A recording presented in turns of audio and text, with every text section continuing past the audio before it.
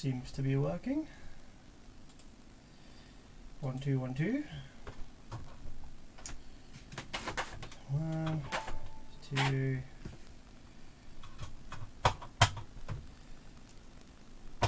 Yeah. Hey, funny toe. Funny toe. What's it like in Las Vegas, my friend, at the moment?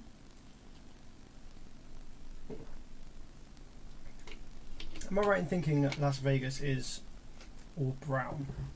Lots of brown everywhere. Clive, how's it going, man? Thanks for jumping on the stream.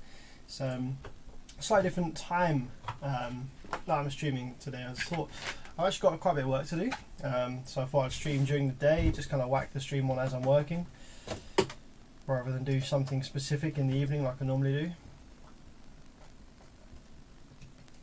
It's 4:30 AM. I guess Vegas never sleeps, hey? Hi from India. How's it going, Sandeep? What time is it in India?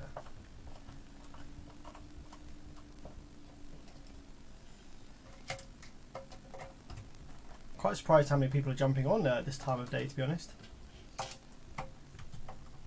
Daniel, how's it going, buddy? So the first thing I'm going to be looking at this morning, this afternoon, is...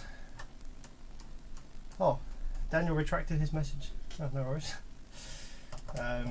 First thing I'm going to be looking at this morning is DLS. This is a mono.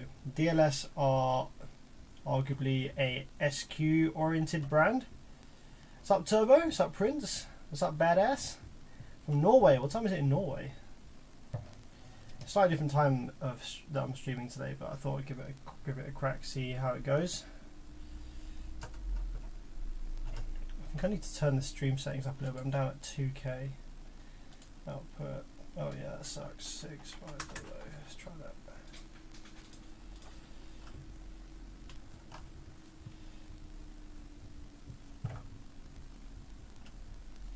What's up, Chris? Chris Roller. Thanks for the kind words, my friend. Thank you very much. Just kind of getting started with this. No idea what's wrong with this, by the way.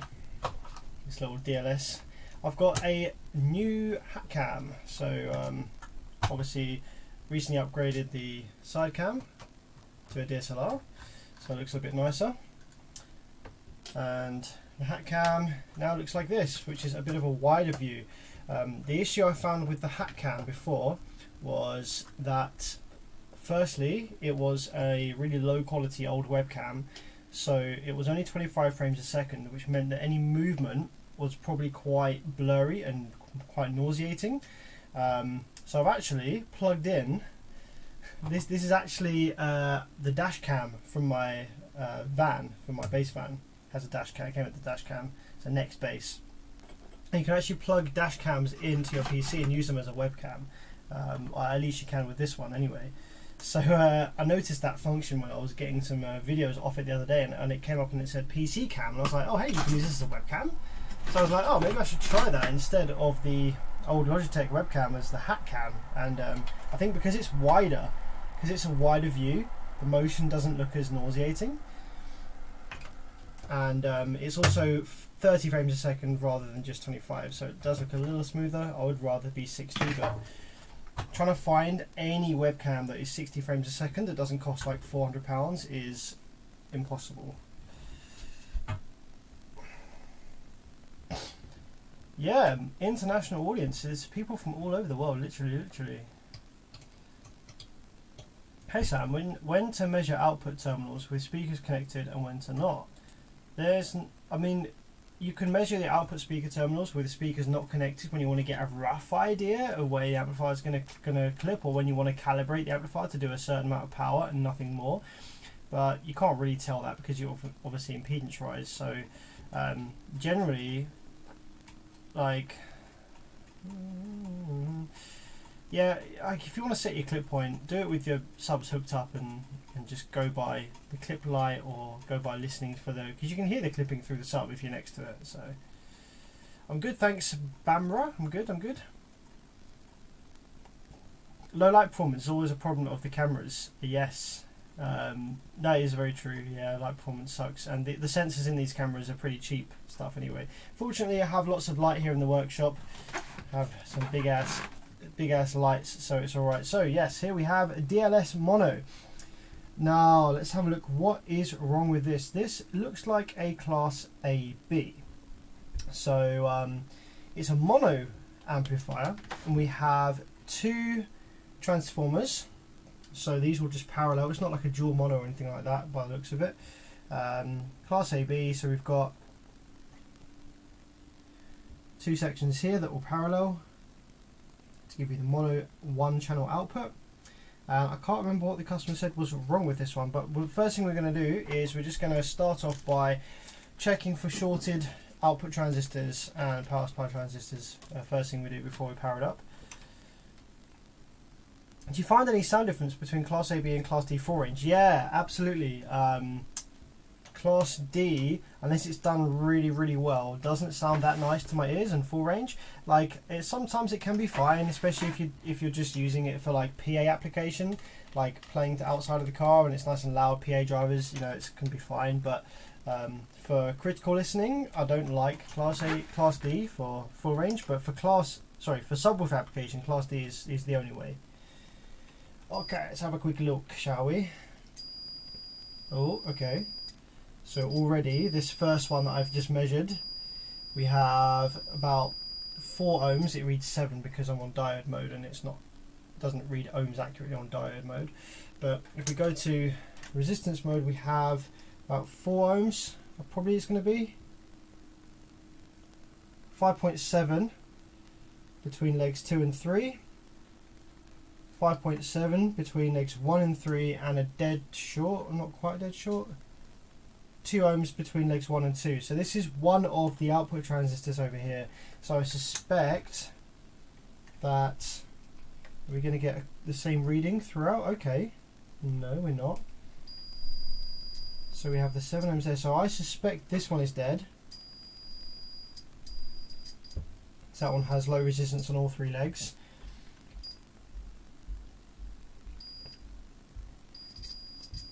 So you have to remember, when you're reading output MOSFETs or output transistors, sometimes, even though something reads as a short, it might not be shorted because you're just reading other components in the circuit. So it seems like this one here might be bad. This one here might be bad.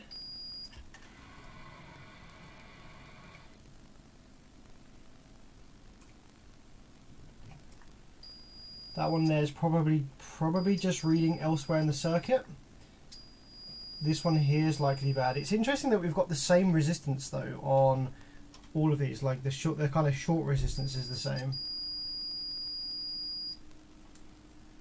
Okay, how about this other side? Okay, this other side doesn't have those low resistances.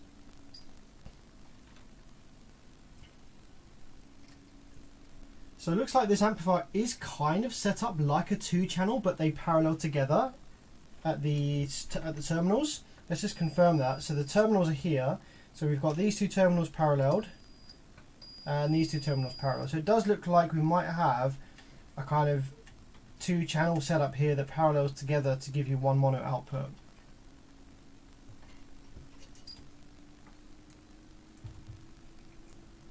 Yeah, so this side, or channel if you like, seems okay.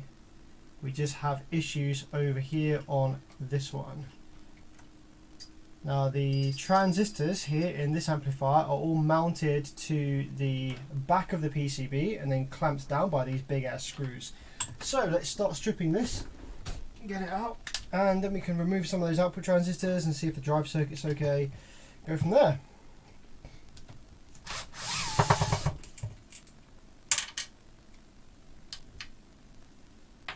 What's up, Golden Punjab? How's it going? I am good, thank you, my friend. How are you? Morning, Nabs.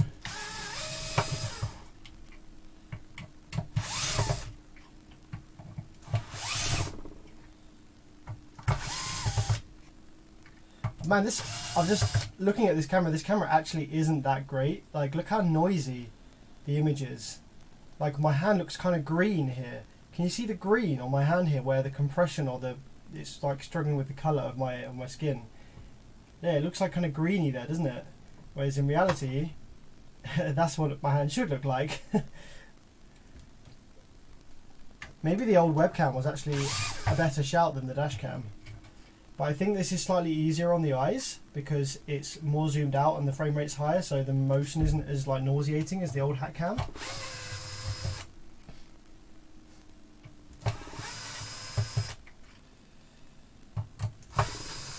Yeah, lots of screws to undo on these.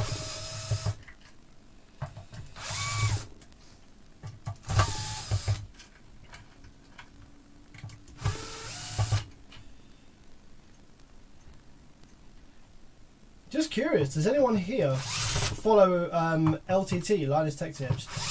I watch some of their videos, not all of them. I like to try and stay up to date a little bit with computer hardware stuff for when I need to build a new PC. I'm really into VR, so I need to kind of stay on top of that.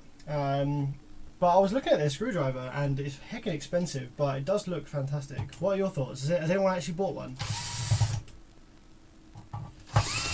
They're charging 70 US for a ratcheting screwdriver, which is massively expensive, but I'm just curious as to whether anyone's actually bought one.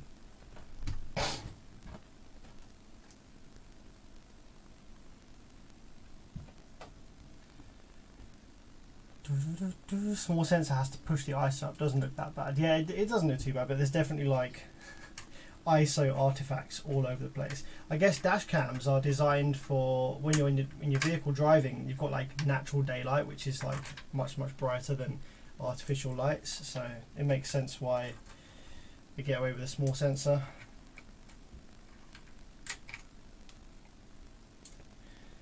Are the chip amps like the Stetson 400.4 or 400.1 perform well?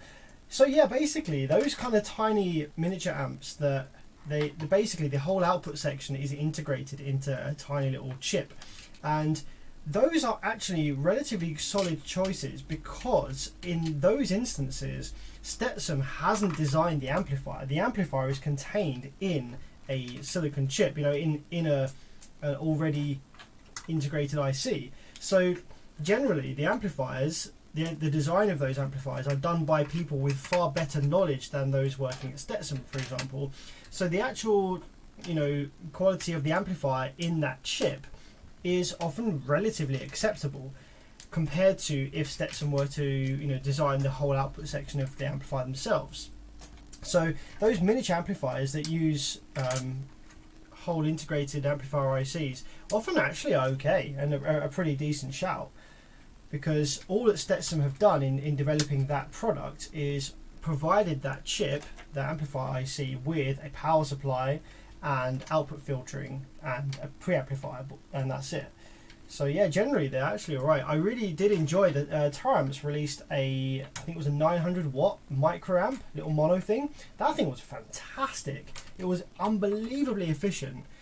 It ran off of like the tiniest little cables and just was really powerful and didn't ever heat up, and yeah, I was really impressed. But yeah, it's not really Taramps' own doing as such. They've just provided that little chip with the required power supply and everything in order to get up and running and do its thing. But yeah, it was a solid choice, I think.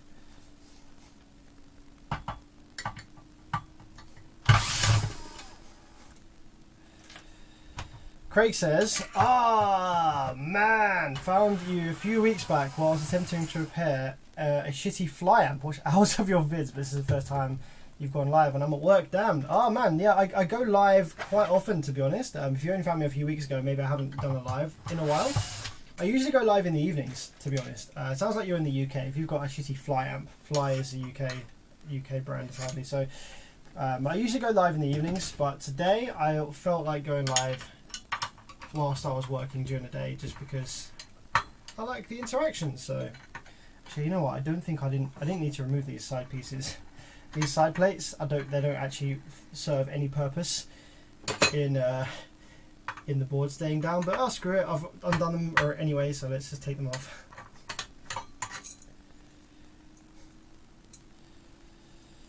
YouTube channel Project Farm just did a ratchet screwdriver test review. Oh yeah, I was looking out for that actually. Maybe I'll watch that later. I was looking out for his review. Don't give me any spoilers. I don't want to know what he thought of it. I want to find out for myself.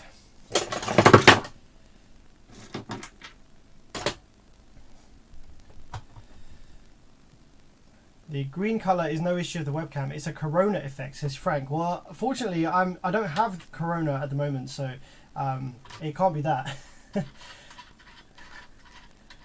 But I think that green looking thing, that did look like a compression artifact, or like a high ISO artifact.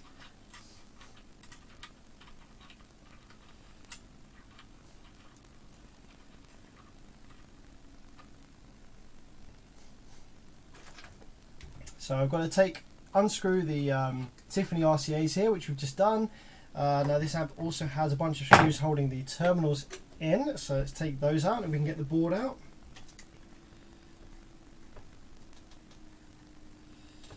Zoom out a little bit here. I generally don't like using an electric screwdriver, to be honest. When I am screwing things like heatsink clamps up and amplifier screws up, generally because the heat sinks are made of aluminium, it's very, very soft, and I need to be able to feel the torque when I'm screwing things in. I use an electric one when I'm unscrewing because it doesn't really matter because you're just unscrewing, but whenever I'm screwing these things back in, whether it's these tiny screws in the plastic terminals or whether it's into the heatsink, the last thing you want to do is damage the thread in the heatsink or shear off the screw or snap the screw, because then it's going to be a pain in the arse getting decent clamping pressure on the MOSFETs, which is really, really important.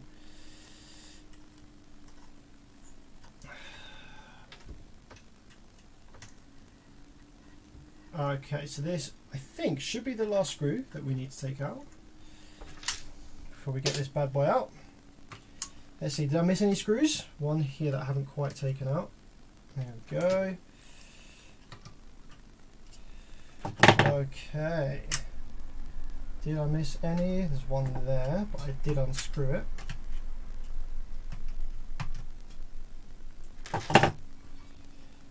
So, when you're taking boards out like this, because the MOSFETs are clamped with very high pressure to the heatsink and thermal pads, those thermal pads actually kind of can stick, and it can feel like you still have a screw in the board. Like you see here, I'm trying to pull it up, but it's just not quite coming up. And then the more I pull, just like leave the pressure on it. Don't pull too hard. You don't want to bend the board too much.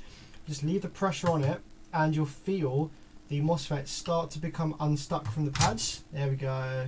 So now I think they've all come unstuck. There's one tiny screw here that I missed. So just going to get that one.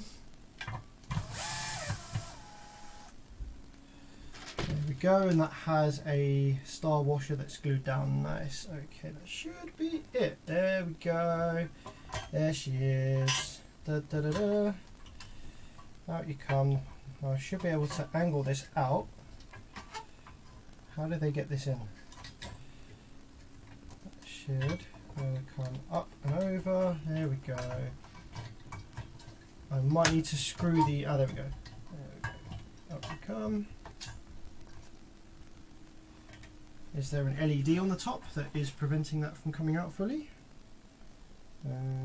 Nope.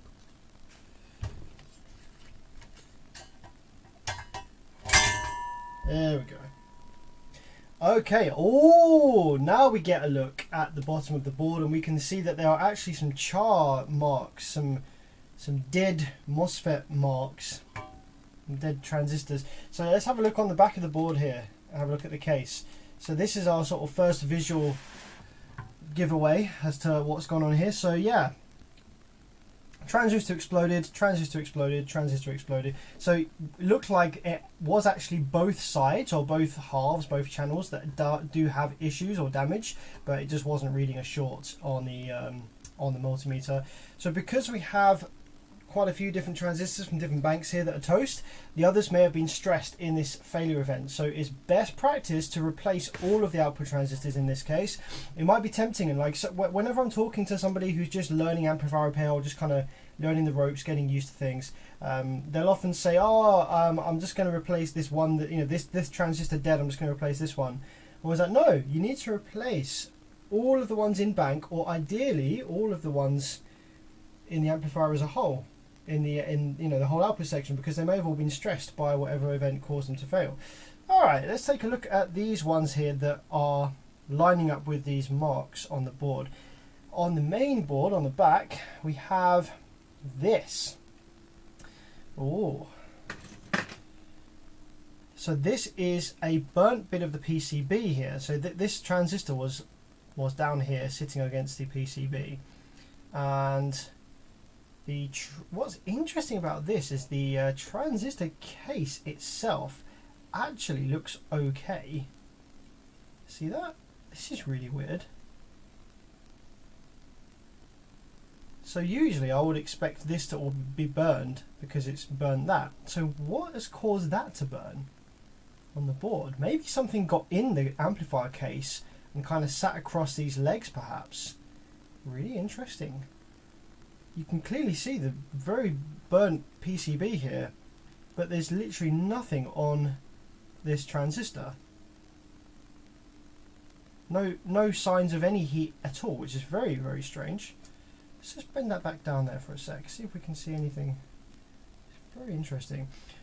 On the flip side, the one over here that has done a similar thing does have visual sign of overheating and failure. You can see here on the transistor it's cracked, and we can see where the kind of heat came out there, and it's damaged the board here a little bit.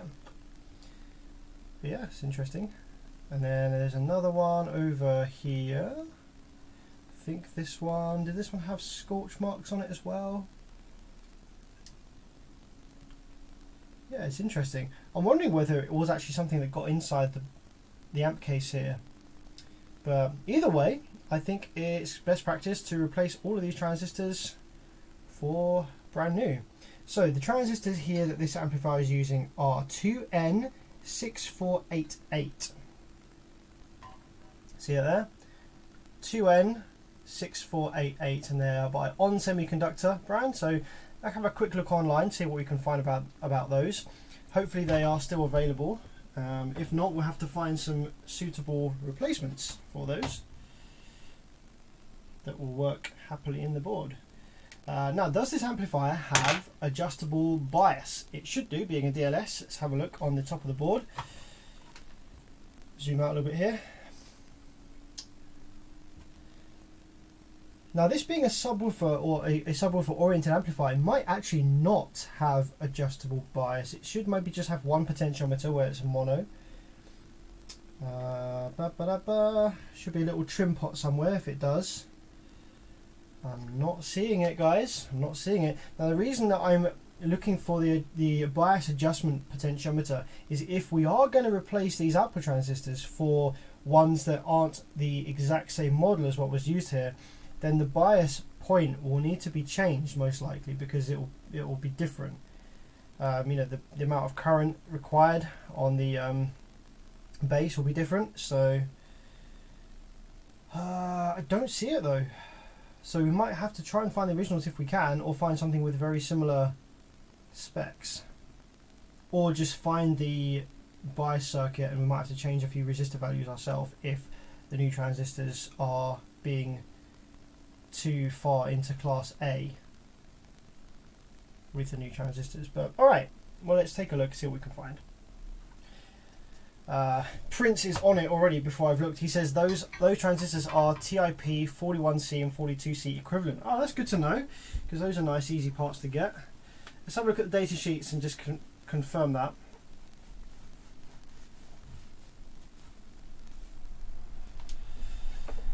Good morning, Sam. Hope you're doing well. I'm doing great, thanks. 13 BTR.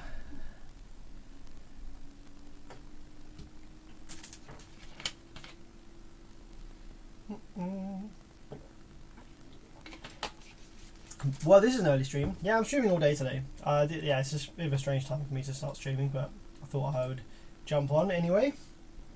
Okay, let's have a look then at what were these transistors again? So we've got 2N6488, and that is going to be, is that the PNP or the NPN? That is the NPN, and the PNP, what do we have?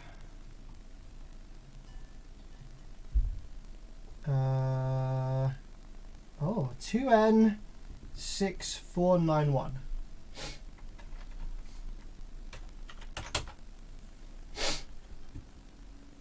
Oh, it looks like it was all on the same data sheet. Oh yes, here we go. Yeah, they're complementaries to each other and they're on the same data sheet, which is pretty good. Good to see. So we have collector emitter voltage of for these two 80 volts, so low voltage things in here. 80 volts, collector base voltage 90 volts, collector current continuous 15 amps, total power dissipation 75 watts. And if we take a look at the current gain,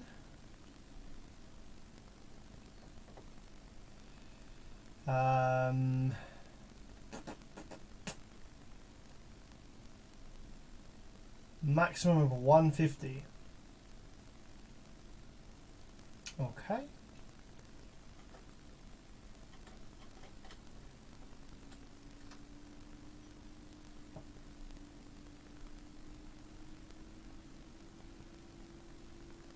Cool, so let's look at the ones that Prince Formaz suggested that are equivalents. TIP 41C.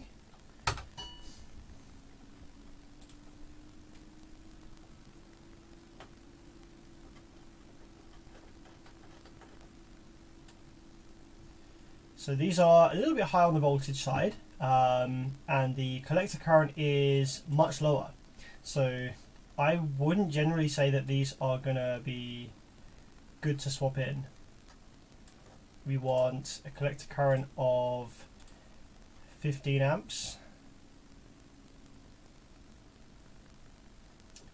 So let's take a look at Farnell and RS components and see what we can find. It'd be great if we could obviously find the originals, if they're still produced. So we need, what was it, this one.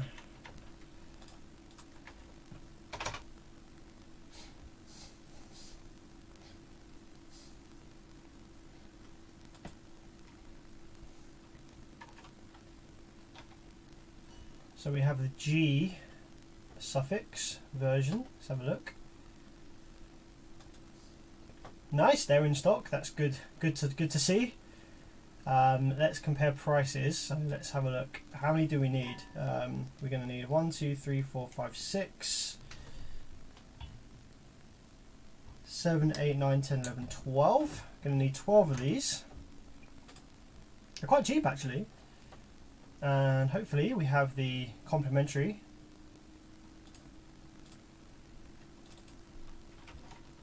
as well in stock. Looks like we might. You have to buy these in packs of 5, which is annoying. RS components weird like that. We need, yeah, what's same again? 1, 2, 3, 4, 5, 6. We need 12 of these. So I'm gonna have to buy 15 of these because they only come in packs of 5, which is really weird. Why do they do that?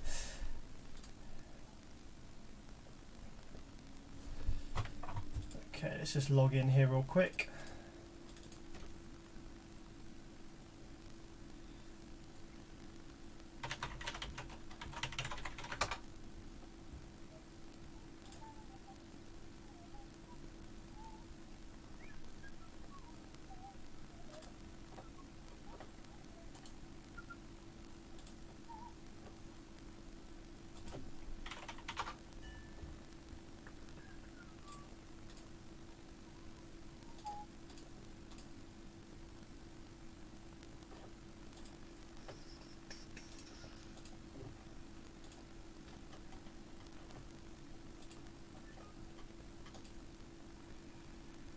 Working from home today, awesome to catch this live and be able to watch it. Ah, cool, Garage 42. Glad to hear it, buddy. I'm just logging into my right now.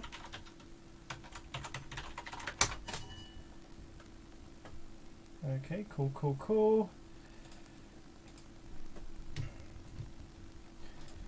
So what was I looking at before? some 20N50s.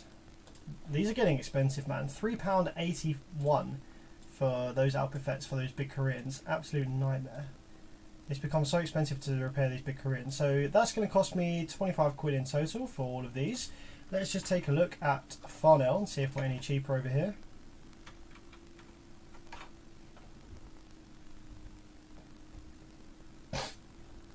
The TIP 35C and 36C has more reserve power, says Frank. That's cool to know. Oh crap, you need minimum quote on these is £500, so I guess we're not buying from Farnell. RS is fine, that's not bad. We'll go with that.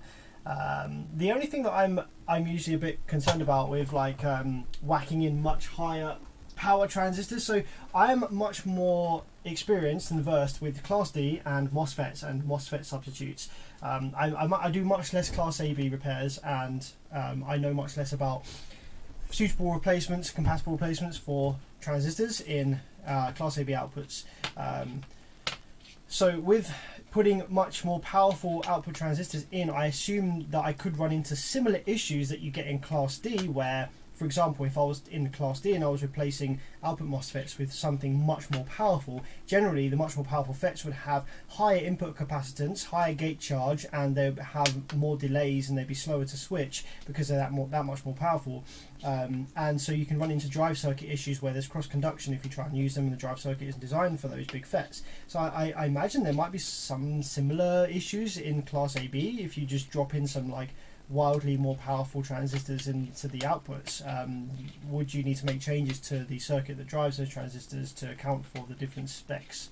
I mean, 25 amps isn't like wildly different. I mean, 15 amps is the original spec part, but I think given that this amplifier doesn't have an adjustable bias knob in it, it will just simplify the repair if I just use the original parts rather than upgrading them and then have to change the amount of bias into the output transistors. So I think it's just going to be easier to order the originals. So let's go ahead and do that. I can drop an order for these because RS components are great and they don't charge you delivery. So I can just order these straight up, no questions asked.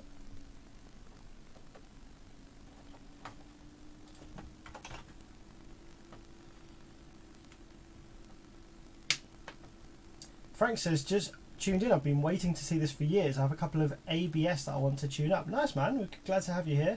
It's cool. I think doing a stream at such a different time of day actually allows a different audience to be able to jump on and follow the repair process. Which obviously I usually stream in the evenings. So depending on people's schedules or where you are in the world, that might not be convenient for everyone. Okay, so I have ordered the replacement outputs for this, but what we do need to check is whether the drive circuit is okay or not. We do have some transistors here that have survived, and with Class AB you can just run a lower number of transistors, so I can just cut out the bad ones and just run the good ones to at least get the drive circuit up and running, so that it's ready to go when the new transistors come in. So let's cut out the ones that are clearly dead. Let's take the heatsink off the bench, drop that down here.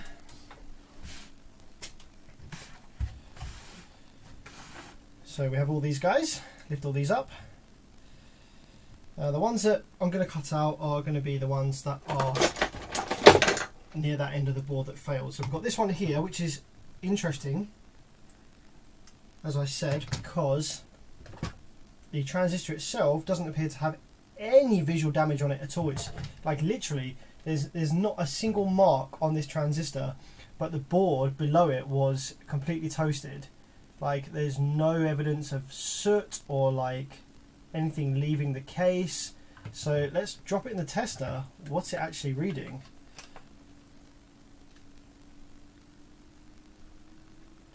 So yeah, this transistor I suspect is fine. So I do imagine something got in here and sat on one of the legs and burned up to cause this big burn mark on the board. Really, really interesting. Okay. Let's get rid of these other ones here. So there's definitely one transistor over here that's visibly failed. Got a big crack in it. Let's cut that one out.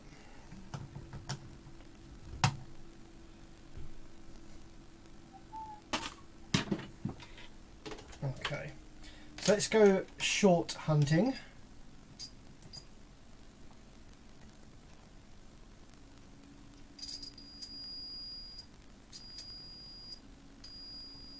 Okay, let's cut that one out. So I'm just going to bend it off.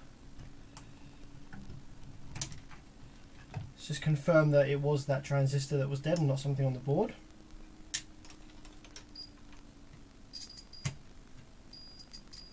Yep, it's toast.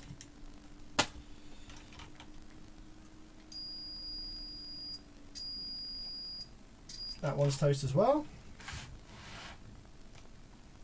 Someone said maybe previous damage. That is actually a very good point, 13B TRX2. I was assuming this amplifier hasn't been repaired before, but it may very well have been.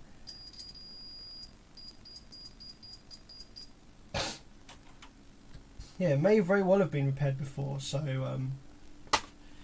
that could have been from a previous failure. Very, very true.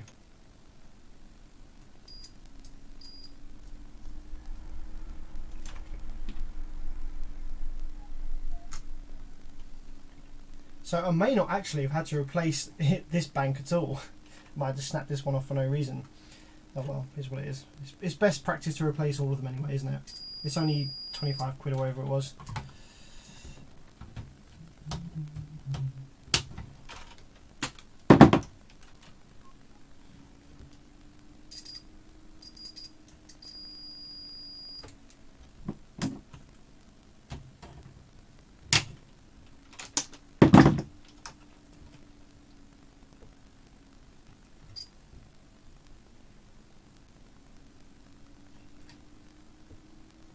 Okay.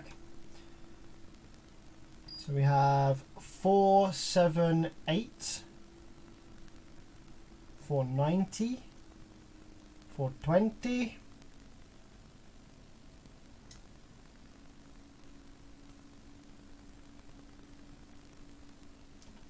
I don't trust any of the transistors left in this channel. So what I'm going to do is, to confirm that the drive circuit is okay, I'm going to remove all of the remaining transistors in this bank over here, and then I'm going to remove all of the transistors in this bank here, which is good, that hasn't had any failure or damage.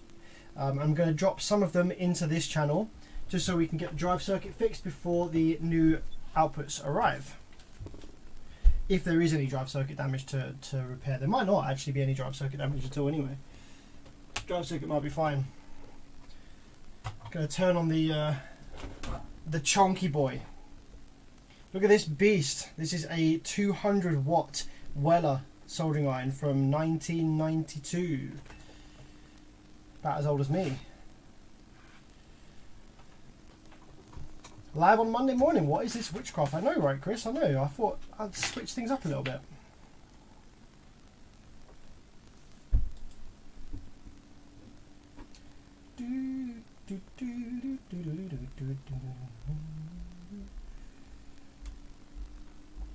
Frank says a rail voltage of 35 volts and an impedance of 2 ohms will pull 17.5 amps. 15 amps on the transistors is very, very weak. Yeah, but there's like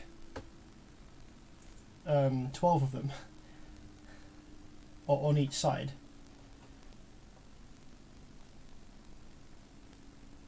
It takes a third of the UK's power output to power that thing. Not quite. 200 watts is not much. Hello.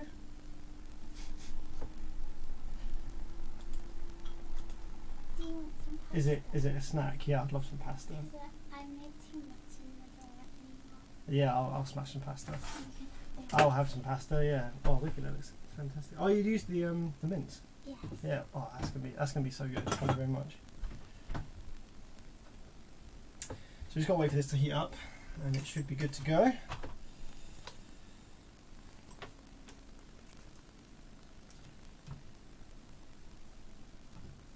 So I'm going to take 3 out of each side on the good bank and drop 3 on each side into the bad side. And then we're going to power it up and just see what it does first. Now that needs some more heating. Let's let that heat up for a bit. Let's munch some pasta.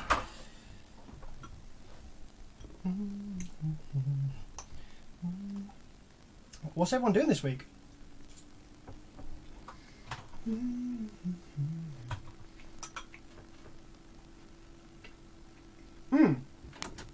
We can have a game of Tetris on the oscilloscope. I actually remember how to set it up. I'm going to Google it.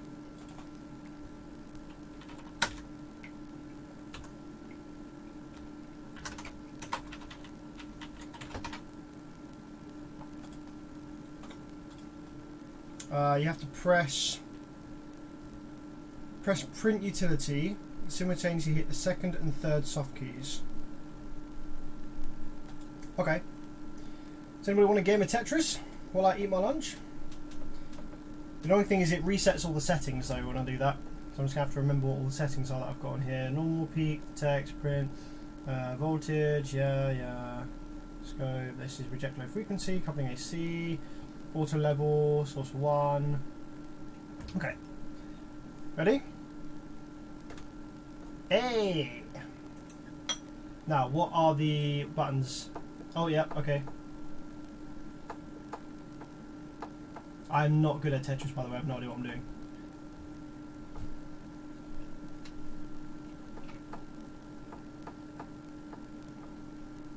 Oh no, I just made a... Ah, I told you I wasn't good at Tetris. Oh, I thought that was next to that. Okay.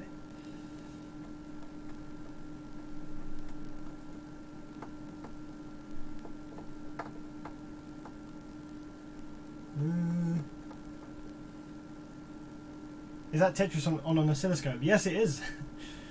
It's an Easter egg built into the HP scope that I've got here. Most HP scopes have an Easter egg built in. Let's see if I can squeeze this in. Yeah, just about. Okay, what next?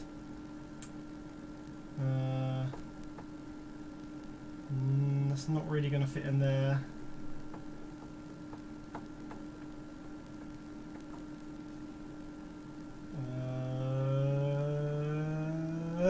There we go. Okay, cool.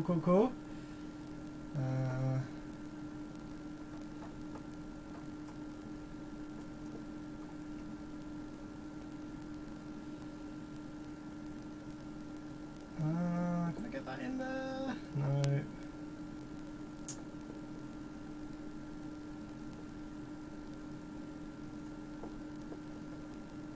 I can go down there. Be alright.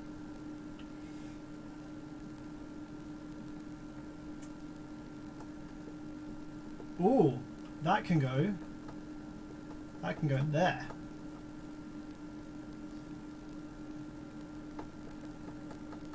Okay, I'm starting to get the hang of this now.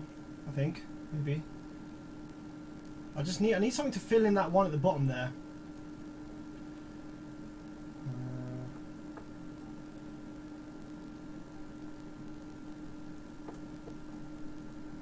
You can see the shape, the perfect shape. Oh, is it this one? Oh no, I put it in the wrong place. Oh, I just absolutely scuffed it. Absolutely scuffed it. That was the perfect one to go in that bottom bit. All right. Here we go. There it is again. Right, press the right button this time. Damn it.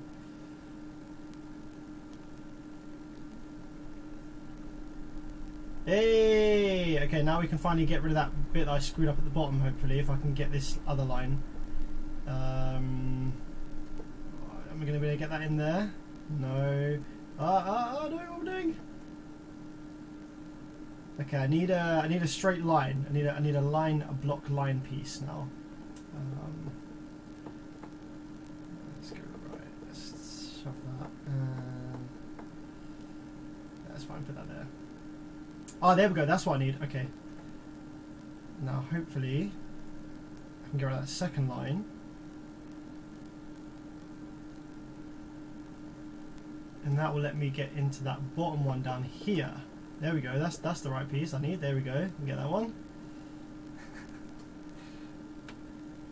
All right. Who's bored?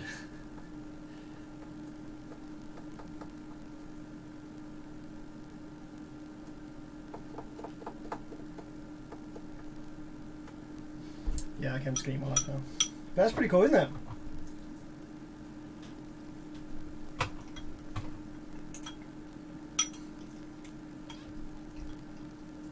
It's very slow. Can you go level? What does level mean? What does level do? Level doesn't do anything.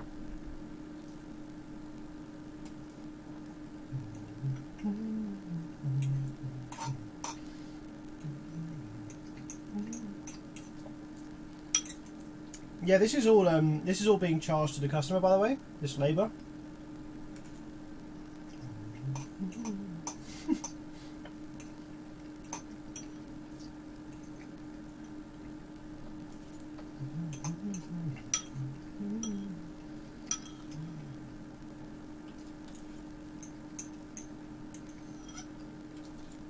All right, cool.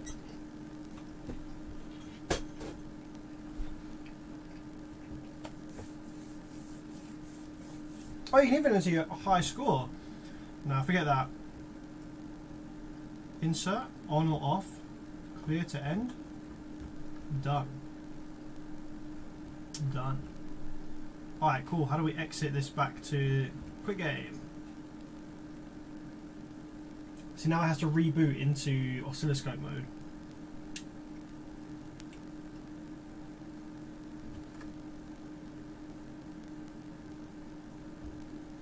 So now I think I need to reset all of my settings.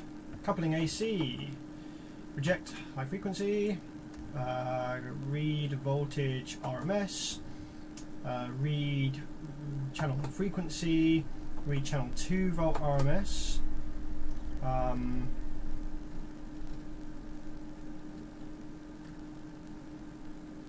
display vectors on, grid on.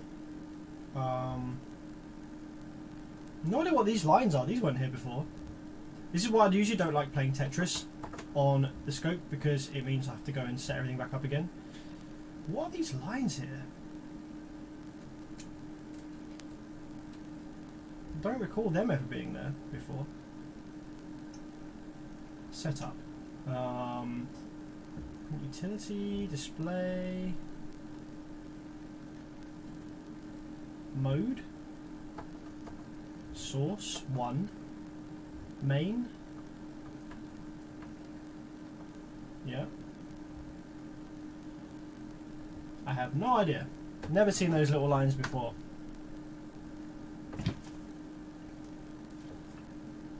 We also have another line here. Oh, do we have trace memory 1? No. Trace memory 2.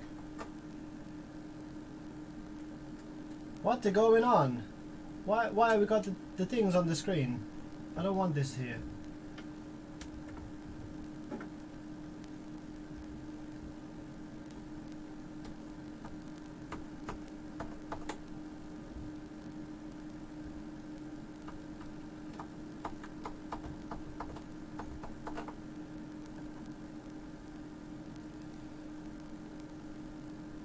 Looks like cursors.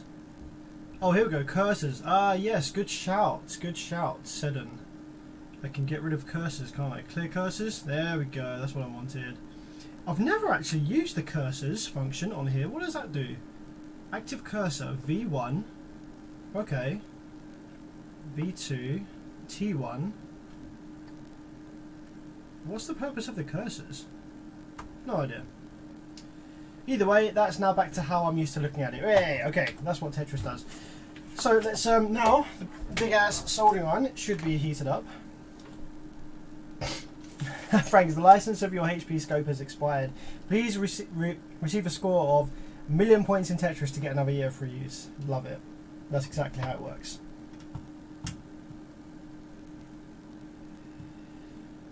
Although, all jokes aside, with the way that the world is going, with everything being rented and you're not owning anything, you might end up not owning your oscilloscope. It might be a subscription. Well, you might actually know what it'll be, right? Is you'll buy an oscilloscope, okay, and it'll have the ability to do all these functions, but they'll be locked out to different subscription tiers. So let's say, you buy an oscilloscope, right, and it's like, I don't know, 8 channels, right? But your first tier subscription is just a 1-channel scope, maybe limited to like, I don't know, 20 megahertz. Or if you pay the next tier up, you get 2 channels and you maybe get like 100 megahertz. You get some like storage functions in the next tier up or something like that. That's how it will be.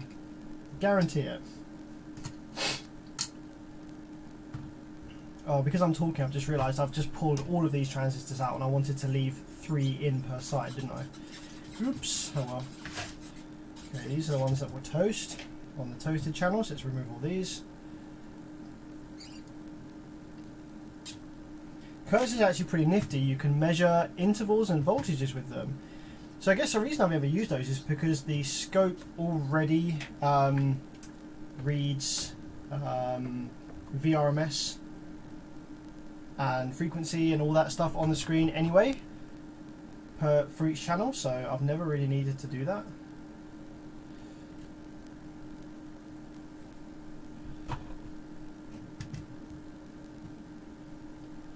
That pasta was amazing. It's so good. I love that mince.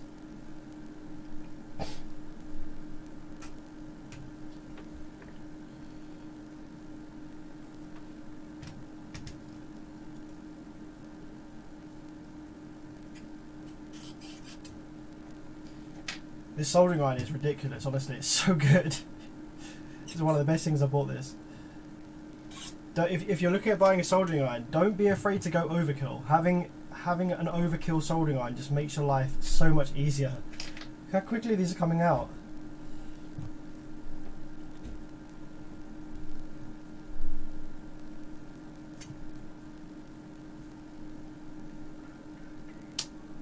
So we're going to drop 3 of these in here. 1, 2, 3 from the good side that didn't have any failures. And 3 of these in this side. 1, 2, 3. And because I wasn't paying attention, I'm going to have to resolder 3 of these back into this side, because I took them out unintentionally. So that will give us 3 and 3 on each bank of each side, so that we can make sure the drive circuits are repaired before our new transistors go in. So we're using the original ones because we don't care if they fail, because we're going to chuck them probably anyway.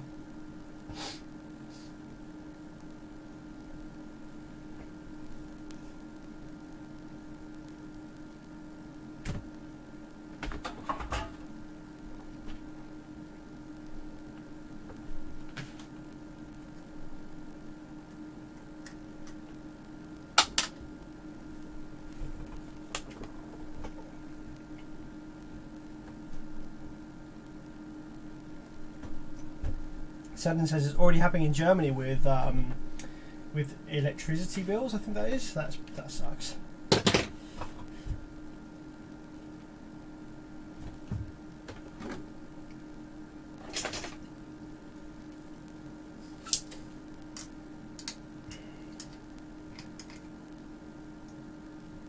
Okay, so let's briefly tack these on to their pads so that they're connected to the circuit.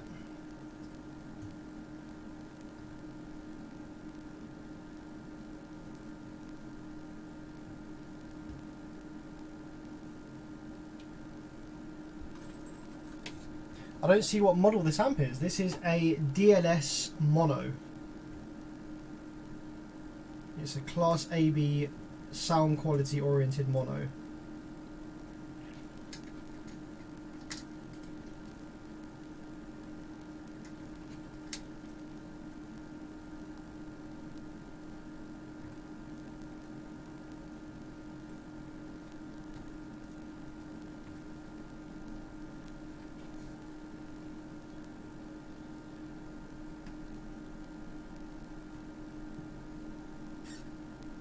That's the 3 ones I accidentally took off from the good channel, so now let's tack these ones on here on the channel that failed, just so that they're connected in circuit. somewhat. And the reason that I'm attacking these on at the bottom is because that's the area that had the worst failures. So if there's going to be any resistors that are weak or out of tolerance, then I'll pick that up on these bottom set here.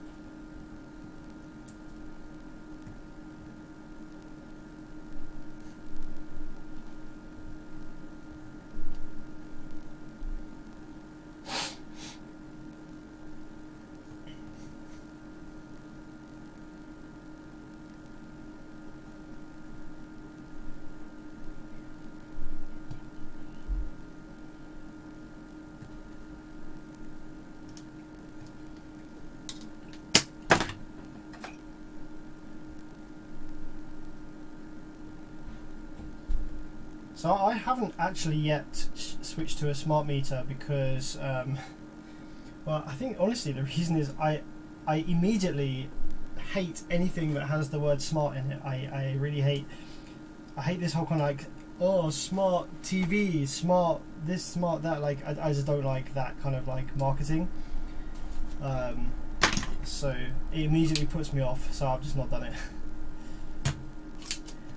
Also, I'm kind of one of these people that I don't really care how much energy I use, if that makes sense. Not that I'm not conscious of like efficiency and stuff. I'm very conscious of things being super efficient because I understand the electronics and stuff, and I think efficiency is the key. But I don't want to have a device that I am constantly drawn to looking at and become obsessive about turning something off or like not using this thing because that costs so much per hour. I just don't want to know. I just want to live and enjoy my life in my home, and I want to whatever it costs in terms of energy for me to enjoy my life and not worry about it, I'm happy to pay that. I think that it's one of the energy is one of the most fundamental parts of our existence, and I don't want to be constantly worrying about it and like overthinking it. I just want to use the energy that I need to enjoy my life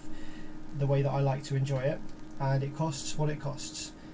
And I'll compare prices with different providers obviously all the time, make sure I'm getting a good deal, make sure I'm on the right rates, make sure that I'm using efficient appliances and stuff. I make sure I buy LED lights, and when I'm cooking I make sure that I cook it the most efficient way, etc, etc. But I don't want to be constantly checking a screen that has like numbers on it as to how much energy I'm using and how much it costs to boil the kettle that time. Well, I don't want to have to think about that. Sometimes you just need to get on with life and enjoy things without overthinking it.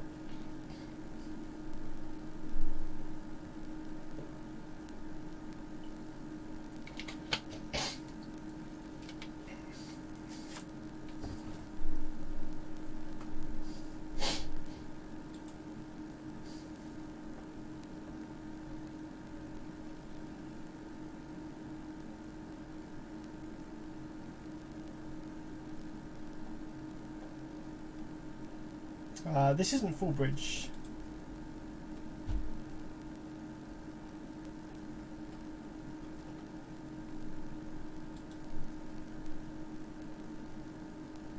Hello Snipe, how's it going, man?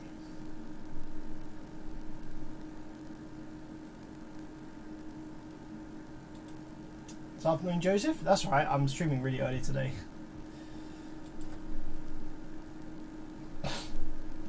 Okay, so now we have enough working transistors in both of these banks.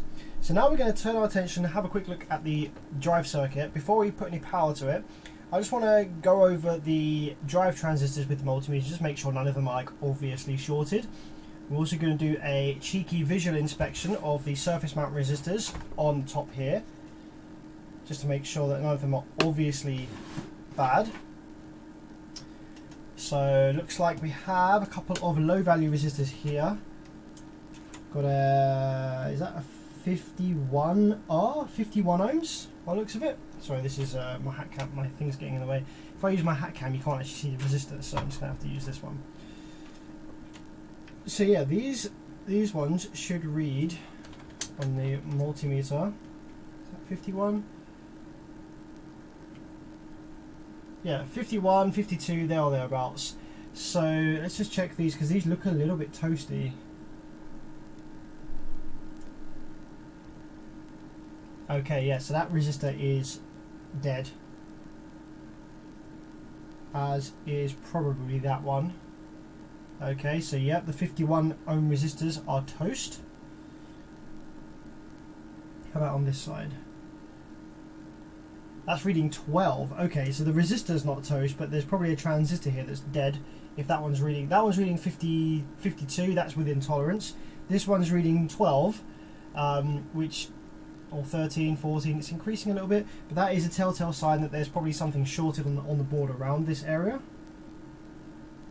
If I flip the probes around, it's back to reading 12, so okay. I imagine it might be this transistor that's dead, so we'll take a look at that in a sec on the underside. Let's move along a little bit and have a look at the others. So we've got 51, these ones all look okay. 51, yeah, you can kind of see which ones are toast because you can see that they've heated up. Now, how about the ones on this bit over here? There was quite a lot of damage to the transistors over here. 51.9, that's okay. We've also got a bit of test lead resistance as well. Okay, that one's 12.7 as well, so I wonder whether maybe that transistor is toast. Okay, so now let's flip it over and let's check some of those little transistors. I imagine we're going to find some that are dead.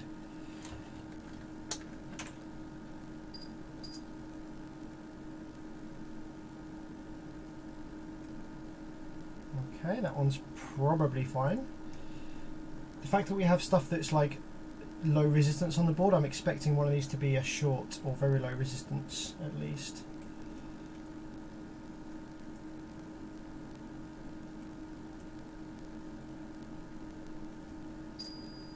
Oh, there we go. Okay, so I suspect that one's bad. So let's pull the solder from that one, get that one out.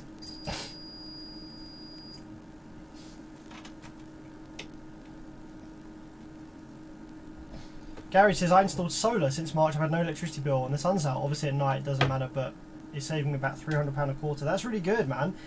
Yeah, I've been thinking about solar, but I don't know if we're going to be staying in this property for the amount of time it would need for it to be worth it. I don't know. Big upfront costs, obviously, for solar. I would ideally want to be completely off-grid to the point where there was enough charging during the day that it would like I would have enough energy stored in batteries for overnight, so I could just be completely off-grid, tell the energy company to come and cut the meter off the wall. That'd be cool.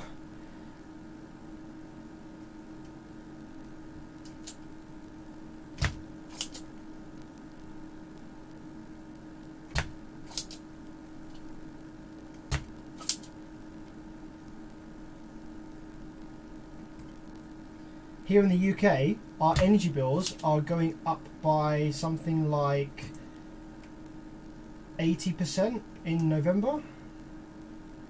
They already went up a lot in the springtime. So yeah, basically we're screwed. I think it's 80% or is it 800%? It's something ridiculous. It's like a massive amount. Basically, say for example your electricity bill cost say £200 before. Now it's going to cost like 900 or something, or like £1,000. Yep, this little transistor is a 1.94 ohm resistor. Cool. So that is a MPS A96, nice and easy, got loads of those.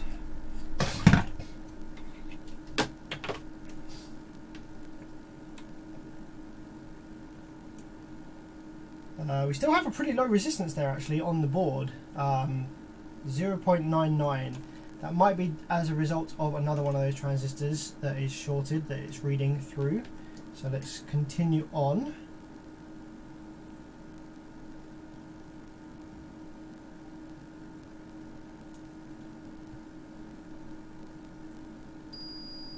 Okay, there's another one.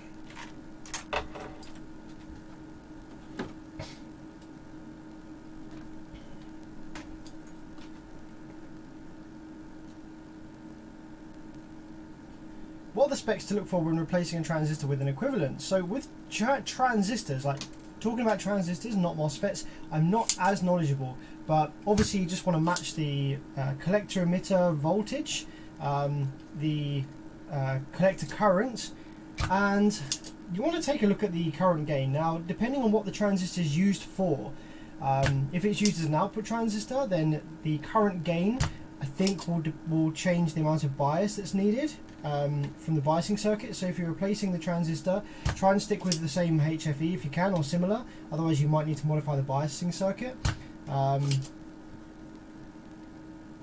But in terms of the other specs, I'm not entirely sure. I'm much better with MOSFETs in Class D than I am with transistors in Class AB. Hello Ina, how's it going? So let's take this one out, that's dead as well. When was that? It's this one right here.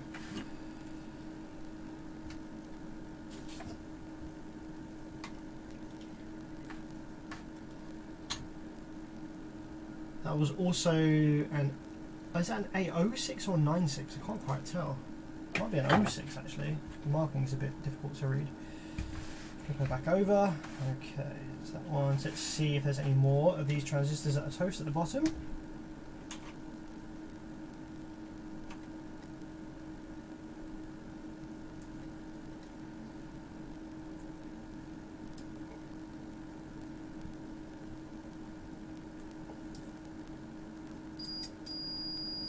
I think that one's dead as well.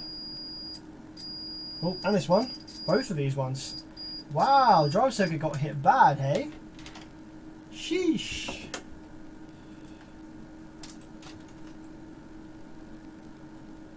Looks like it might be all of the ones down this side, actually, almost all of the ones down this side. I think I'm going to just replace all of them. Like, enough of them here are dead that I think it's like a case of they all got hit pretty bad. So I think we'll just replace all of these ones, you know.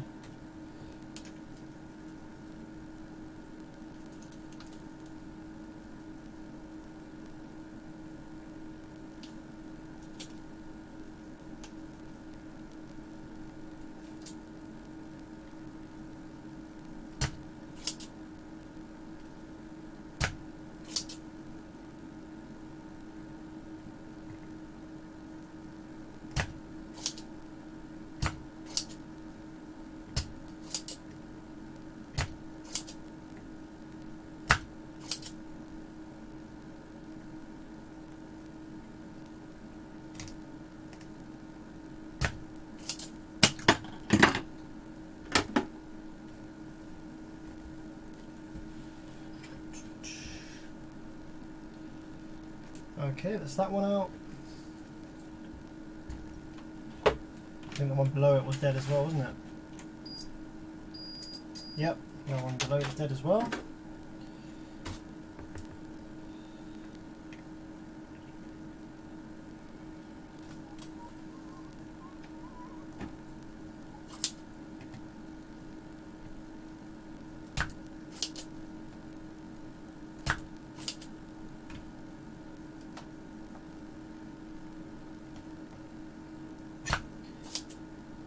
Like with the energy stuff, I'm one of these people where I don't like being cold, and I don't like living in a cold house.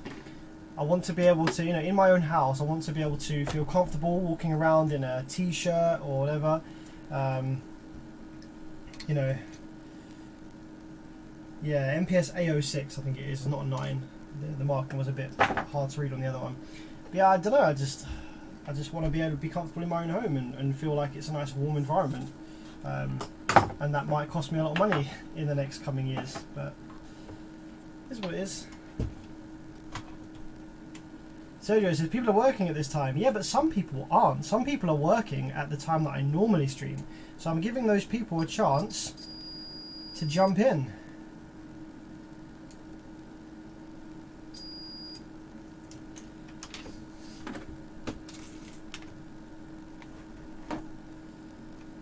Some people might want to watch from Australia or other parts of the world where actually this time of day is their relaxing time, or some people don't work weekdays, or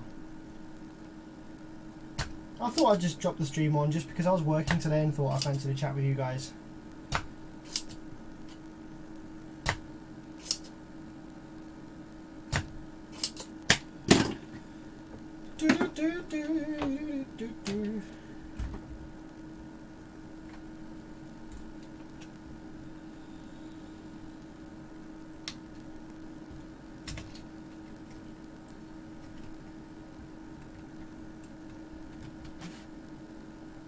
Come on, I desoldered you.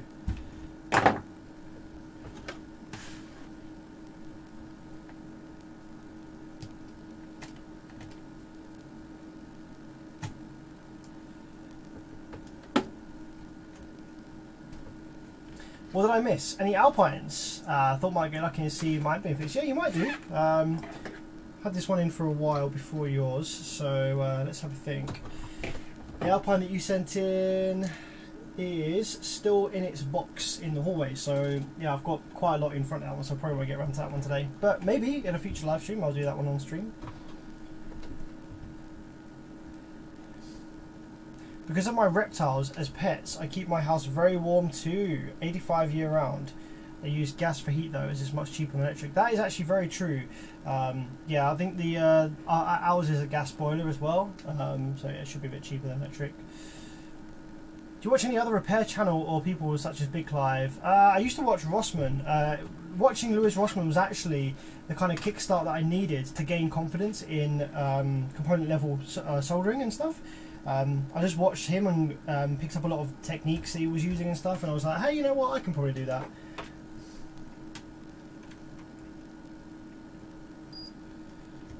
Alright, any of the transistors on the other side are dead, or no?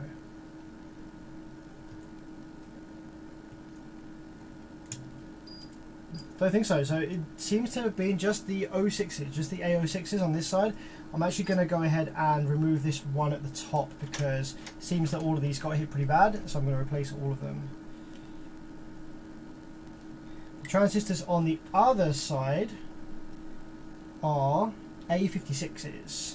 And maybe I should replace all of those as well, but it doesn't look like any of those got hit. Or maybe they did actually, because one of the 51 ohm resistors up here that is actually connected to one of these A56s is burned, so maybe I think it's just going to be best practice to replace all of these as well. Yeah, we'll do that. We'll replace all of those as well.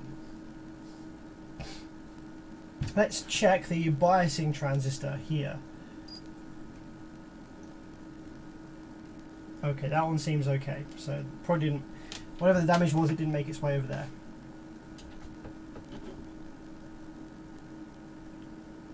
Sam, have you heard anything about the Taramps MD line not liking above 1.8-ish input?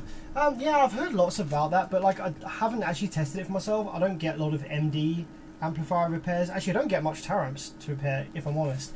For the amount of Taramps amplifiers that there are on the market, I don't get many in for repair, not compared to the Koreans. I get loads of Koreans. At the moment, I've got 3 Digital Design Z2Bs. 3 of them, that's like 36k or whatever it is. I've got a Ground Zero 10k HC. I've got a B2 0.7R. I've got a Sundown NS1, a Sundown 5k. I've got a Xenon 5k. That's like a X-Fire. What else have I got? I got a pure. I got another Xenon board. No, sorry. Is it an SNI? I've got an SNI 3k. I've got a Vibe Reaper 12k. That's a Korean. Like literally, so many Koreans I've got in for repair at the moment. And honestly, I repair more Koreans than I do anything else. I do actually have one Sound Digital 12k in at the moment, and that's about it.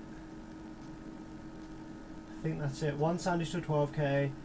I've got a Taramps 4 channel, but I think that was user error. Yeah, that's it.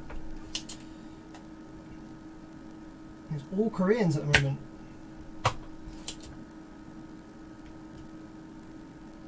So no, I haven't really. I've heard about the input voltage thing on the MDs, but I haven't like been able to replicate it myself or see exactly why it doesn't like that or what it doesn't like about it.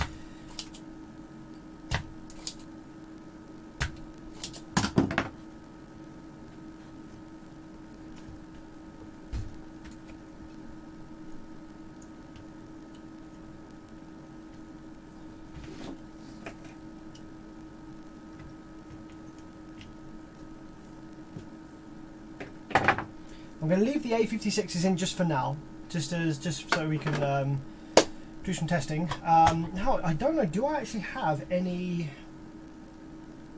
MPS A06s? I don't know if I do, you know.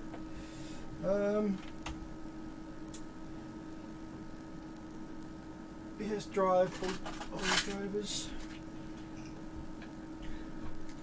So in here I tend to just have lots of like salvaged transistors from other amps and stuff, so I don't really think I want to take any from here. This is just kind of my salvaged old transistors pot, so I think it's going to be best just to order some more.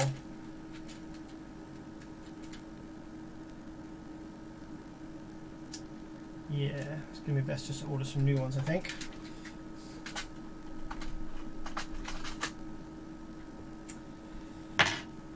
Okay, let's have a look.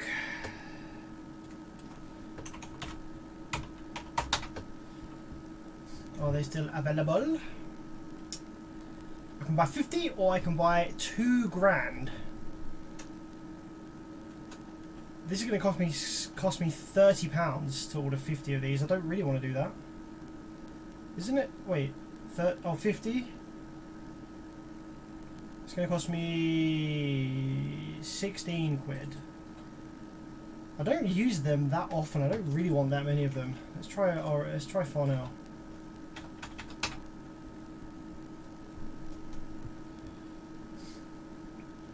Here we go. I can buy them in a pack of 5 here. That's much better.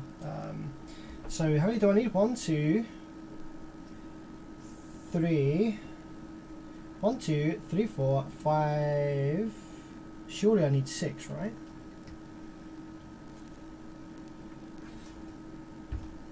One, 2, 3, 4. 1, 2, 3, 4, 5, 6. Yeah, I just couldn't see it from the top.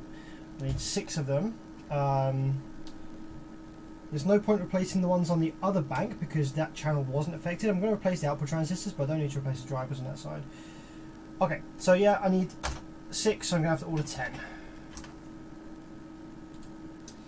And I'm also going to order the 56s as well. MPS A56.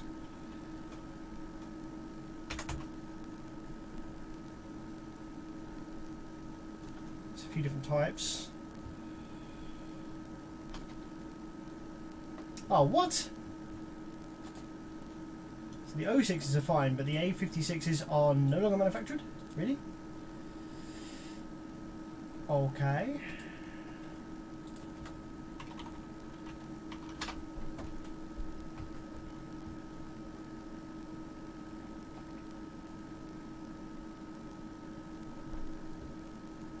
Maybe I'm not replacing the 56s then. I'm sure I could find a substitute, but given that the 56s aren't actually damaged, I was just replacing them for good measure. But if I can't replace them, then it's probably better to leave the originals in the board rather than try and find a substitute. So let's just stick with... Wait. Oh, I think I need to log in. I was going to say £15 for 10 of these, whereas it was only £16 for 10 of these on RS.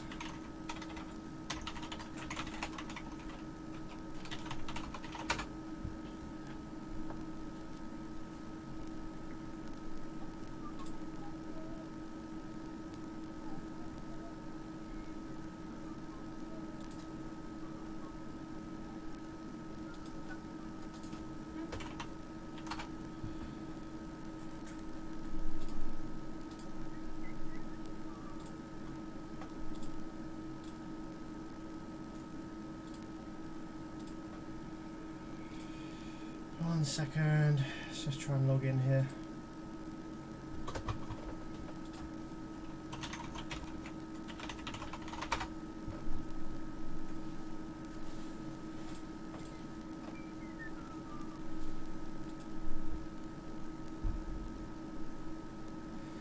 Okay, there we go. Now I'm finally logged in.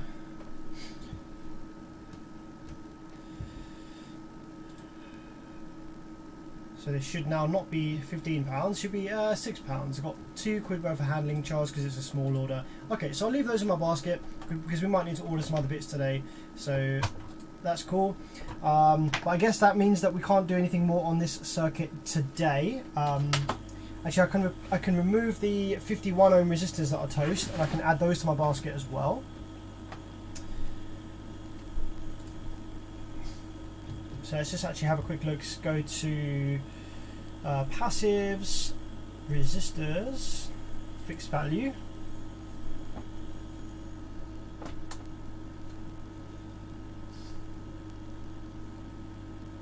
Joseph says it was user error. Yeah, I thought it was user error.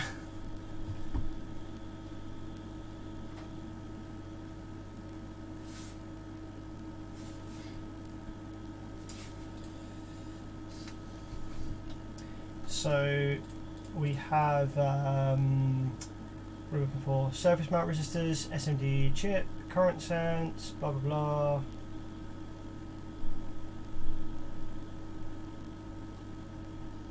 I guess they're classed as chip resistors.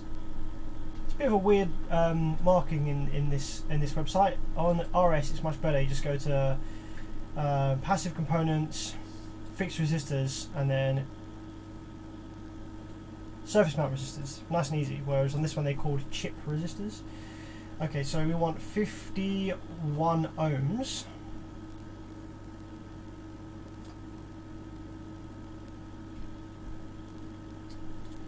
And the size of these, and the package type, I'm always really bad at surface mount resistor package types. I haven't memorized them as per their size, but I think these ones are 2012s. So the 470s, that's not the ones we want to replace. We want to replace these ones right here.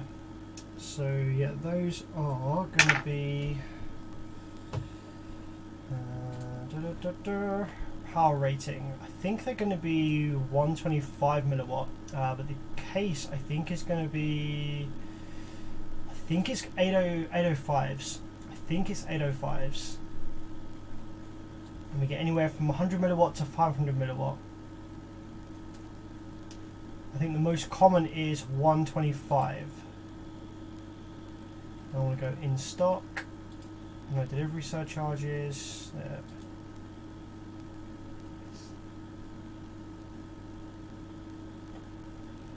And let's have a quick look.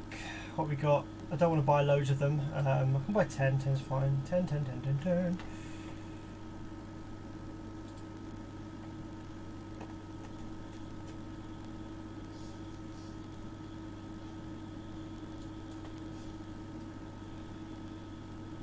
Any ohm. See, I don't really know what brands are good. Like Panasonic's probably fine. I don't want to buy 5,000 of them either.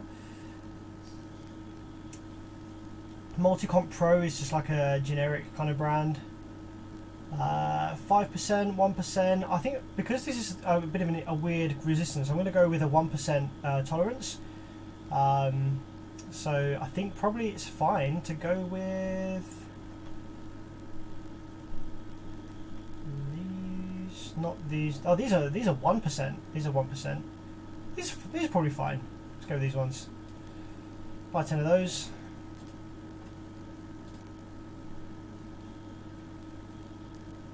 Costing me a grand total of 6 pence for 10 of those. Oh, this new hat cam is actually leaving a massive dent on my head. It's kind of giving me a headache. Move that a little bit. I'm not actually using the hat cam much today, am I? There you go. I have some hat cam. Okay, so yeah, let's just remove these resistors, and then we'll have to put this board to one side for today and move on to something else.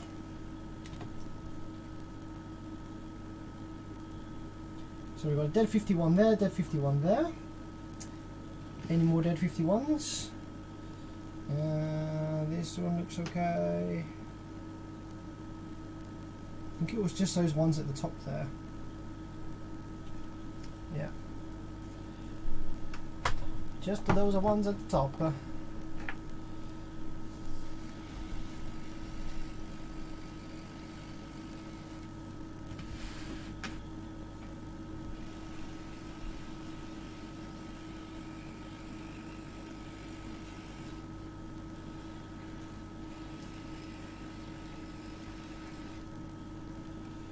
That's that one, and the other one was there.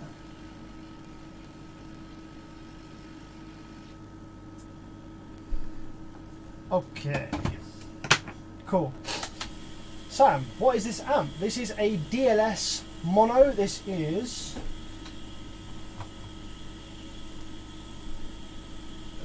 DLS A6 mono Class AB sub amp.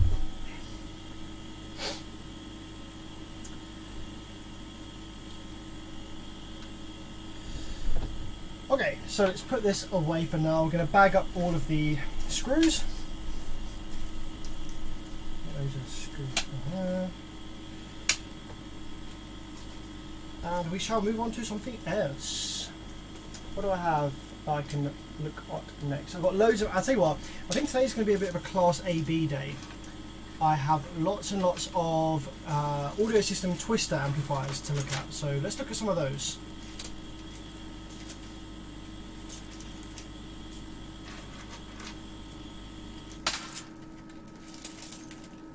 All these parts in the bag.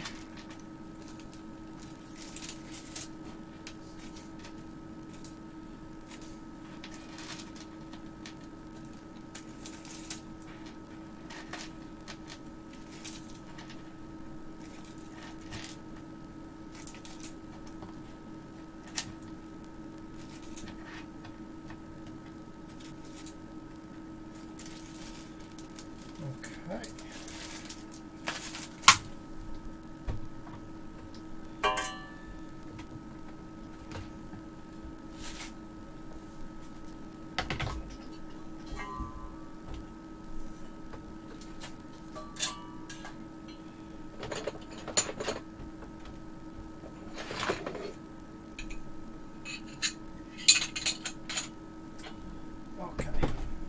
Let's see what else we got then for today.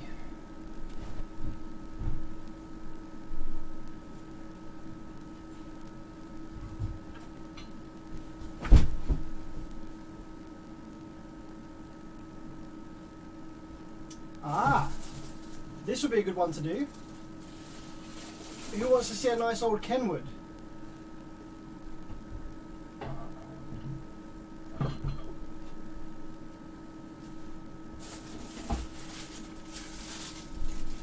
Okay, this one might be interesting.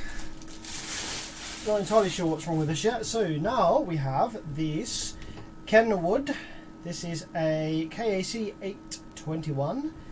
So this is a 2-channel, I think.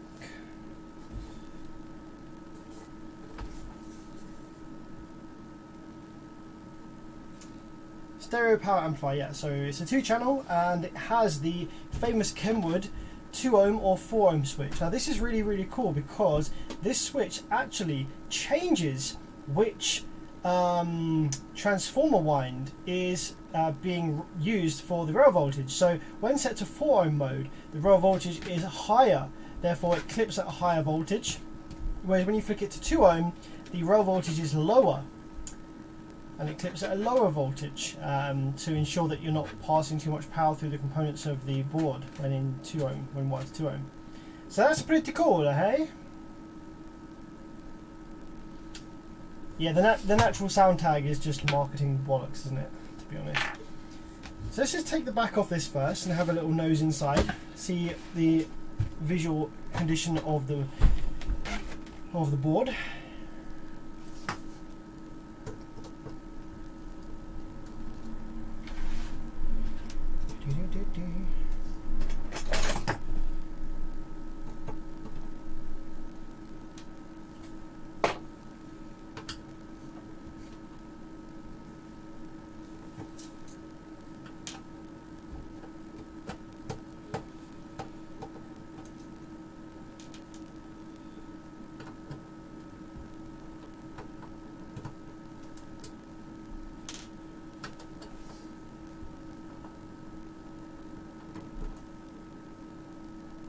How's the Proton been treating you? Yeah, it's fantastic, man. I'm really enjoying the Proton.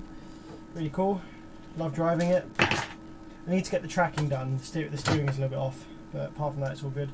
So when we open these cameras, we are presented with the back of the PCB. Oh, stank. We can see already, just from looking at the back here, we have this trace that is completely blown. So we'll have to see what that was for and leading to.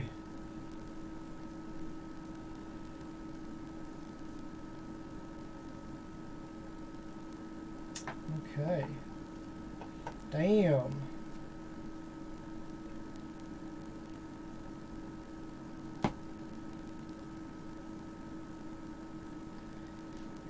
Now, I think the guy on this one said that it had no sound. That would explain why there's no sound. Alright, so I think we're going to have to take this board out fully, obviously, because I suspect there's going to be some components that are dead as a result of that trace.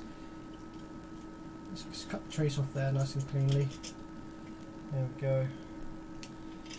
So, where does that lead to? Looks like that trace connects to, actually looks like a ground trace perhaps. So you see here, that was going to there. Then we have it connected to this, which is a part of the frame assembly.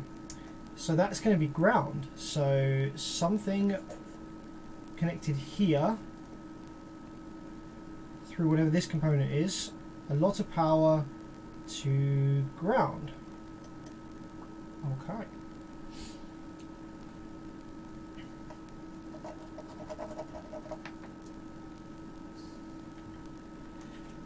Is there any other signs of damage anywhere? We have this over here, which looks a bit suspect. Yep. That is also a kind of case ground point.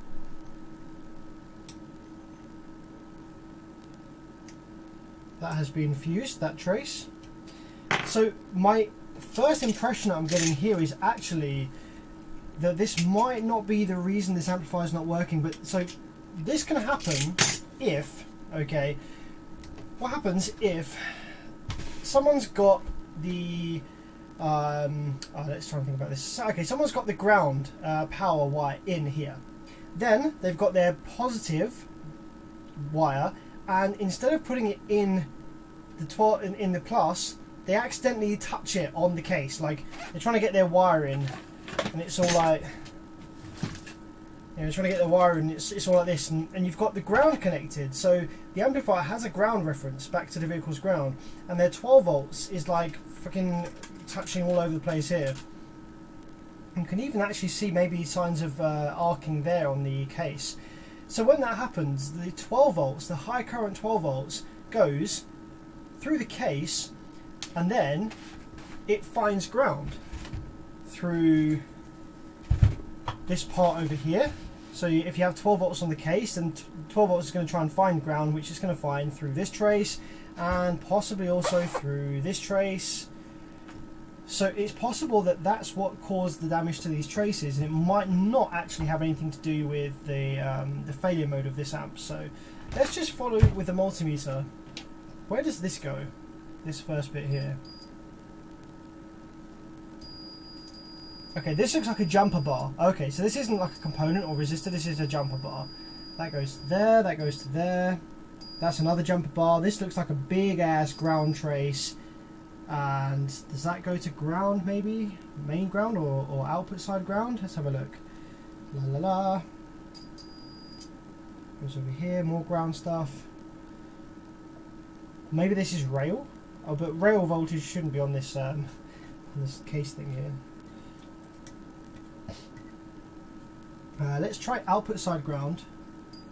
Okay, yeah, there. So this is output side ground. Okay, so we have a fused trace between the case, right? So that's connected to the case ground and the output side ground. Okay, and we also have a fused trace over here from the case again to the main ground. Okay, so yeah, that's definitely, almost certainly what's happened. Almost definitely what's happened there is that 12 volts has touched the case. So before we do anything else, let's just make a quick repair to these case ground points here. It shouldn't really affect the operation of the amp unless like grounds are no longer connected to each other elsewhere on the board as a result of this. But yeah, let's just repair these traces here and get the case grounded again.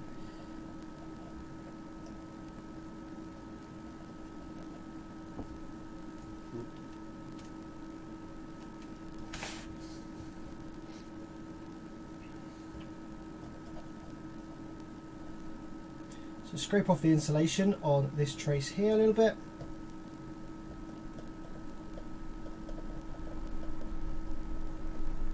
And then this one's kind of done itself for us already, in the fact that it was got so hot. And then tin it.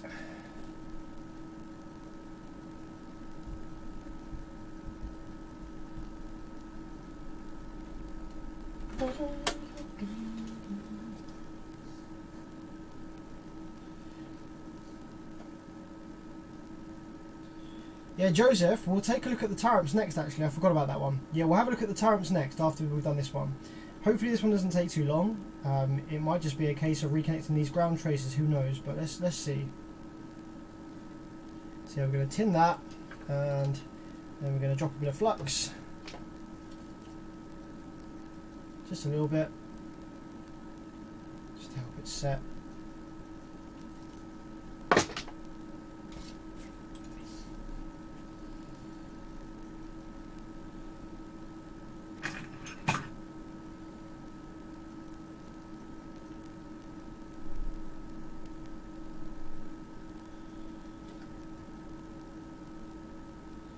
Move that along a tiny bit. There we go.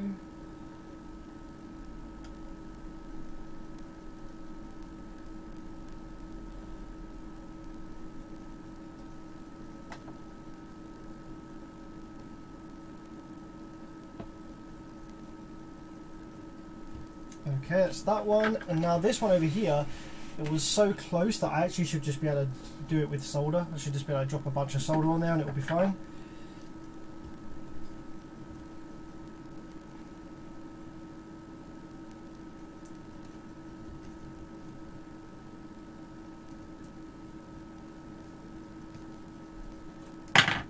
You see that? That little ball just dropped in. There we go. Get that out of there before I forget about it.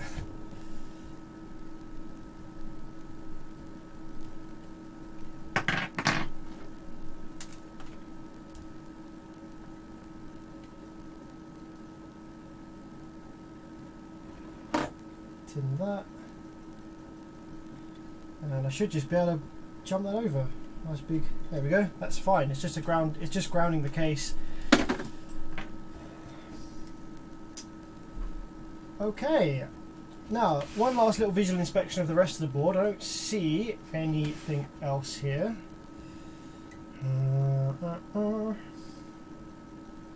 Just going to double check any other ground connections, ground traces. Everything else looks okay. Alright, now next thing we're going to do is just make sure that there's no dead transistors. These are the rectifiers, I suspect. Yep, they're the rectifiers, they're fine.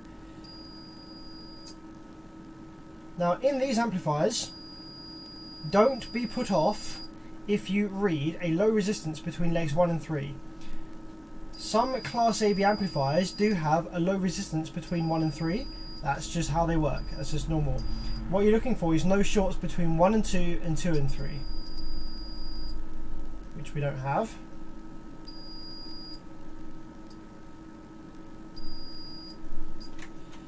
Okie dokie. Those are the power. I think these might be the power supply FETs or something over here. Okay, cool. So let's drop some power into the board and see what issues we have then. I think this one was a no sound. Power's up but a no sound.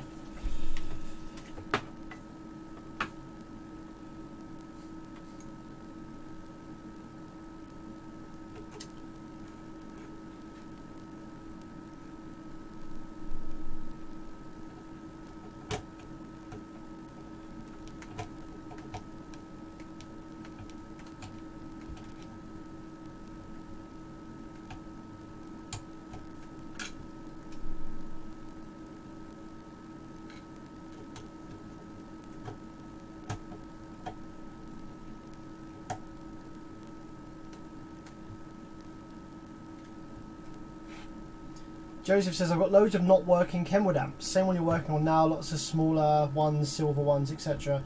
Kenwood amps are pretty good, man. They were solid back in the day as well. Nicely designed things. 3 AM in Hawaii right now, enjoying this. This is what I like about streaming sometimes at different times of day. You got some guys in Hawaii, just kind of chilling in the late of the night, watching some guy in the UK repair some amps. It's cool. Appreciate it. I appreciate you jumping on, man. Thank you. I'm also going to hook up an RCA into here as well, because I think this was a no sound, so I just want to confirm that. Get the signal gen turned on. Sometimes I need to slap this to get the frequency right. Yeah, so at the moment it's showing 20, but give it a slap, and now it's showing the correct frequency.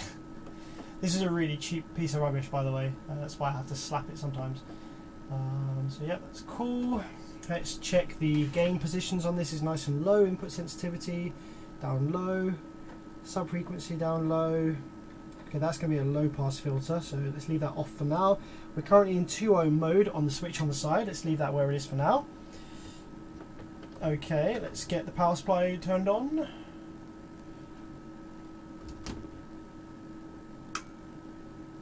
Let's get about 10.5 amps going, sorry, 10.5 volts going in there to start with, and about 4 amps should do the trick.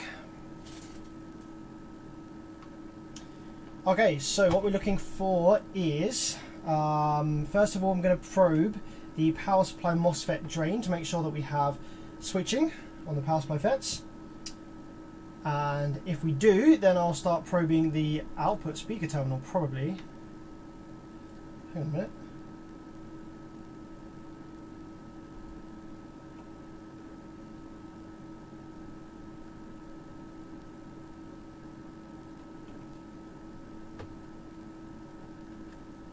I was a bit confused about that. Times 10. There we go. 10 times probe. Okay, yes, we have instantaneously there switching. Boom. Literally straight away we have power supply switching. That's interesting. That almost looks like it's not building rail. Like there's absolutely no current draw there, is there? Look at the power supply. That's weird. How is that building rail? Maybe the rail caps are dead and there's no capacitance left in them. Let's see whether it's actually building rail voltage. What? Oh my gosh. I think the rail caps are toast. Look at how quickly these rails build and then dissipate. Oh, hang on. Positive rail is staying. Positive rail is there. Oh no, is that a different rail? Ah, this might be the difference between 2 ohm mode and 4 ohm. Yeah, here we go. This is 24 volts. So that is for the 4 ohm selector. This one here is for the 2 ohm selector with 20 volts. This one here is negative 20 for the 2 ohm selector. And this one here is the negative 26 volts for the 4 ohm selector. So, oh, okay. The negative 26 volts is staying in place. Negative 20 volts is staying. Negative 20 is staying. Sorry, positive 20. But positive 24 literally disappears the second I remove the remote. So that tells me that the rail caps for the positive 24 volts are absolutely dead because they have no storage whatsoever. V Dennis, oh my god, that is a blast from the past. Jesus, how's it going, man? Sheesh. Good to see you pop up, my friend. Good to see you're still on active online. So yeah, so we definitely have dead rail cap at least for the positive 24 volts rail, which is going to be for the 4 ohm mode of this amplifier. So we'll replace that. But I just want to see whether we have any audio output at all. So we have rails. So let's just go straight to the speaker terminal, I guess, and see whether we have any sine wave on the speaker terminal. We have input to the RCAs. We have left channel active. So let's have a look. The relay should click in. Okay, so I need to probe the left speaker terminal. So I'm not getting any sine wave on the left speaker terminal here. So usually what this means is it means that the switches or knobs are bad. So let's just go ahead and start flicking some of the switches on the side here and see whether a sine wave appears. So I'm going to turn the low pass on and flick this backwards and forwards a few times. See if the scope moves at all. No, nothing there. Let's fiddle with the input sensitivity.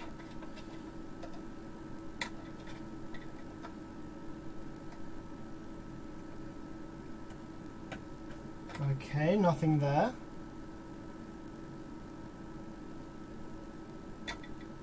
Let's fiddle with the low pass. No. Okay. So we're not getting any sine wave output on left channel. Let's try right hand channel.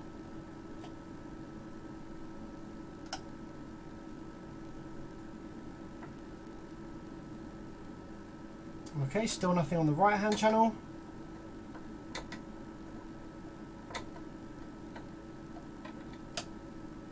Nope, nothing at all on the right hand channel. Let's just make sure that we have RCA signal going in. So there's our RCA signal going in, and it goes wee over here. I think these are probably some DC blocking caps. Yep, goes over there. Trace goes up here, over to the preamp circuit. Where is it? Here it is. Jumps over, goes over here, into there, jumps over there, into here. And this is one of the potentiometers for the gain. So the gain is right at the start, basically, of the signal path. I think even before it goes into any op amps at all. So let's just see whether we have, so we have sine wave going in. So the gain knob is working. You can see there on the scope screen, this is with the gain at minimum. And as I turn it up, you can see sine wave starts to appear. So the gain knob's working fine. Okay, let's come out of the gain knob and follow it round to over, let's have a look, where does that go? Comes out of the gain knob.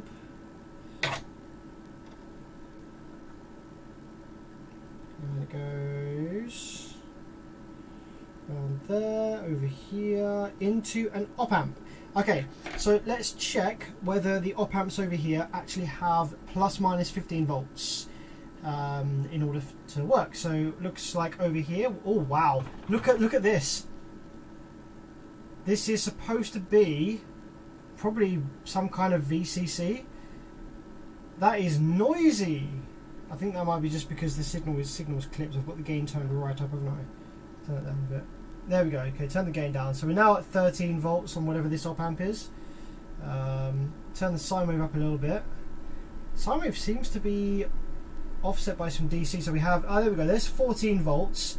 That is noisy. So we're going to need to replace the filter caps for the auxiliary voltage supplies as well. So that's 14 volts generated in order for the op amps to work. And that is very, very noisy, which means that the filter caps aren't doing their job. Let's go along and try and find the negative. Do we have, so we've got positive 14 volts. We should have a negative 14 volts as well, which I don't see. So it looks like we might not have, yeah, okay, so we're missing negative 15 volts.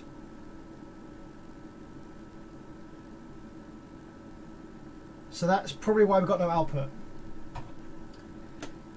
Okay, so yeah, it's time to strip the board out and see if we can fix all the issues. We've got bad rail caps and we've got bad filter caps on the auxiliary supply. We're missing one of the auxiliary supplies, at least. That's what we've discovered so far with this. So quite a few problems by the looks of it.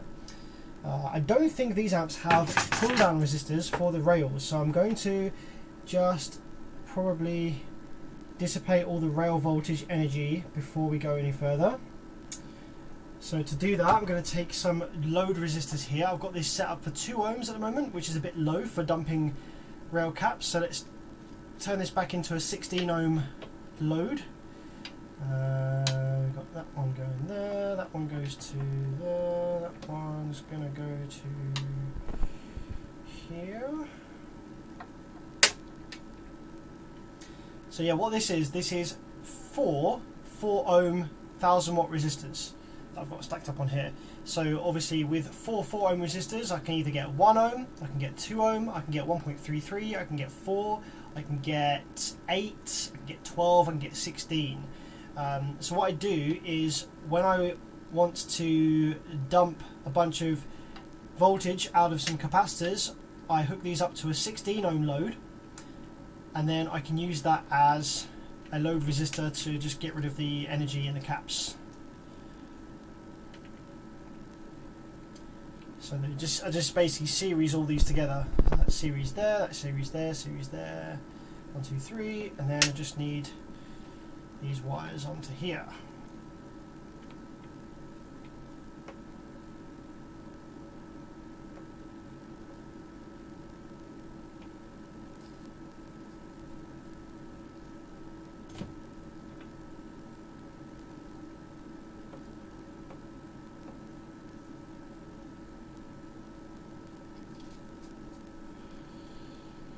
Okay, cool. So that's now good. So I should now be able to short out these rails, and the energy will dissipate through the resistors.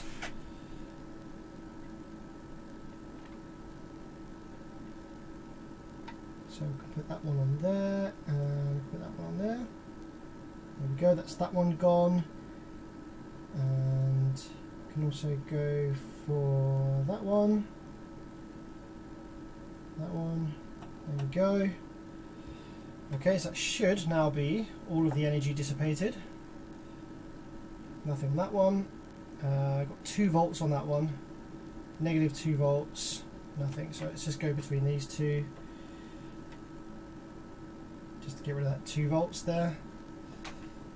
Yep, okay, cool. All the rail caps are now empty. So let's start disassembling this thing then, shall we? Lots of screws in the middle here. V Dennis, yeah, doing well. Good to see you. Yeah, you too, man. Holy shit. Like, V Dennis was one of the guys I used to talk to way back when I first joined YouTube. I was doing all the random shit in the bedroom. A few of the old school guys, V Dennis, Marin Law, Calvin, Rowan.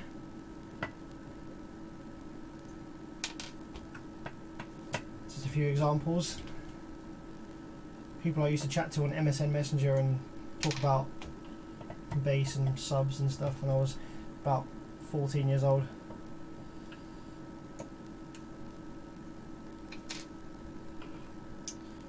I think, do we need to take this one out as well? Probably.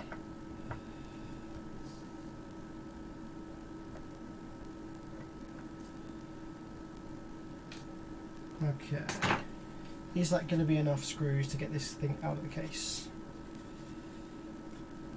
I think it might be.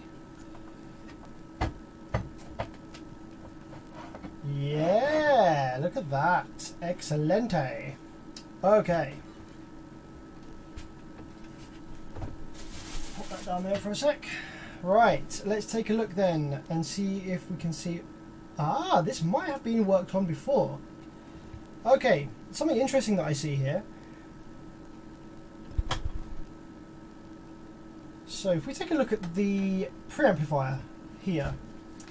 So let's take a look at this. This is a little daughter board. This might be factory actually.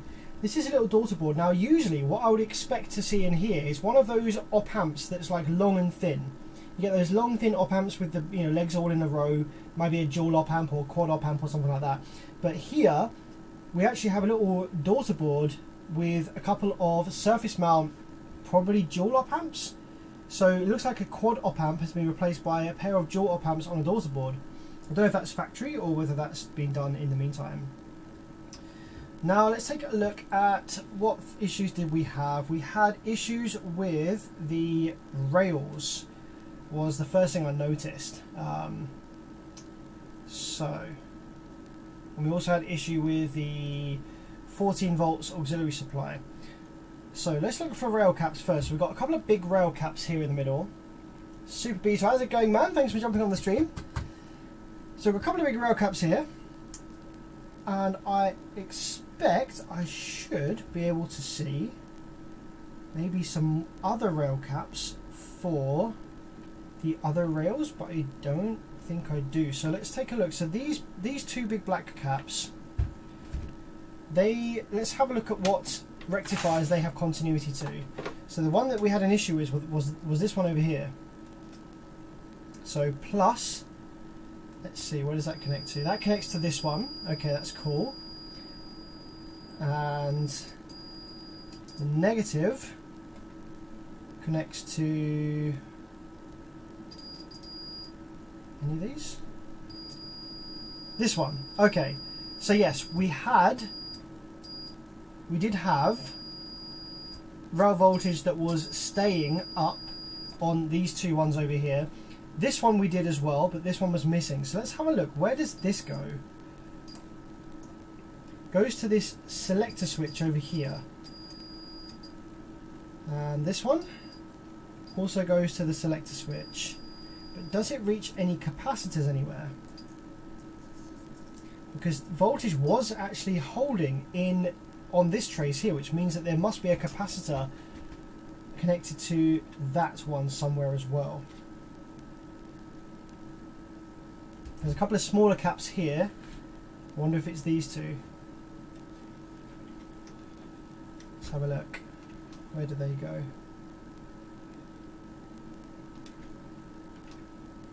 There we go, there they are. Okay, so there's a couple of smaller caps there that look like they might be filter caps. There we go. That's one. And this one should be this one. Yes, correct. Okay, excellent. So the main rail caps then that are storing the energy for the most, the 2 ohm operation are these ones. Now, when we switch it to 4 ohm, we add these two extra caps here, which are going to be helping to store a bit of filtering for the higher rail voltage when you switch it to 4 ohm mode. So at least one of these caps is dead. I think it's this cap. This cap is dead because it wasn't actually storing any charge at all on that rail. So we're going to go ahead and replace both of these caps. These ones look like decent caps. These are something, what are these? Oh, these are actually Kenwood branded caps. I suspect these ones are going to be fine. They were holding charge. There wasn't any noise on the main rail, so I'm not going to replace these just now, but I'm going to replace these two down here because these are the smaller ones, probably cheaper branded caps for the 4 ohm operation rail. So let's take those out first of all.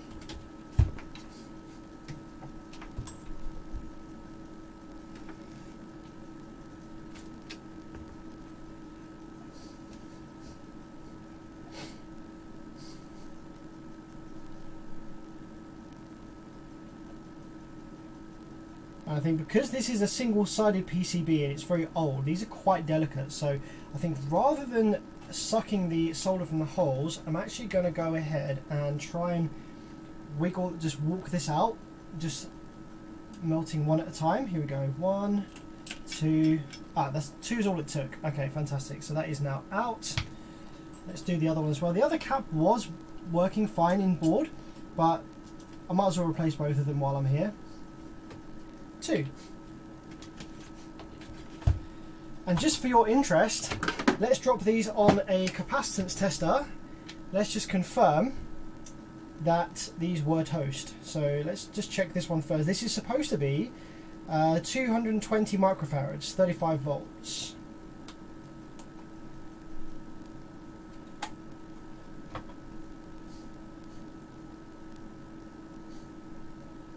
Okay, so this one is 200 microfarads, so it's lost a little bit of capacitance there. However, this one, which I think was for the rail that didn't seem to be holding any voltage,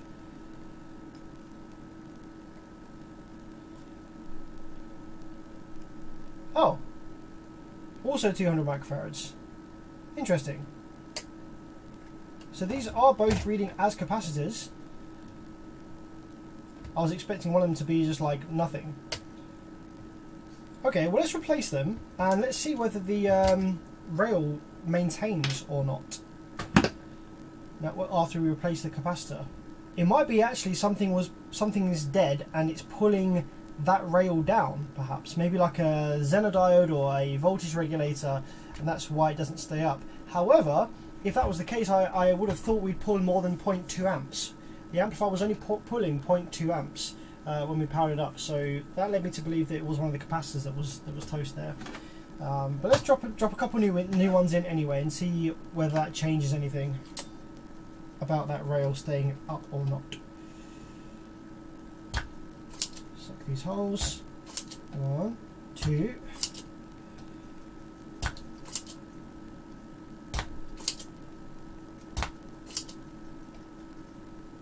3, 4. So what am I looking for? I need at least 220 microfarad and I need at least 35 volts. You can go higher in the capacitance rating, and actually that wouldn't be such a bad thing to do with these because they're just going to filter better or have more capacitance to filter. So let's see, what do I have that's around that spec? Go to Cam. I need to start labeling these. So this is a 1000 microfarad, but it's 25 volts. That's no good.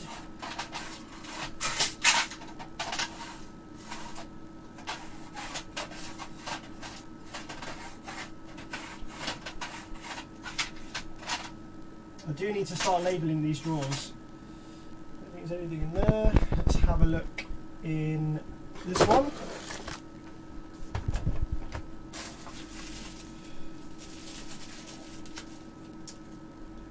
.25 volts.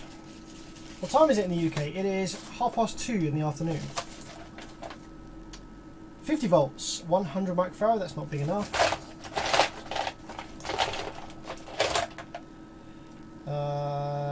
10 microfarad, 250. No.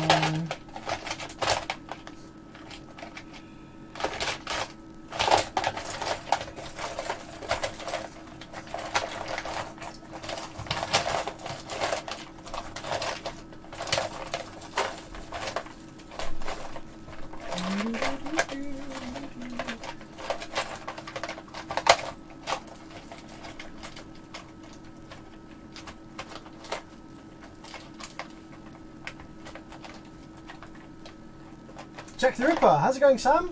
Loving the day streams. Kudos, thanks, man. Appreciate it. Yeah, the day streams, just an idea I had. I thought I was working today anyway, so I thought I might as well drop a stream on. I'm not sure who would watch it, but it seems to be a fair audience, so that's cool. Oh man, you know what? I don't think I have capacitors that are going to be compatible here. 25 volts.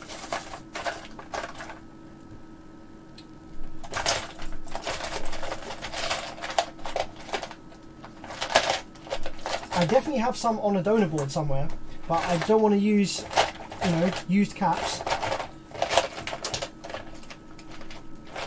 Have a limited lifespan. Okay, what else have I got? Let's have a look. I might have something in one of these crates.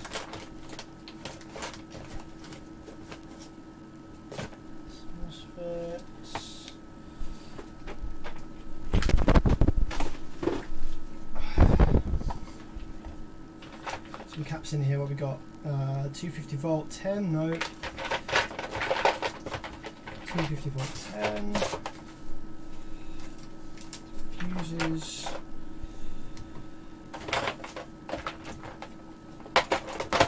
Some relays. I will need some relays soon, actually. I'll explain why. I've got a really cool video planned that we need some relays for.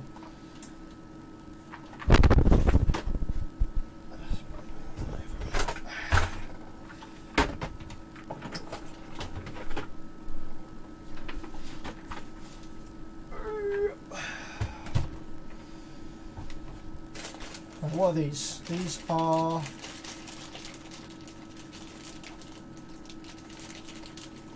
.25 volt, 1000 microfarad. No, I need 35 volts. Damn it! Dang it! 35 volts or higher.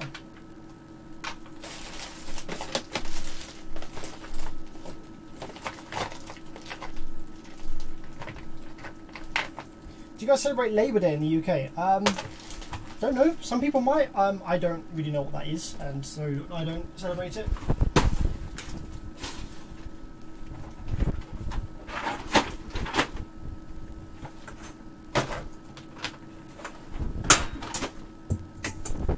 Okay, I don't seem to have any caps that will be compatible for that just at hand. Let's see what we've got on this donor board. This is a relatively new amp, this donor board. It's like a JL Audio or something over. So 35 volts, 1000 microfarad. Just for the time being, I'm going to drop in these 35 volt, 1000 microfarads. They're like 4 times higher capacitance than the originals, but I just want to see whether that rail maintains voltage.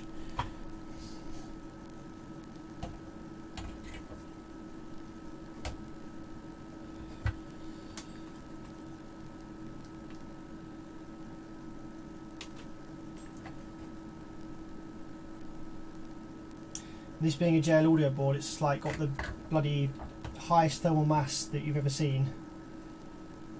But this board's actually got some really useful parts on it. These are TDA 8954TH chips. Those are very, very useful chips to have if they work, because they are no longer manufactured and some amps you can't repair without them.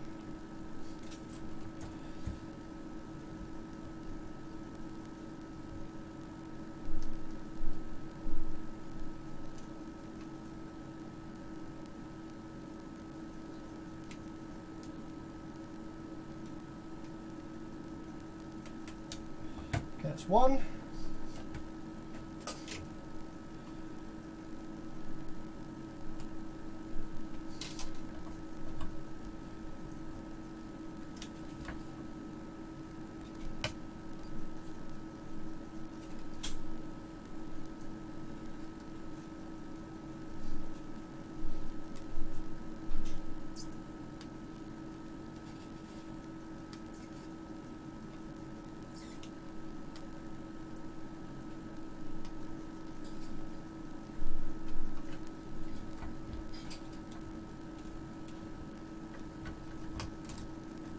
That's two.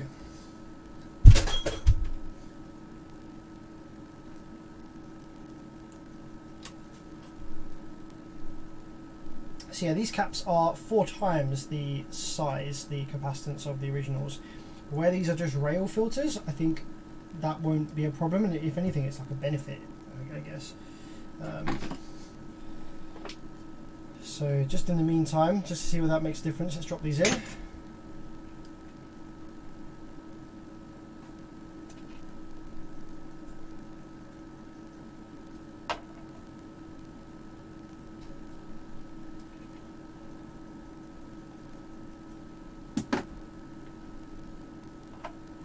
Provided they fit. They might not actually even fit next to each other.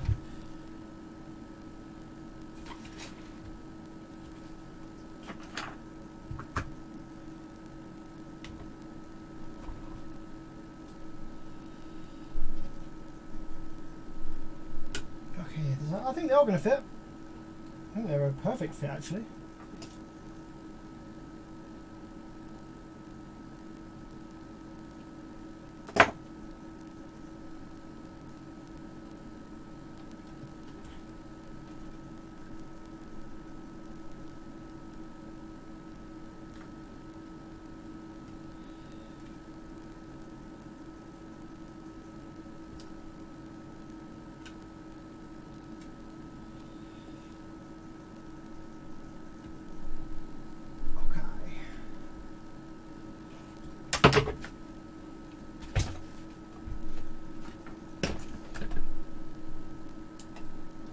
Tack these in for a sec and we'll get some fresh solder on them. There we go.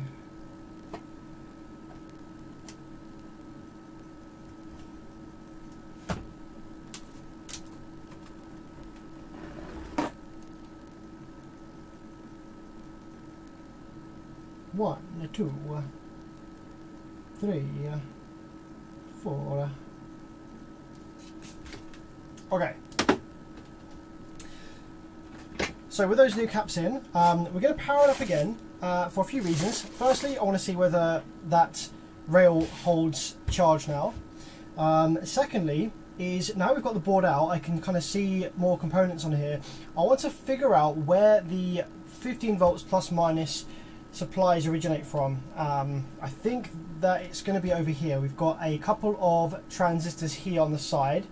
This looks like a voltage regulator, typical voltage regulator circuit. We've got a couple of these here. We've got what looks like it might be Zener diodes here for each one to set the voltage. So I imagine that this might be the auxiliary voltage supply circuit, but it might not be.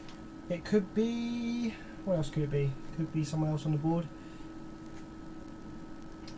Don't think it's going to be these.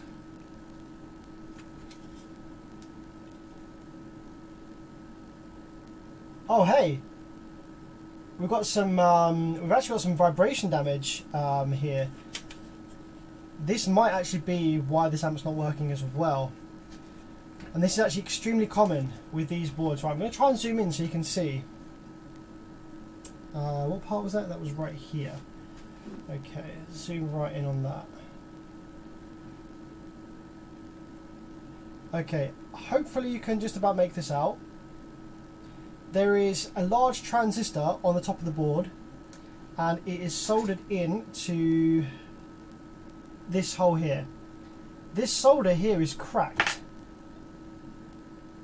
I'm going to try and wiggle the transistor. Can you see that?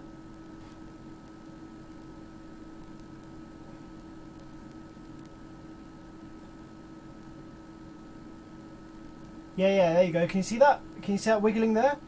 So that is cracked solder joint. Now this is extremely common on these older Kenwoods and basically any older amplifier that uses a single layer PCB like this, because the components are only soldered in from one side, so they're not kind of like locked in place like they are on a dual-sided PCB. There's a lot of leverage on that solder connection and it cracks over time, especially with vibration in the vehicle. So any large components on these boards, like these bigger packaged transistors here that are just kind of like floating here, or these large resistors here, for example, this transistor here, any parts that are like these coils, any parts that are floating and that have mass to them, are suspect, or to this kind of vibration damage. So before we do anything else, let's go and reflow lots of the connections on the back of this PCB that have those massy components on them. I'm just going to go and reflow like a bunch of these that I see.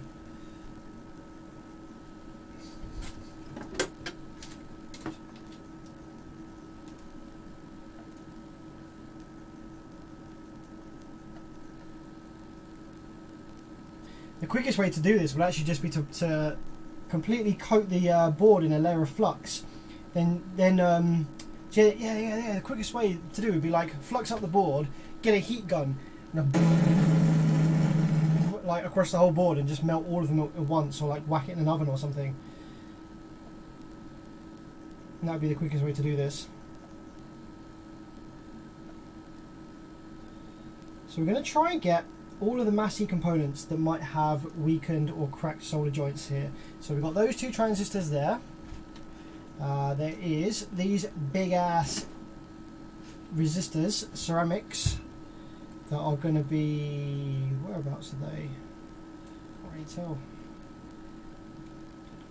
Here and here perhaps?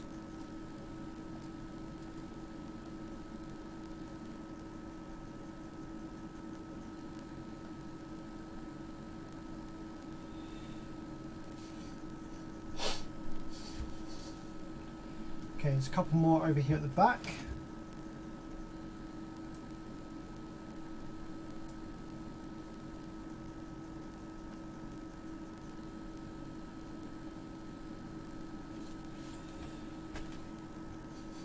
A couple more of those large package transistors.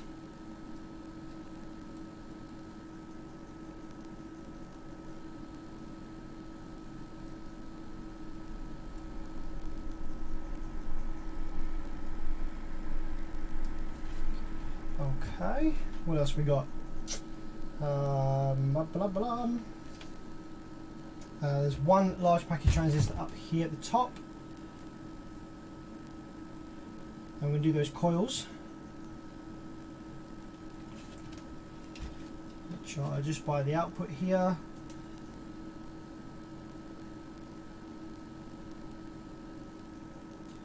There's one, and there should be another one just to the side. There we go. Got the relay. The relay should be fine because it's planted. It's any component that has a bit of height that can act leverage on the solder connection that it has.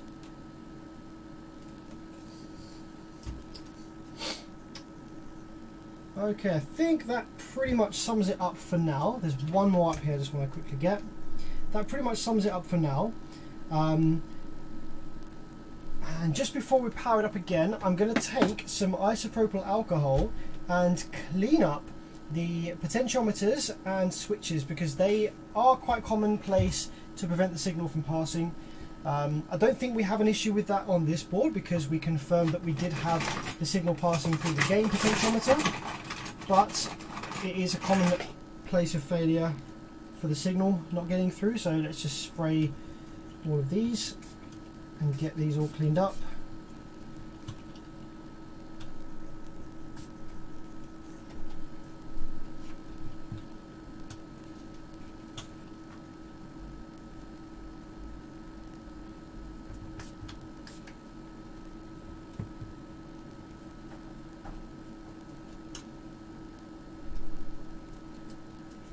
Robin says, been watching for a couple of years now, and I managed to diagnose 2 of my own amps with the help from you.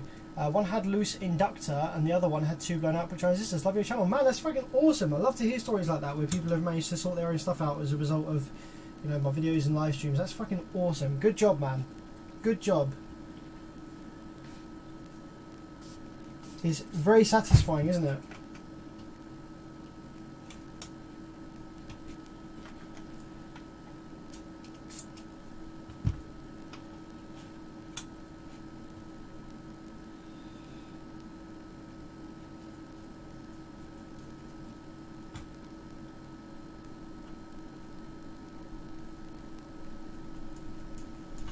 Okay, now I want to do the switch here for the low pass. So that'll be a common failure place as well.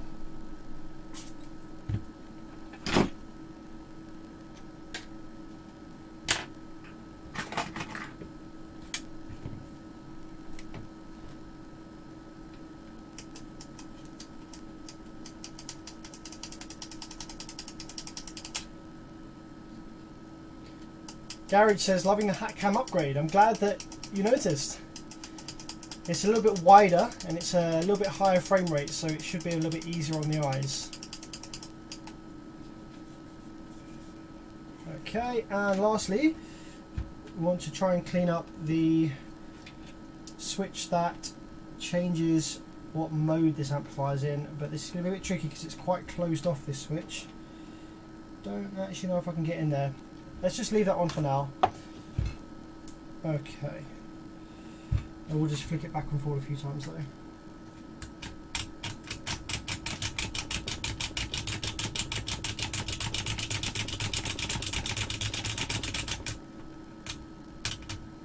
Okay, so I'm going to leave it on 2 ohm mode, which is the lower rail voltage, which doesn't use these larger caps.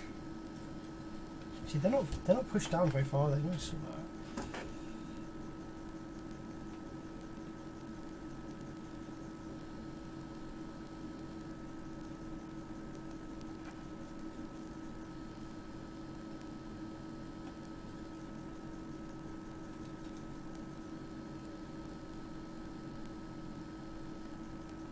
There we go. Okay, so yeah, gonna leave it in 2 ohm mode. We're gonna power it up again and see whether anything that we've done just then has helped. So we're gonna plug RCAs back in and see whether we get any output after those little changes that we've made and after we've reflowed some of these components on here.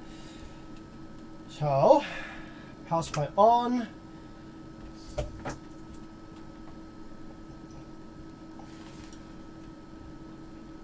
Gain down a bit. I'm just going to turn input sensitivity down.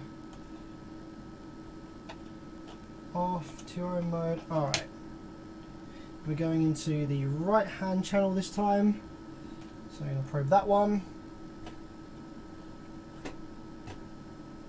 Okay, looks like something ain't happy. Now it's drawing loads and loads of current and not starting up. Why is that? Okay, it doesn't want to build rail.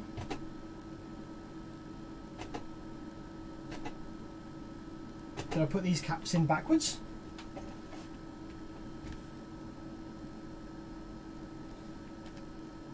There's something it's not happy about with these rails here.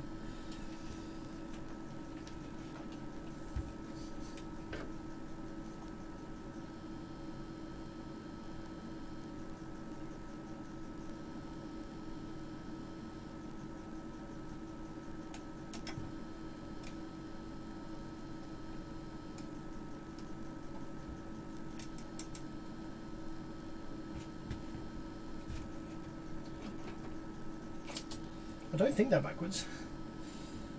I won't buy the markings on the board unless the markings are unusual to what I'm used to seeing. Let's desolder these holes again.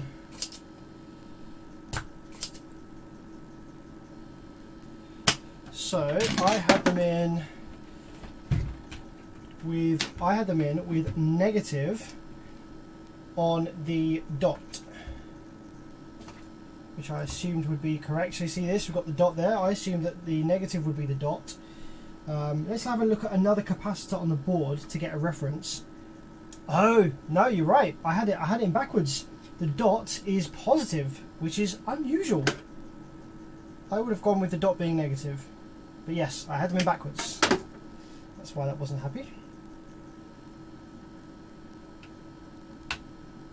Okay, take two.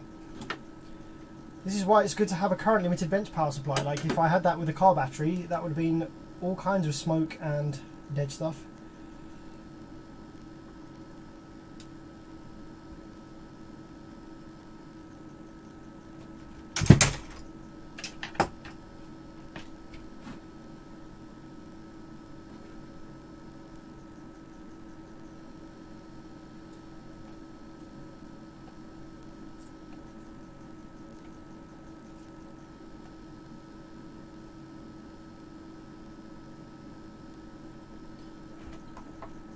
I need more than two hands. I need to hold these caps in, reach over for some fresh solder, and use the last hand on the soldering iron. Just hold that in place there.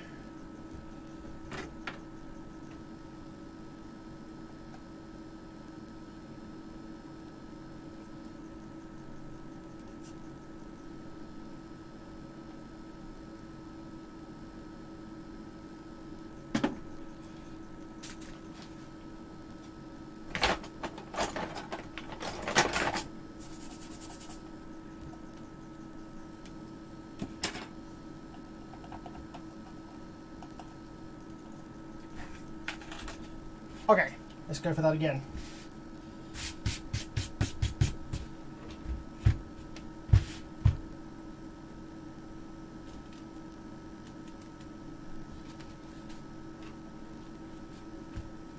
Yeah, capacitor launched right up and hit the ceiling. Yeah, definitely.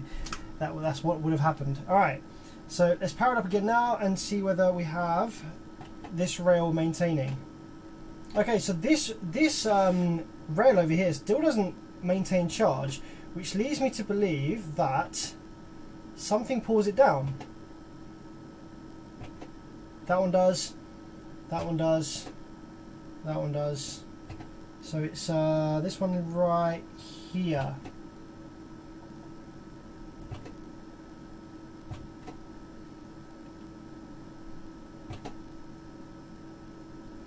So something must pull this cap down to ground. Maybe a dead component, maybe it's just by design, but yeah, pretty interesting. Anyway, let's see whether we have audio output now that we sorted out the dead solder joints on the board. Wait for the relay to click in. Any audio yet?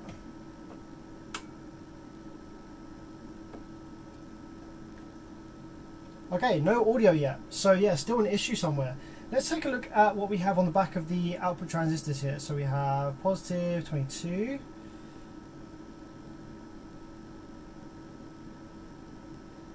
Just want to make sure that it's not like a issue with the relay or something. So yeah, we don't have any audio getting to the output transistors here at all. Now we weren't getting any negative 15 volts earlier. So let's take a look at this board. I want to see whether I was correct in my guess that these are the transistors generating plus minus 15 volts. Okay, so we've got nothing on this transistor. This transistor is no voltage anywhere on it. This transistor is plus 19, plus 27, plus 19. Well, that's obviously a voltage regulator. And this one is not doing anything. I suspect that this one should be the negative regulator. So yeah, that's not doing anything. No voltage is getting to that. So we need to trace back and figure out why we don't have any voltage getting to this voltage regulator transistor. So this is a daughter board on its side. I wonder if I can take a quick peek down there and see whether I can see where that's supposed to go or come from.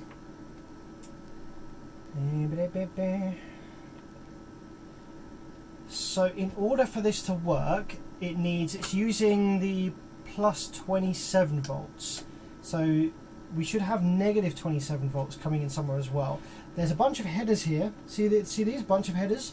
So let's check these headers to see whether we get negative 27 or something there or thereabouts, similar.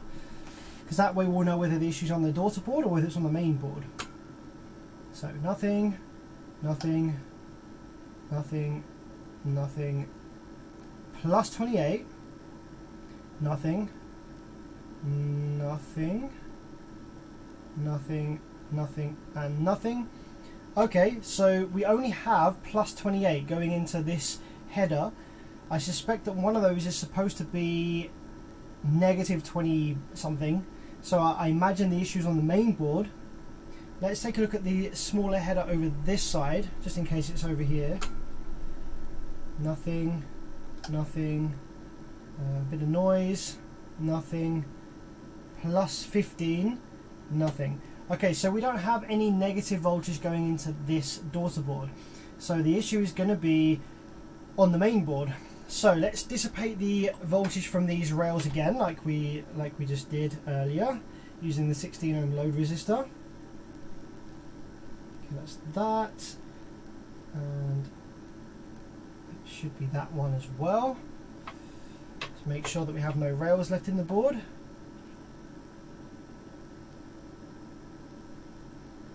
Yep, cool, cool, cool. So, the one that we had voltage on was this one here, this D1266. We had it on the second pin here. So I want to take the second pin, I want to see where does that go. Does that connect directly to one of these header pins? Or are there some components on the daughter board in between that and this header? Okay, so it doesn't connect directly to the header. What does it connect to? Can't really see the trace. I want to try and do this without taking the daughter board off if I can. We have connection to R115, which is a low value resistor by the looks of it. We've got about 10 ohms. Yeah, a 10 ohm resistor. Okay. Then where does that go to? Okay, that actually does go to one of these pins. Yeah, I just wasn't reading it. Alright, so that goes to one of these pins. So we should have the exact same thing going on this negative one. So we have center pin going to 10 ohm resistor, which we do have here. I'm going to zoom in a little bit for you, just so you can see the auxiliary voltage supply circuit of this amp. So this one here is generating plus 19 volts, there or thereabouts. And that takes in a rail on pin 2 of this transistor. It goes through this 10 ohm resistor to this set of headers. It's the fifth pin along from the left. So there should be the exact same thing going on over here. We've not got any voltage on this one at the moment. So if we go here, 10 ohm resistor, that's fine. And then find which pin that connects to.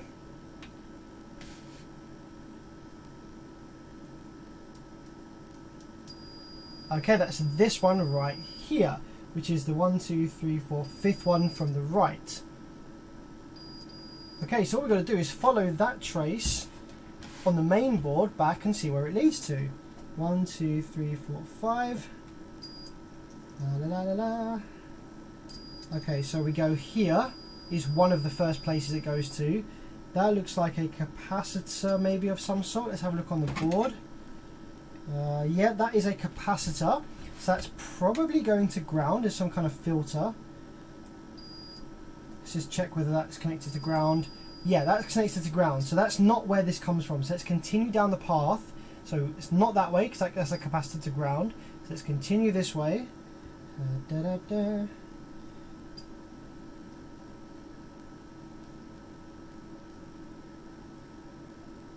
To here.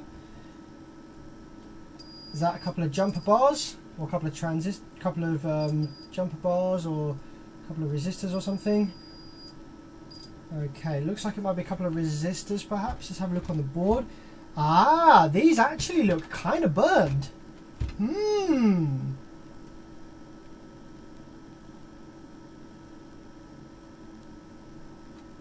Yep, R201. And what are the one next to it is, they look kind of burnt. They are low value resistors, they're supposed to be. We have red, black, black, gold, which is, I can't remember because I'm crap with the colours, 20 ohms, but they're in parallel, so that's probably a 10 ohm combined. Cool. So they won't have blown by themselves though, so I'm wondering whether the transistor for that rail is actually toast. Is this shorted? Why would there be excessive current draw through those resistors?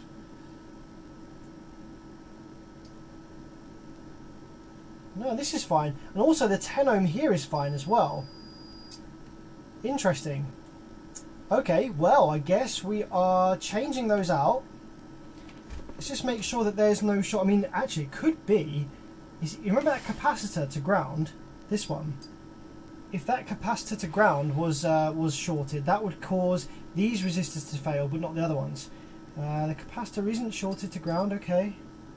Not got a low resistance on there. So maybe those resistors just gone bad.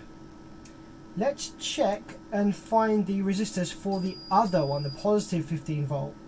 Because that will be interesting to see the resistors for the plus 15 volt side and see whether they look like they've got hot at all as well.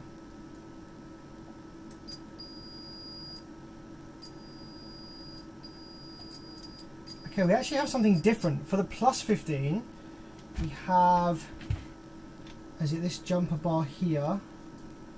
It's a jumper bar, not a resistor.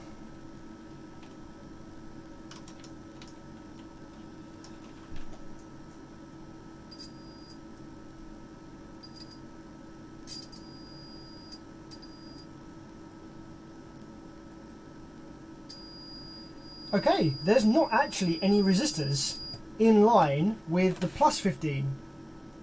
But for some reason there are some resistors in line with the negative 15. That's interesting, isn't it? Why would that be the case? Very strange.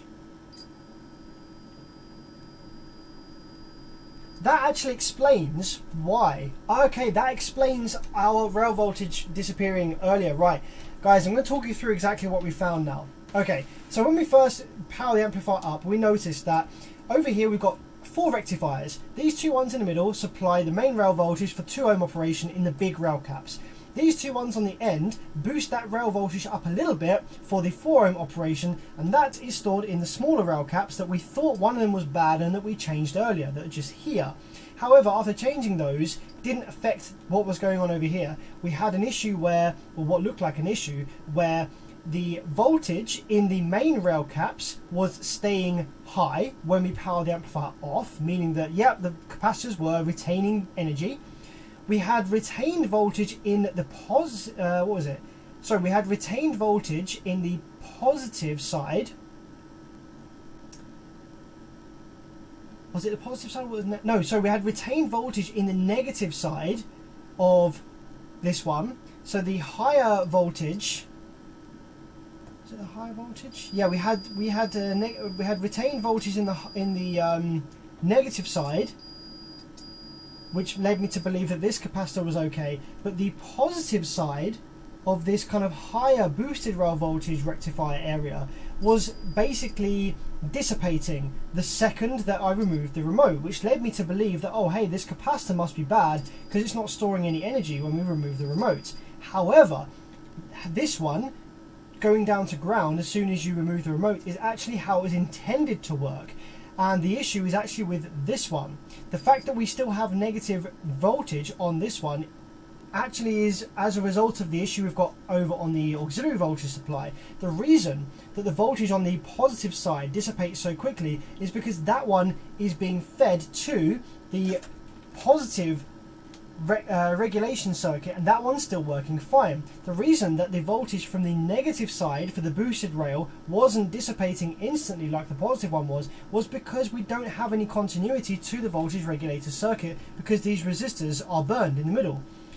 So that voltage was staying high because it wasn't connected to the voltage regulator circuit like it should have been, whereas this one that was dissipating to ground is how it's supposed to work because it's constantly connected to the voltage regulator circuit.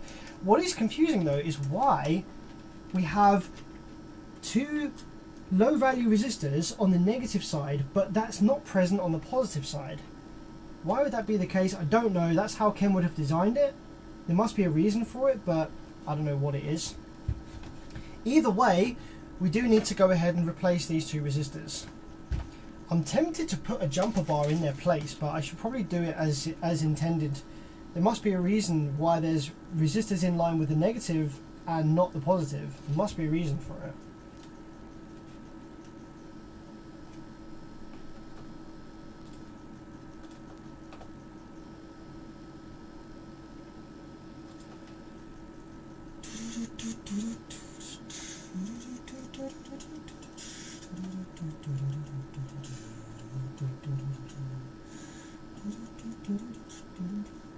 So yeah, let's remove these two resistors that are quite clearly burned.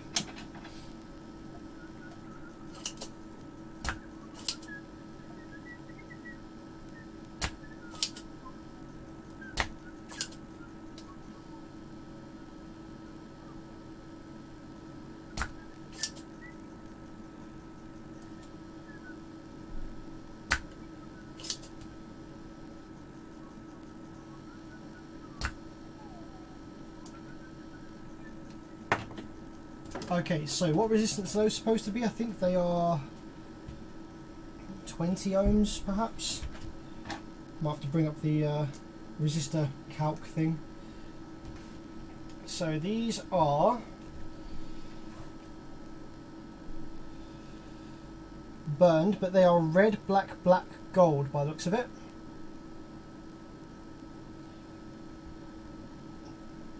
I think that's 20. Let's just double check.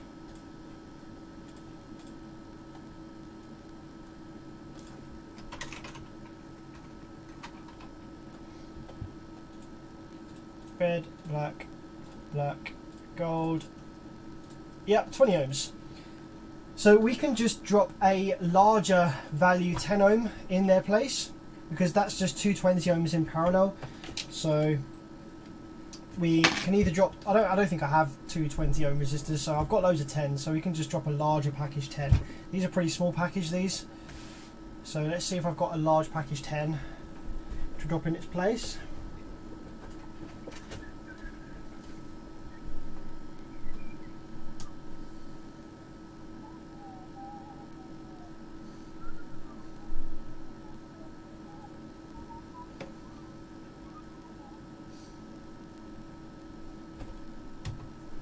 Just checking this donor board real quick. See whether I've got a 10 on there. That's a large package. Oh, what's that? Oh, that's 100.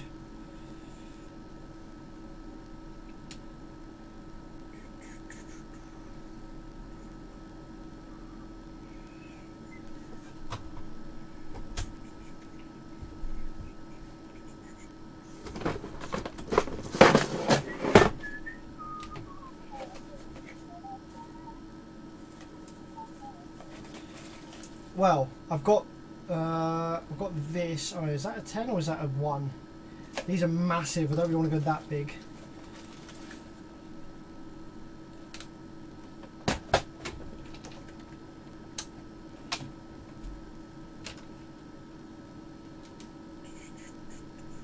It's 1.5.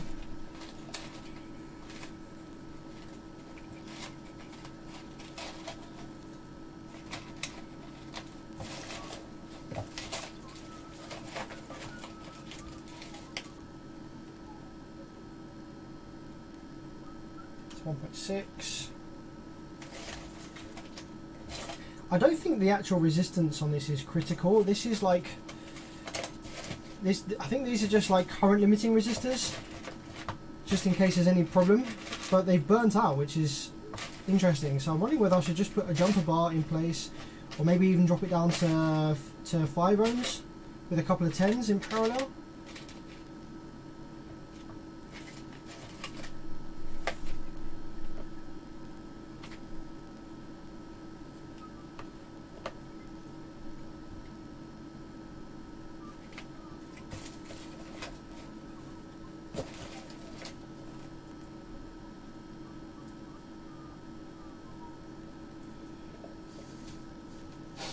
Yeah, I might drop it down to 5 ohms with a couple of 10s in parallel.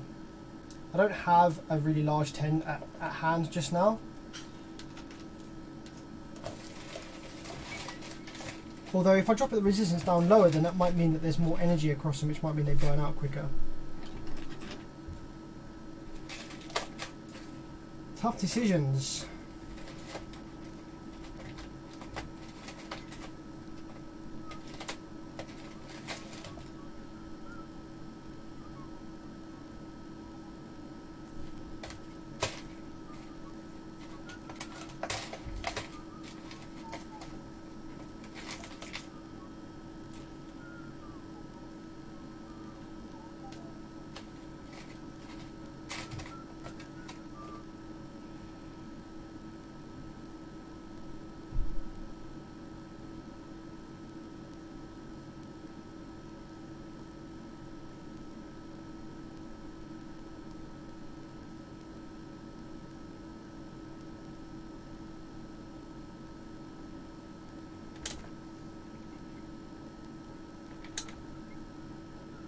$200.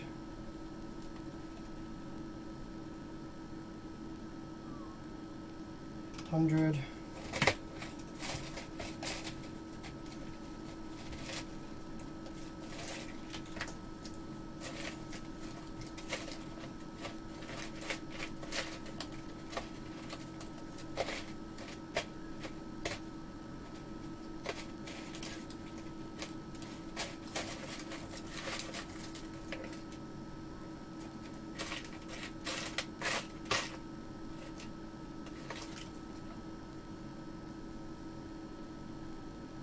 I've got a couple of 22s.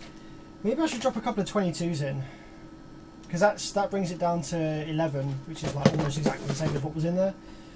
It is a bit confusing though why there is resistors in line with the negative supply and not the positive. Let's just see what a couple of 22s does. These are slightly bigger package as well. So if that was like a spec issue, then these should hold up better.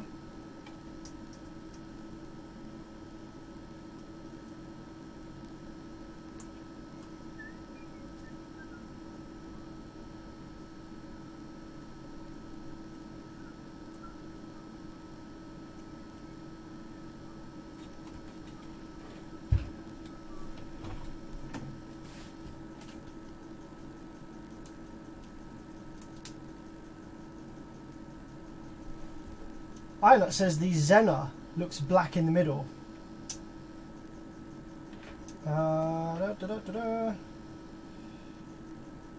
There is a couple of Zeners on here. I think it might just be the markings that makes it look black, but I will test them on the multimeter in a second just to confirm.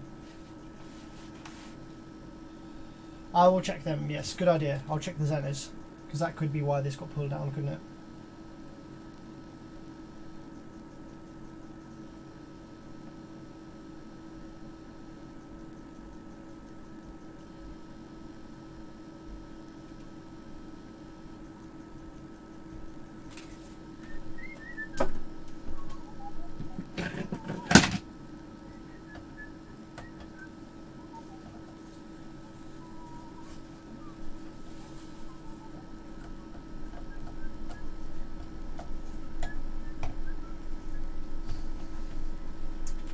Okay, so the two 22s are in. Let's check the xenodiodes for voltage regulation circuit, just to make sure they're alright.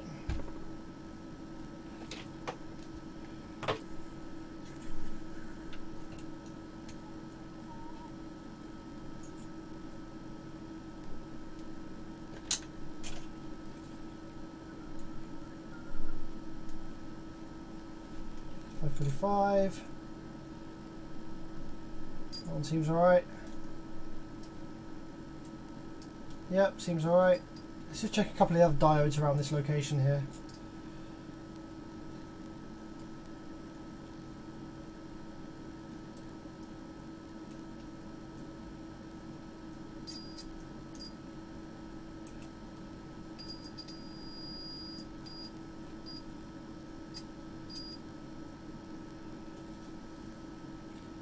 Everything else seems alright around here. Okay, let's power it up and see what she's doing now.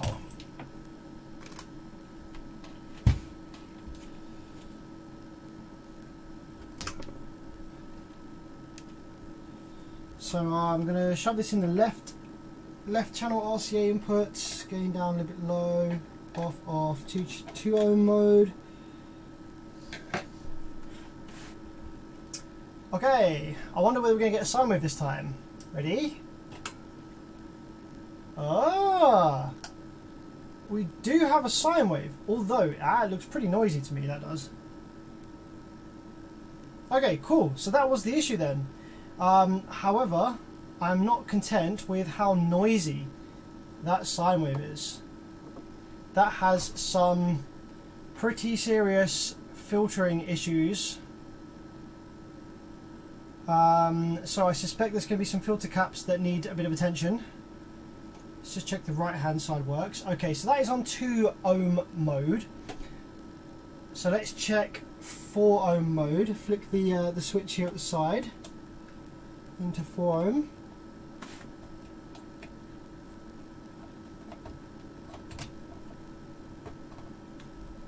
Now in 4 ohm mode. Let's see if that noise is still the same. If the noise is still the same, then the issue is going to be in the voltage regulation circuit.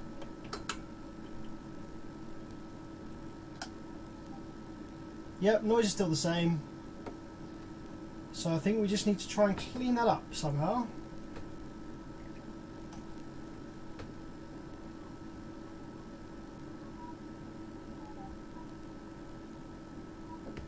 Okay, so let's see, where is that noise coming from? Let's see what kind of rails it's sitting on. Or so if we go and have a look at the voltage regulation circuit here, it could be these filter caps maybe. Let's have a look.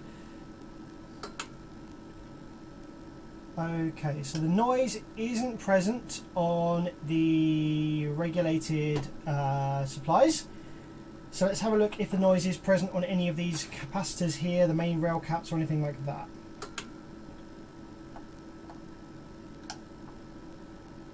Nope, it's not present on the rails.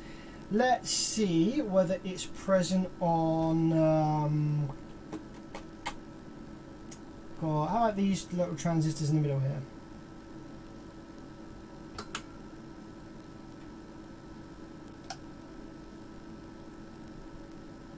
Nope.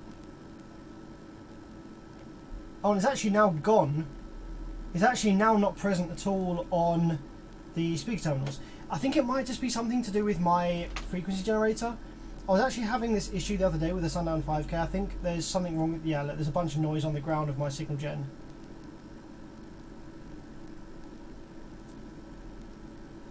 I think the signal gen is a bit worse for wear.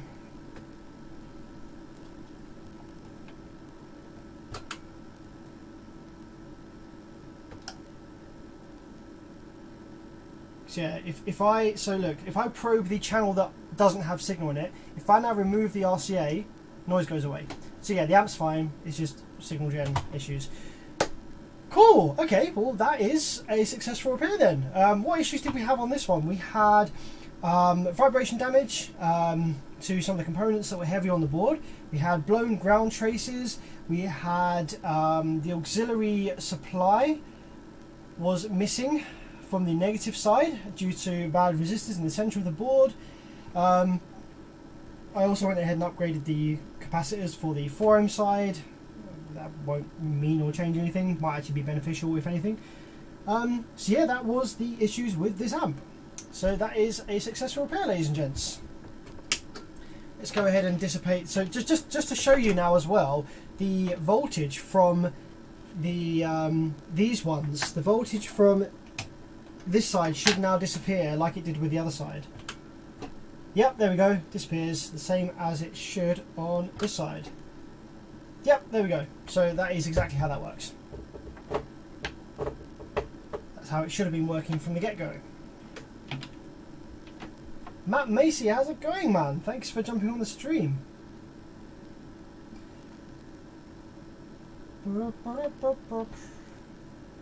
Okay, cool, let's get this back in its case. We're going to drop some new thermal paste on it as well. Ooh. Helps if I turn the power supply off before I remove those wires. So let's clean off the old thermal paste. Get rid of any crap that's picked up from the bench as well. Get some nice propel on that. A full service.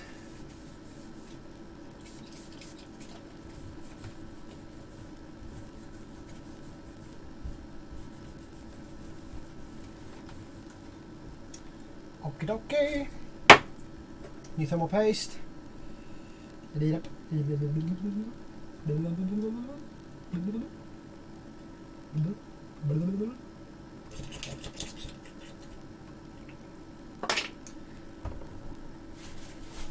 get the case.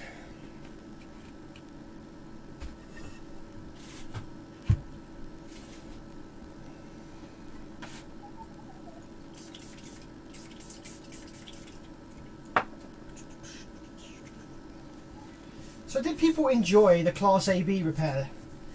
Bit different, usually do Class D, although we didn't really look into the Class AB circuit itself. But if you want to stick around for the rest of this afternoon, I'm going to be repairing some audio system twister amplifiers, which I think will probably definitely have some Class AB faults.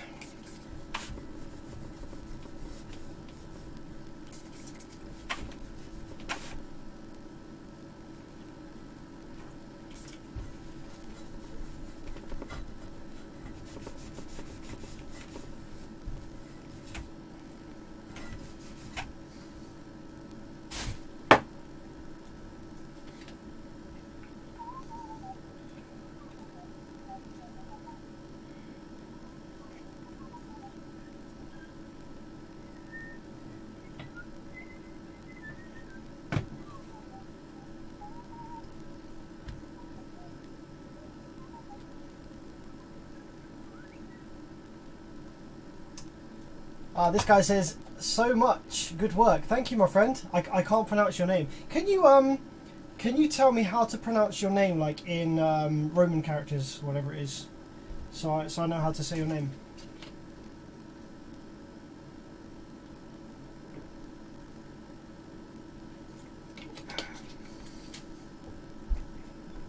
You see mostly Class AB in Hawaii. Interesting.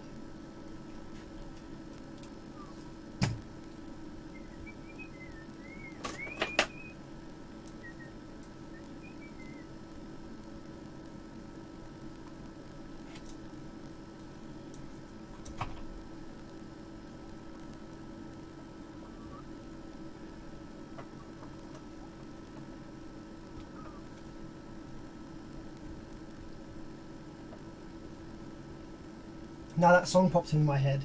Say my name, say my name.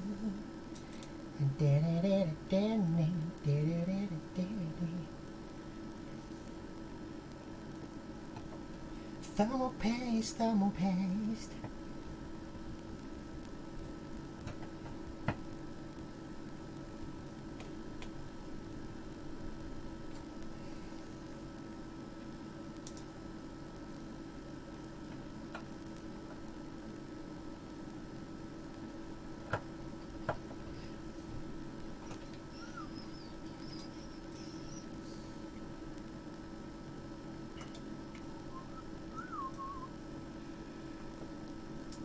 is anybody in the live chat struggling with any amplifiers at the moment that they've got in the workshop? Are there amps you've got in the workshop that you just put to the back burner for a while because you're like, oh man, this is doing my head in? Anything you're struggling with that you might want to ask some advice about? I learned a lot watching your repair videos. I watched them all. Man, thanks Ricky, I appreciate that. Glad that you can learn something from these. My SFB 200.4 has been weird since I bought it. So, alright, explain what it's been doing. How has it been weird?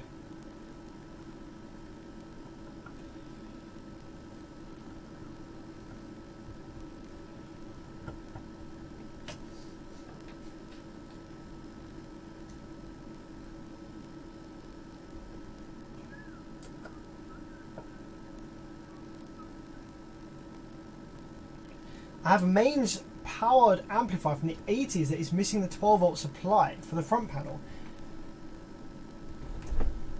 Man, those old ass circuits are a pain in the ass to work on because they're usually so different to anything that like I'm used to working on.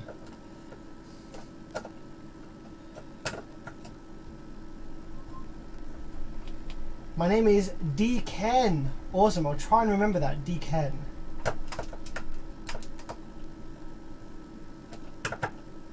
Chris Gordon, what's up, buddy? Thanks for jumping on the stream. I have an old Technics 2 channel lamp. I actually struggled big time with repairing. I got a Technics SUV 60 that I bought for super cheap that I really struggled to get working. The issue, basically, it used to work, so it would come on and play for about half an hour.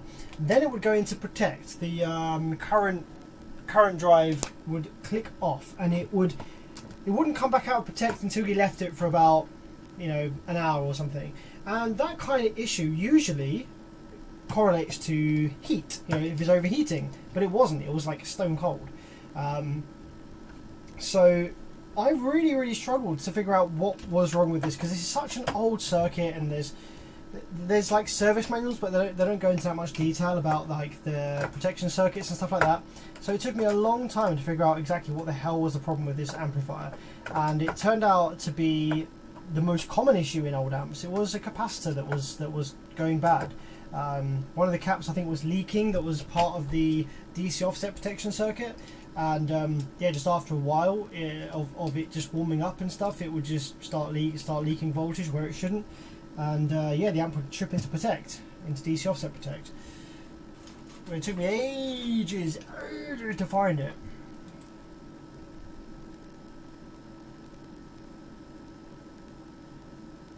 Ironut says, mine is Johnny in English, translated directly from Romanian.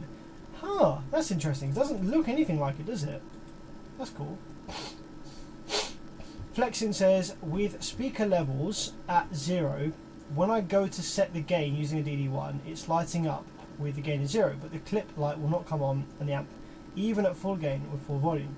So basically, you need to put the DD1 away. Okay, the DD1 is only useful when the amplifier doesn't have a built-in clip light. The clip light built into the amplifier is going to tell you exactly and the most accurately where the amplifier's limit has been reached. So put the DD1 away. Don't need to use it. It's probably getting confused with Class D noise from the SFB because they're noisy Class D amplifiers. So put the DD1 away. Don't bother with that.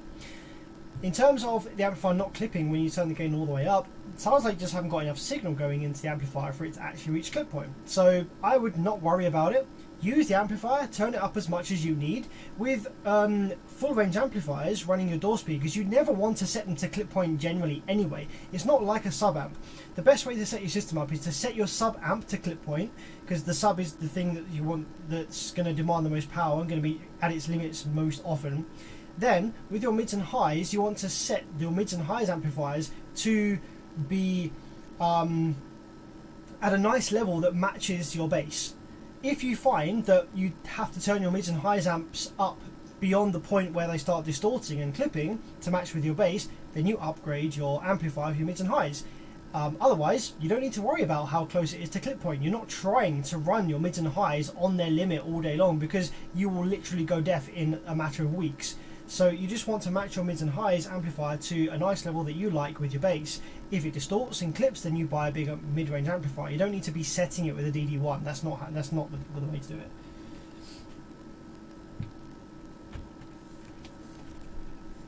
Is the amp done? Can it play some music? Yes. Yeah, we can play some music on the amp if you like.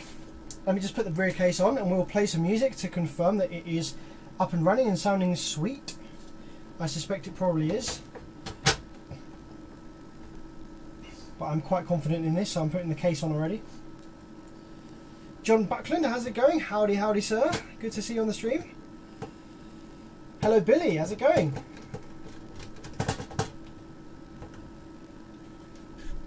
How's the Proton? Man, the Proton is awesome. I'm loving the Proton. Fucking loving it. It is super, super nice at the moment. I've sorted out a few niggly issues with it, like a squeaky clutch pedal and stuff like that, and random rattling noises from inside I've found the source for. So like, yeah, I'm really enjoying driving the Proton at the moment. There's a few things I need to sort out with it, a couple of bits and pieces. I need to get the tracking done because the tracking's a little bit off. I need one of the ABS sensors is a bit intermittent, but generally apart from that, it is freaking sweet.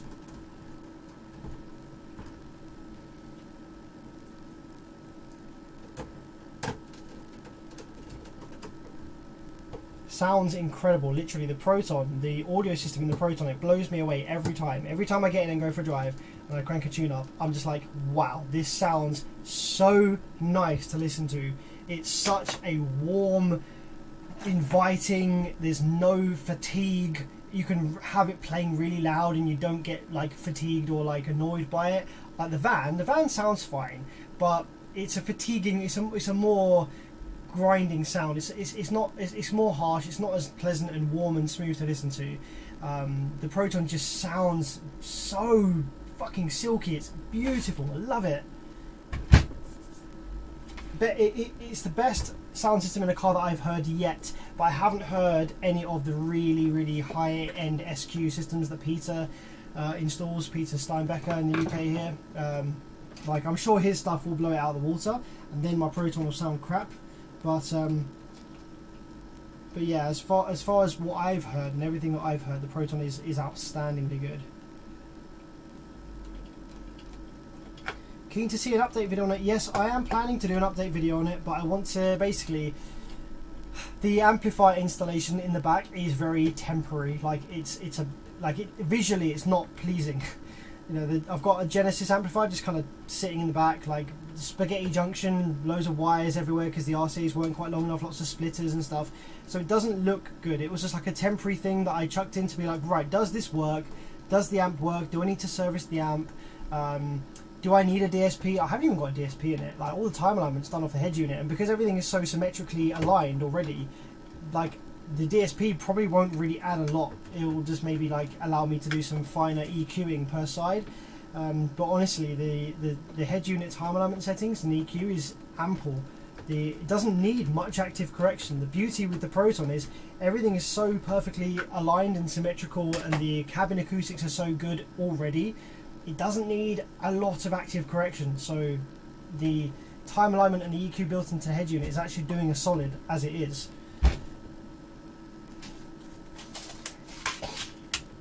But yeah, so I'm planning to do an update video on it, and I'm waiting just until it's a bit more tidied up in there before I show it on video, because I'm sure people will be like, eh? If they saw the state of the back of the Proton, they'd be like, eh?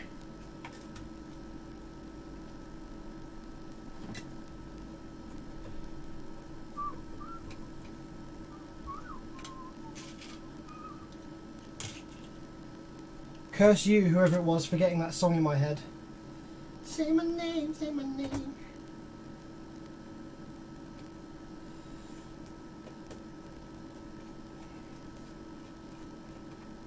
Can you do a series where you upgrade OK amps to extraordinary amplifiers?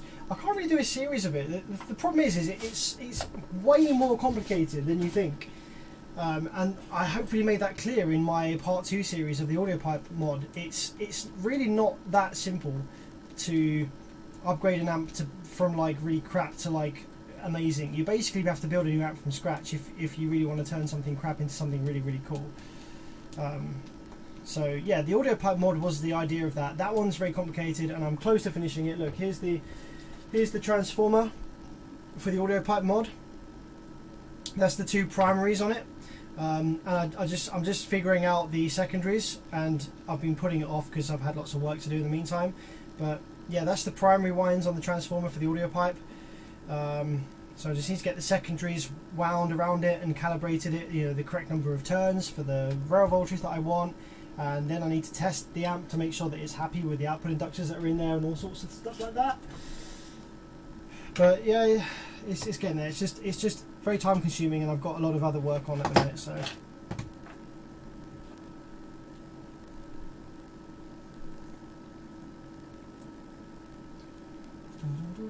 Sam, do you know the C4 chip for the SFB amps? The C4, is that the one? Yes, that is I think that's a 319. Yeah, I think that's a 319. Yeah, it's not a 339. That's the smaller package one. Oh, I'm gonna have to clean this off with a new towel. It's got loads of thermal paste on it now. I'll clean that off later. But let's just confirm that it works and plays music. So I'm gonna flick it into bridge mode, shove it into bridged, and then I think I want to hook up a sub. Should I hook up a sub? What should I do, guys? Should I hook up a sub or a speaker? Or do you want to listen to vocals through it, or do you want to make me hook up to a sub?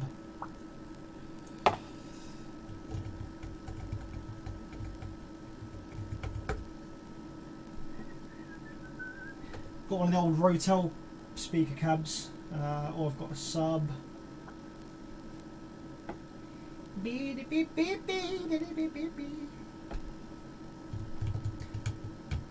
Name wants to do vocals.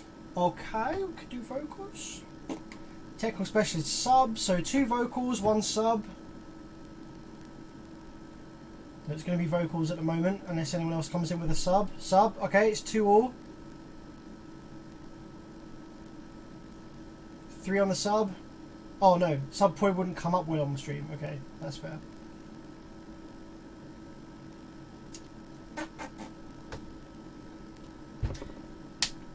I think we'll do vocals. Let's just find a speaker. Here we go. One of the old Rotels. It's not actually the Rotel, it's got random other drivers in it now, but I'll just use it as a test speaker. Let's shove some wires in it. I'm going to leave it on bridge mode though, just because. Is that going to reach? Just about.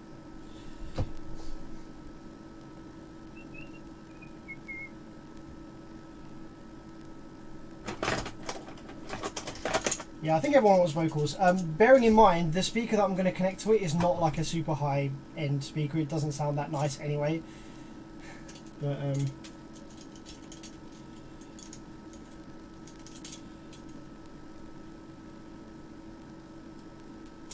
I'm sure you'll be able to get an idea as to how it sounds. And I'll have to play some non-monetized music. I'll have to play some music that is not copyrighted. So what can I play? If anyone's got any links to music that won't get me demonetized, give me a shout.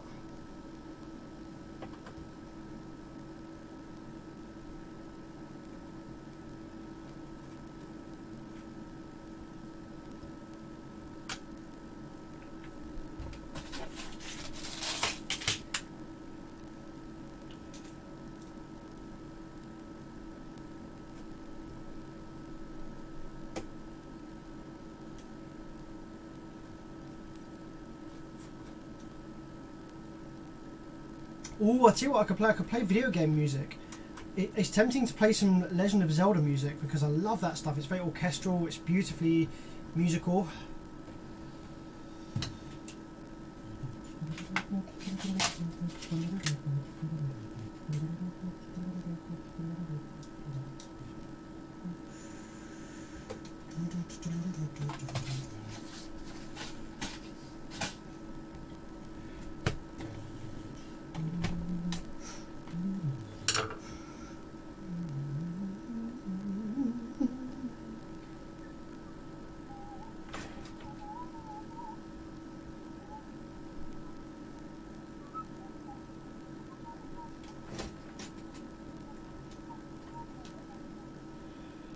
Sam, how do you properly bias a Class AB amplifier?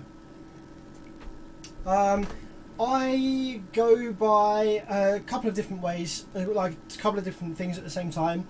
I connect a load to the amplifier. I play 20 kilohertz on the tester. Play 20 kilohertz into the amplifier. Turn the gain up so the amplifier is working. Start with the bias down at minimum. Zoom in on the oscilloscope at the crossover notch, the AB crossover notch at 20 kilohertz, so you can see it.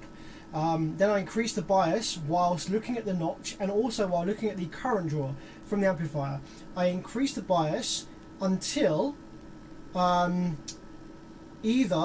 increase it until the notch is not visible on the oscilloscope, but then provided the current draw hasn't increased yet, I keep going until the current draw increases by 0.1 amp. So I go for clean sine wave visibly on the oscilloscope at 20 kilohertz and plus 0.1 amps of current draw from the amplifier per channel. If I'm already increased beyond 0.1 amps and it doesn't look clean on the scope yet, I'll keep going until it looks clean. So that's one speaker hooked up. I might actually get two. I might grab the other one and hook both of them up just so we got stereo. Let me grab the other one real quick.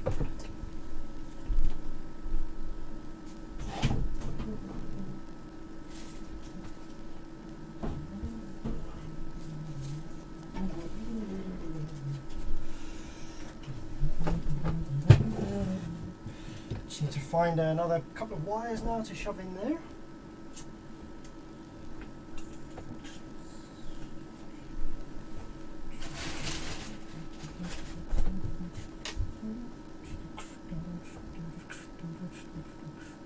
Here's YouTube ID. Okay, I'll check it out. I shall check it out.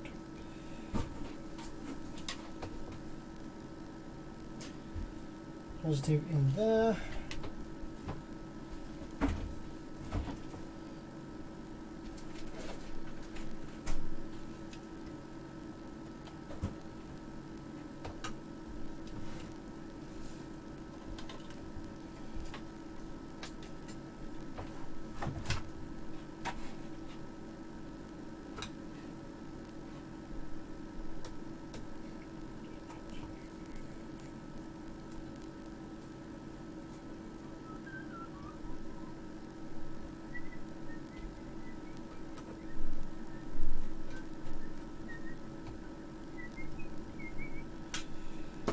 Okay. Now this probably won't sound very nice on the stream. I've got RTA mics like positioned in random locations across the desk, so let's just see what it sounds like. I'm going to just quickly grab my RCA leads to go into the amp from the Technics.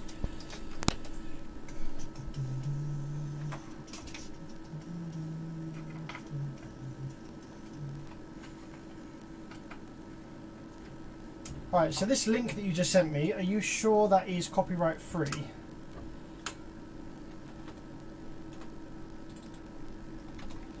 Let's have a look.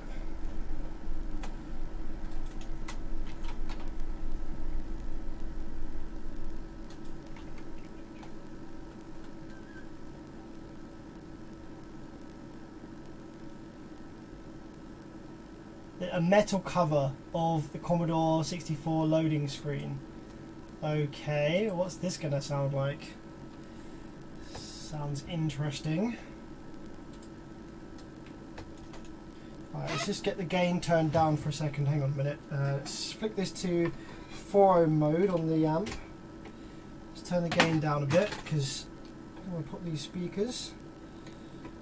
Sub mode off. Okay.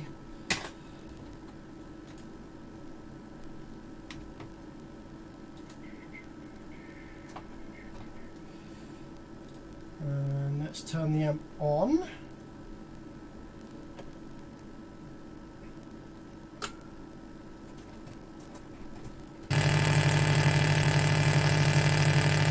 Wow, that is a lot of interference noise because the grounds for my amp and speakers and RCAs are different.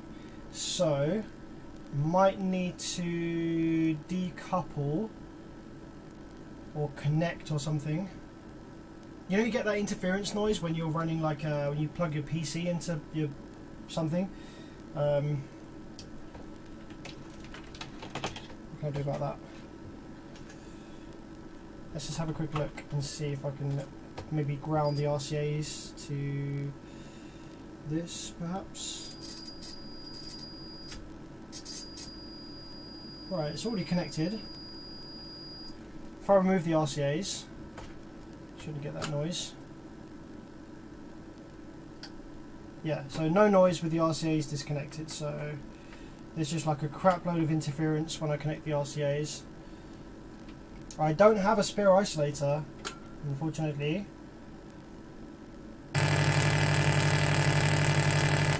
Oh man, that's a shame. I don't know if I can get around that.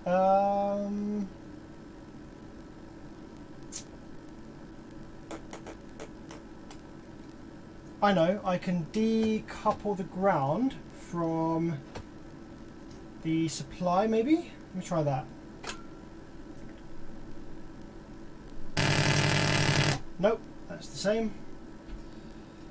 Hang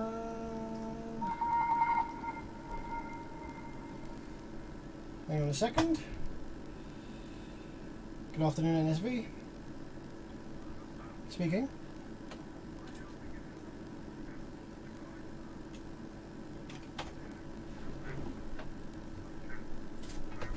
Okay.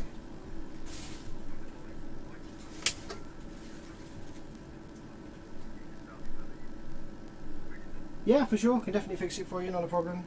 Yeah, just need to inspect the amp, see exactly what the damage is, and then I can provide a quote to you. Yeah.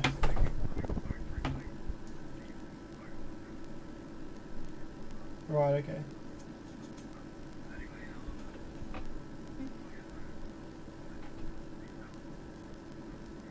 All right. Nice one. Sounds good. Sweet. Here's about it. Yeah, sorry about that. So yeah, don't think we can get any music playing. I can get some. I can just plug in the tone generator.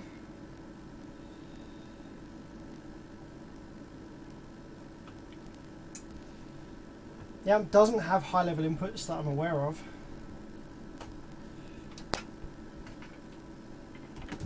Let's just plug in the signal generator for a sec. Flick it back to bridged. Salve mono.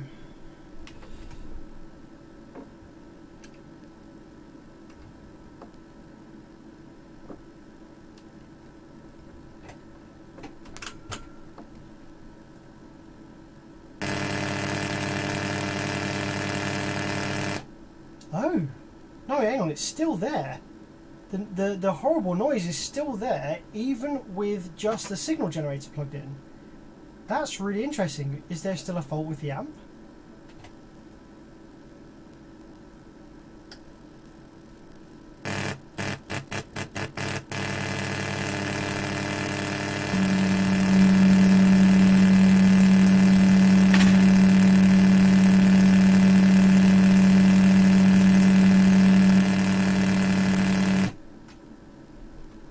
But see, this is connected to the same ground as my PC. I've never had this issue before with the signal gen by itself.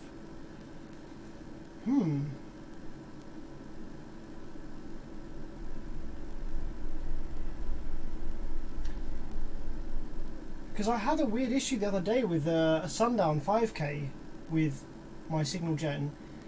And it never had this issue before, so I'm just wondering whether something has happened to my setup that is causing like this noise to appear when I plug the RCAs in, or whether there's still a fault with the amp. So the only way that I can confirm that is I need something that generates audio without being connected to any grounds.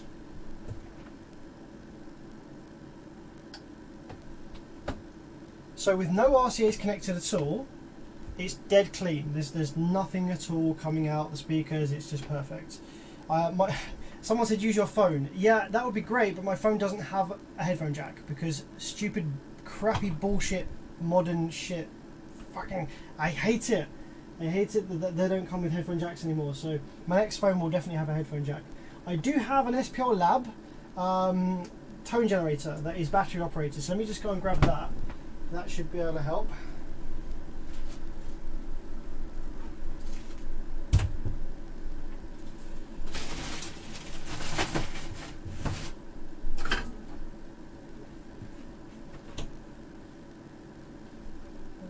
If I can find it.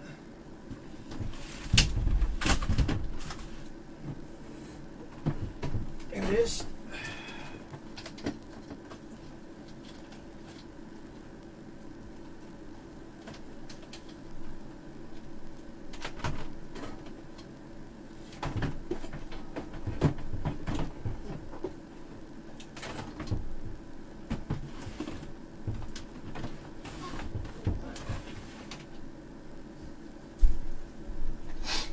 Right, here's the SPL Lab Tone Gen. It's also a next LCD, it does loads of stuff. It clamps power, reads dB, it's like crazy, it does all kinds of stuff. Does it have power? No, the battery's screwed. Plug that in, bring it on charge.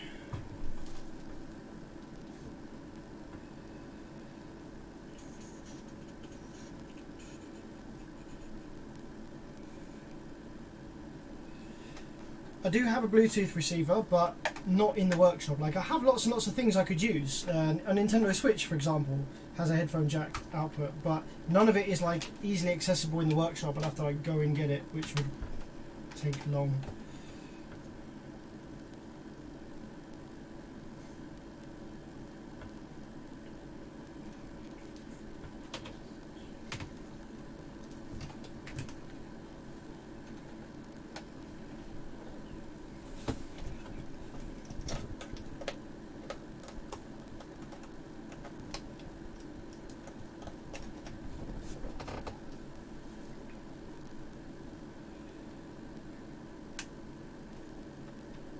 Is it even working?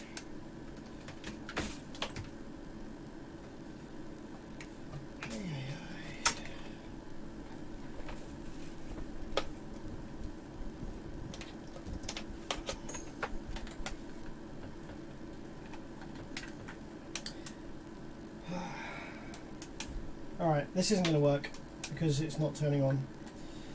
Probably because the battery's so dead that it doesn't turn on even though I've got a charger connected. Alright, let me go and find something that I can plug into this that is isolated. Maybe like an old iPod or something. Trying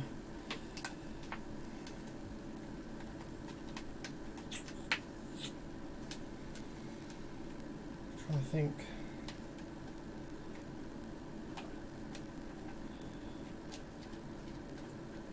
Oh, thanks Roderick for the 5. Appreciate that, man. That's really cool of you. Thank you very much.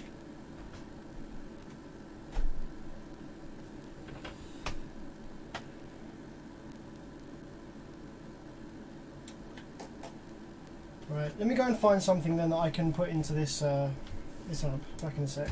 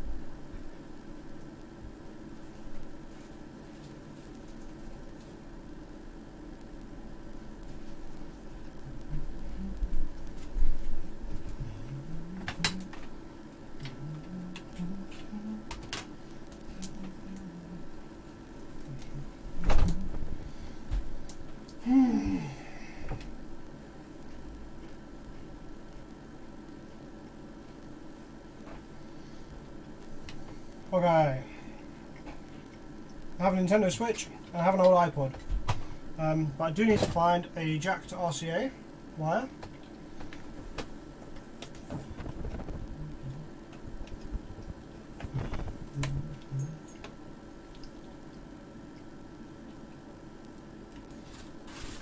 Yeah, someone said try a good amp on your signal gen. That's a good idea. Because I was having some issues with it the other day, and maybe it's something's happened to it, or the grounding of my workshop, or something's happened. Let me just find a jack to RCA cable for those two appliances. Somewhere in here, probably.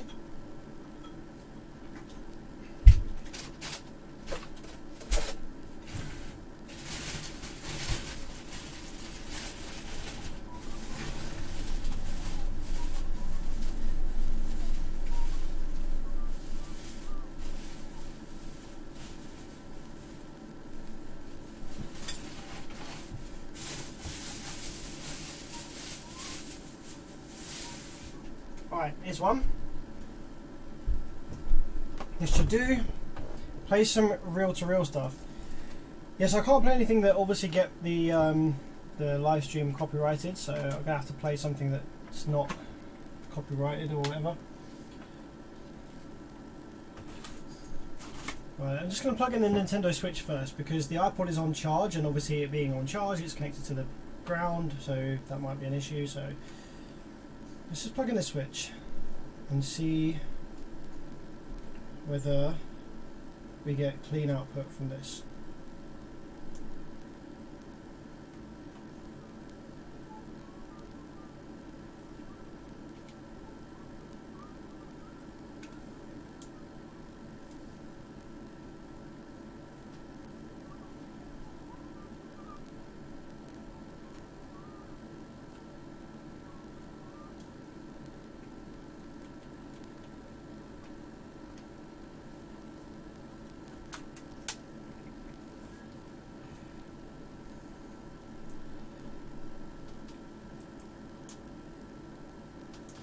Okay. Let's turn that down a bit.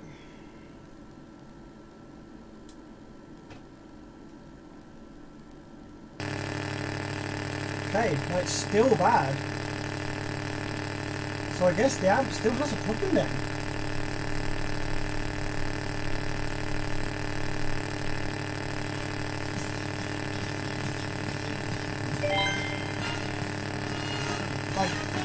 The music's coming through.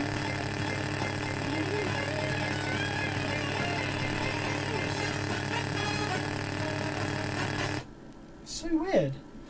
So why would that only be the case when RCAs are connected?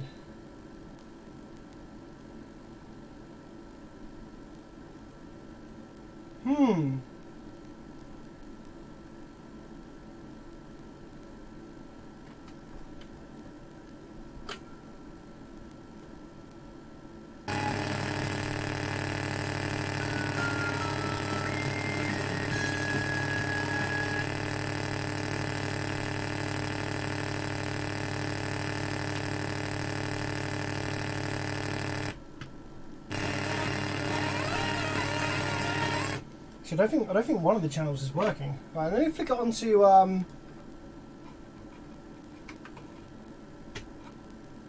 2-ohm mode for a sec.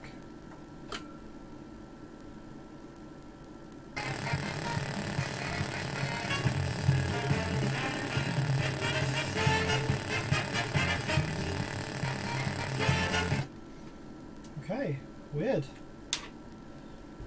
Right, what about if the RCA wire is connected but not actually connected to anything? So I've taken it out of the switch now. Yeah, weird. So the RCA wire is empty on the other end. It's not actually connected to anything.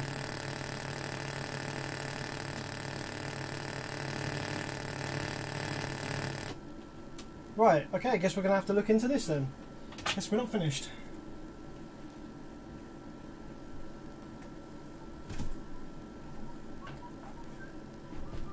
What does that look like on the scope?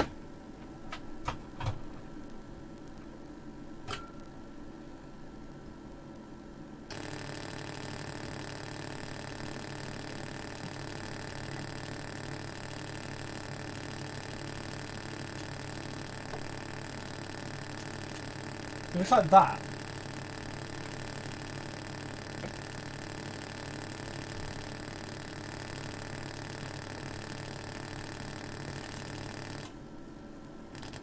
It's actually much worse on one of the channels. There's a bit of crackling from the other.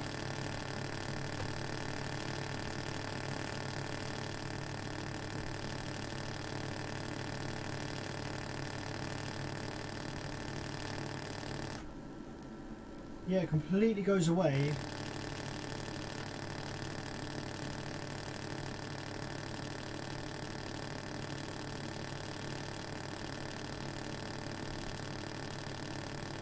Right, so that's what we're looking for to get rid of. And I'm going to connect my scope probe to the negative speaker terminal so we can see exactly what it looks like without any noise.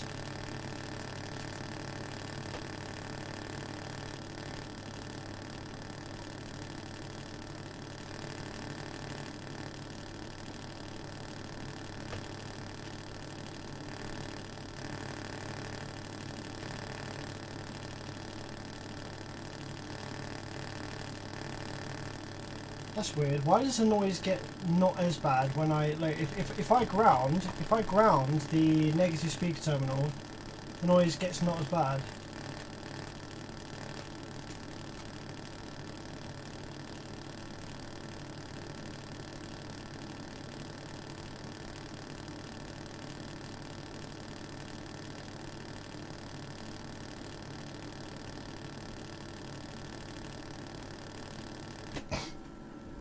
Okay. Guess she's coming apart again.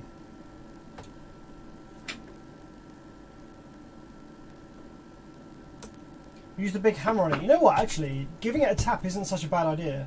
Because we did have some vibration-y damagey stuff, didn't we?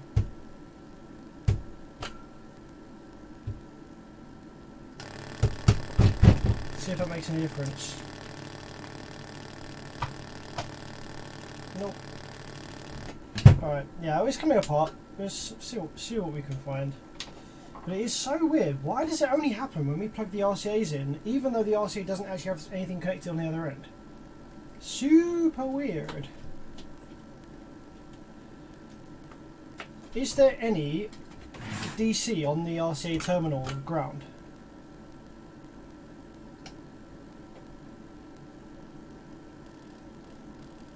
Nope. As soon as I touch it, there is. As soon as I touch it.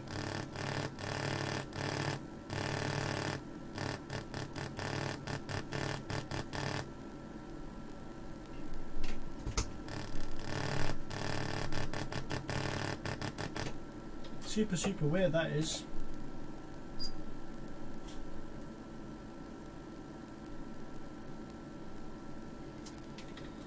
Okay.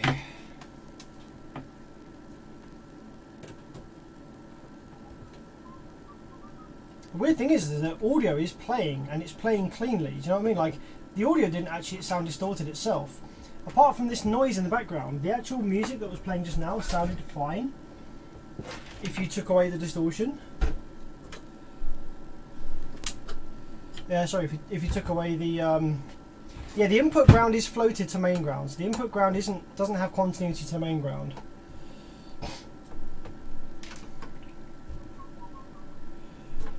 I wonder whether it's got something to do with, you know how the case ground was, all those traces were burned to the main ground. I wonder whether it's got something to do with that, and something else happened where like 12 volts touched the speaker negative terminals or something like that.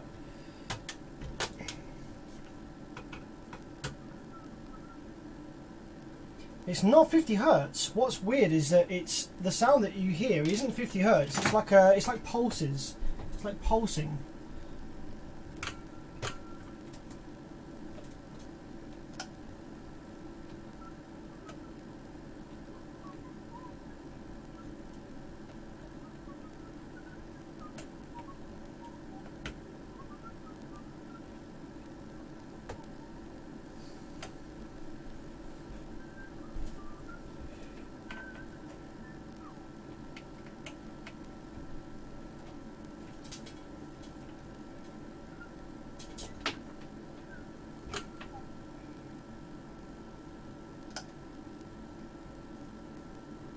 Okay, so the RCA tips don't have any DC offset on them or anything like that. So it's not that. Okay, well let's try and figure out what's going on. But I'm going to firstly start looking at some supply voltages. So let's have a look at the supply voltage for plus minus 15 volts. Let's see whether there's any noise on that.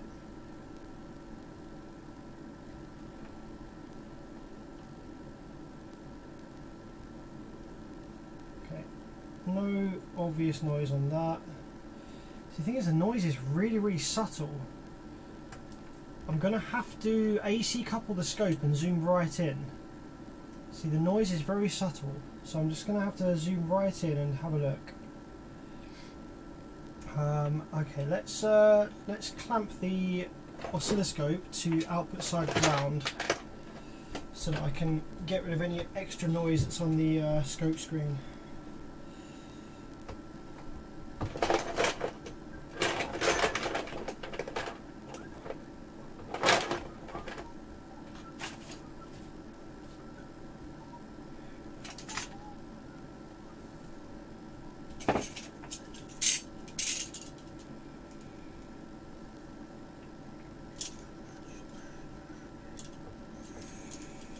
Interesting problem, this.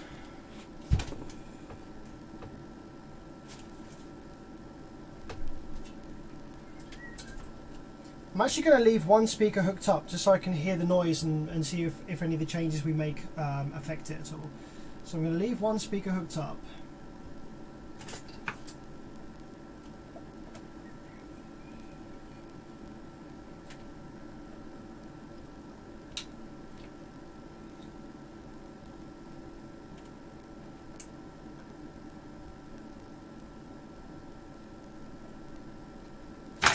Okay, so there's one speaker hooked up, just leave that in there. I'm also going to connect up this blue wire to the output side ground. Let's give you this. I'm also going to connect this blue wire up to the output side ground so I can clip it onto my oscilloscope probe. And that will allow me to take a closer ground reference to get rid of any extra noise on the oscilloscope screen.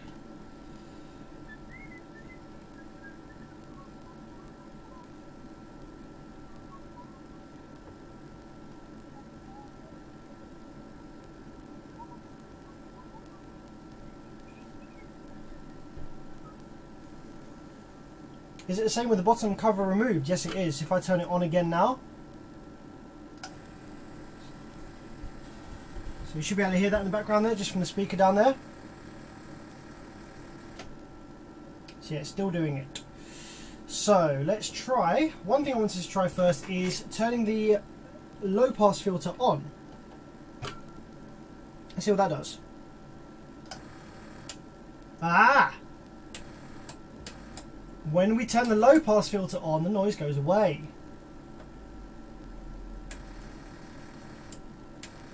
Okay, so it's something before so the low pass filter gets rid of it.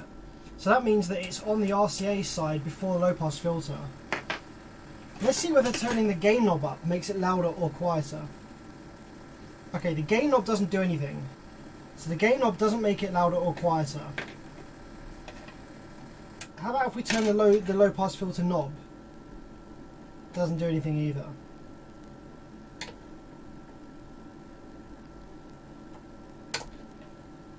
Okay. So I want to start looking at the pins around this switch then. See where that comes in.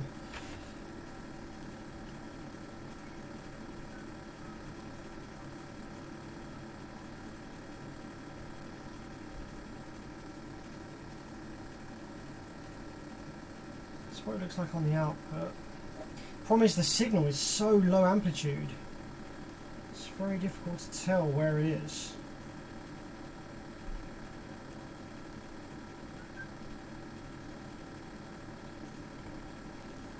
I think it's this.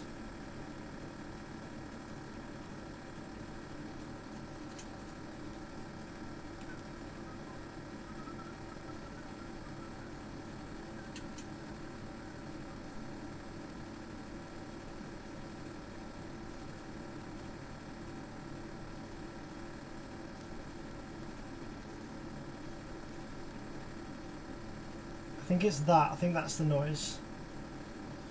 Okay, so when I flick the switch, does that noise go away? Yes, it does. But is the noise present anywhere else on the circuit?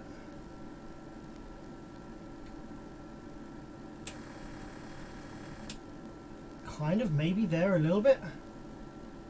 There. Okay, so that's where the noise originates from.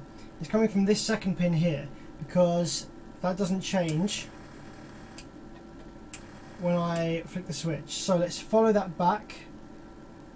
We've got this resistor here. That then goes to this resistor. Okay, so the noise isn't as prevalent after it, so let's trace back this way. And we go here. Then we go from there. We go. Where do we go from there?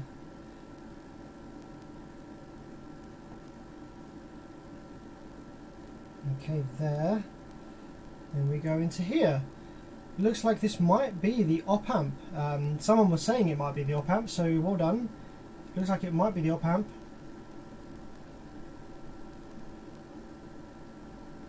So I'm just wondering whether the voltage supplied to the op amp is what's causing that. Because yeah, this has a bunch of noise like all over it. Right, okay.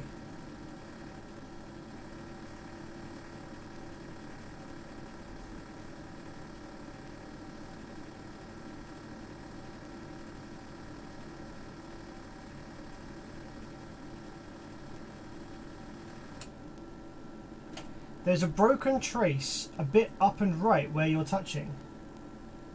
Is there?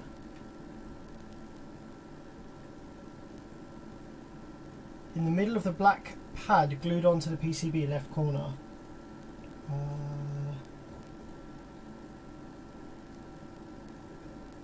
Left corner. Down here maybe? Frank, whereabouts are you looking at, my friend?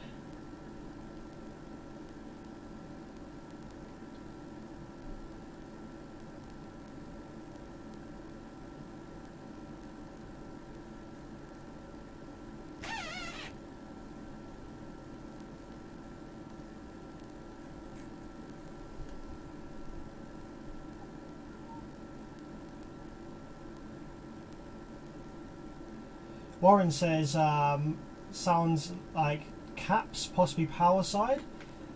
H1 Nicholas says check input ground resistors are okay. If not, or if it is using differential inputs, check the op amp.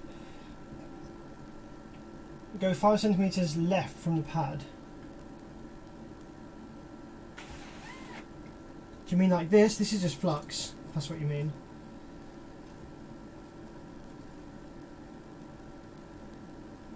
So I think this is either the op amp that's bad or the supply voltage that feeds the op amp is not clean.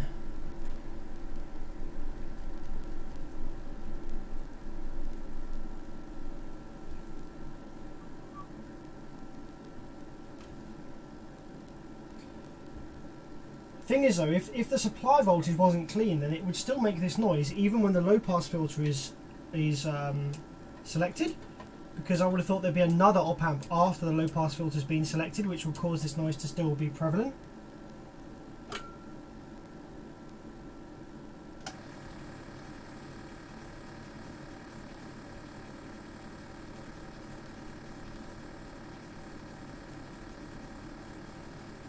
Oh, hang on, what's this?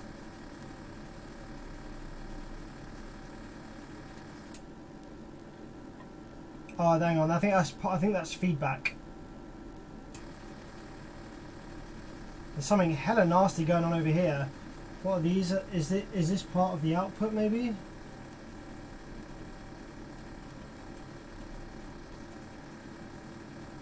No, that looks worse than the output. Where does that go?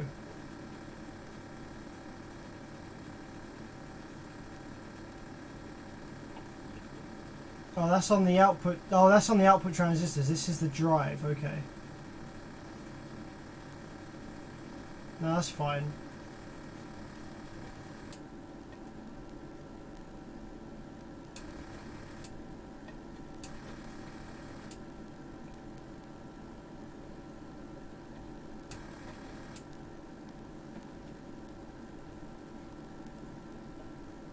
there's actually still a bit of noise on the output, even with low pass filter enabled, but it's obviously just too low of a frequency for that speaker to make it out. Look, there's still a bit of noise there, even with low pass filter enabled.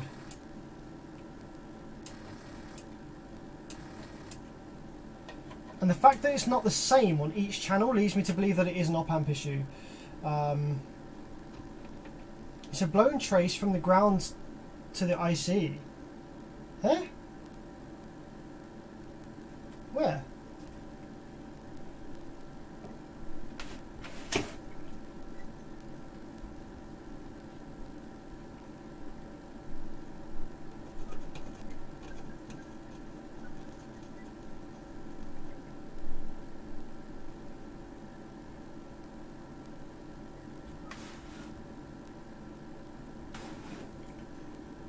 Where are you seeing the blown trace, guys? It was the upper pad, so this one.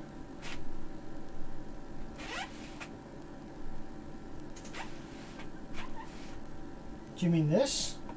This is just flux.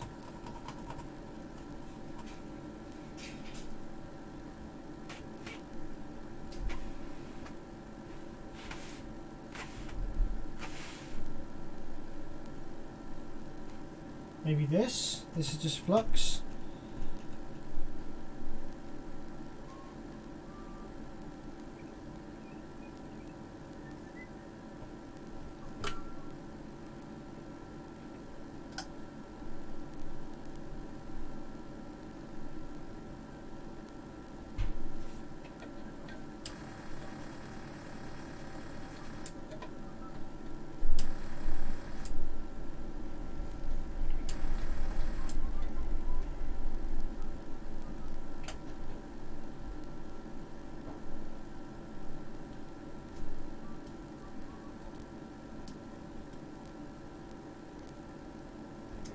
Okay, so I'm gonna go with this might be then a bad op amp, which is going to be in this riser, this sort of like set of headers here. So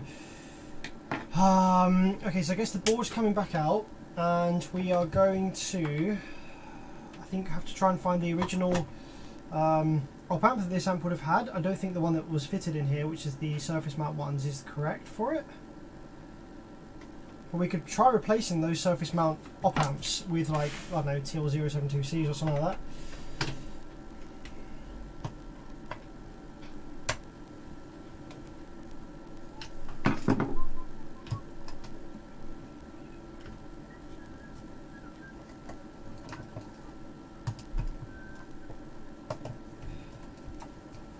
Damn, I was so confident in this one.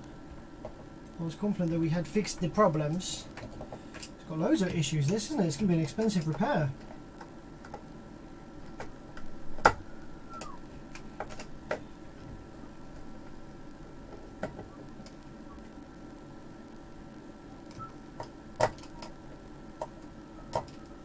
Kevin says the issue I had with one was the op amp. It's mounted on a ceramic board with graphite as the resistor, which degrades over time. Okay, well that could be what it is then, because that is definitely the same thing here.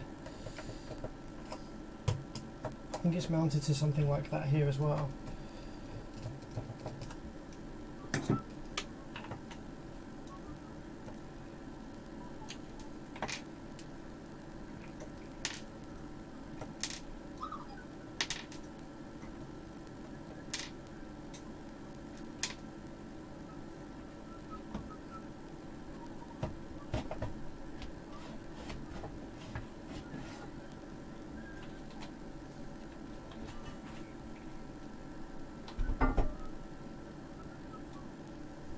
I just put a new thermal paste on this as well, I don't want to ruin that.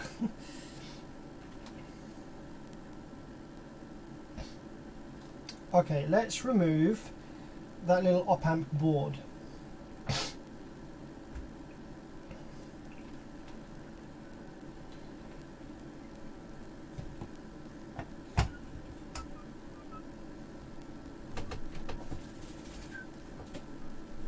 Huge fan from India. How's it going, man? Thanks for jumping on.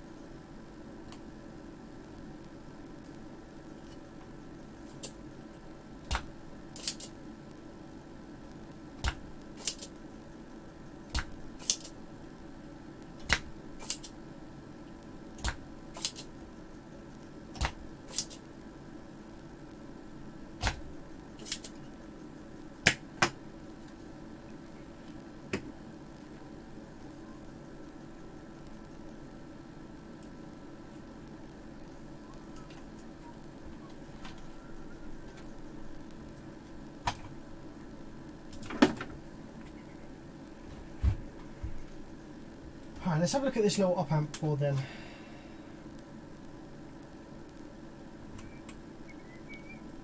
So this is the little op amp board that sits in here. So this has a couple of 2068Ds on it.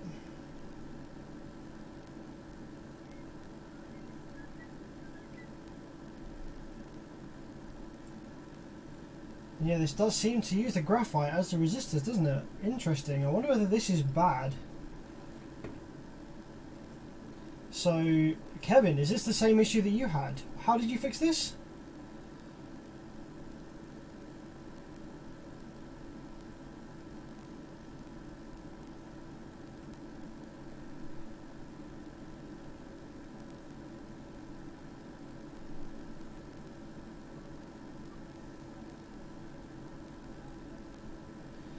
I'm going to try powering it up now without that in, just see what happens.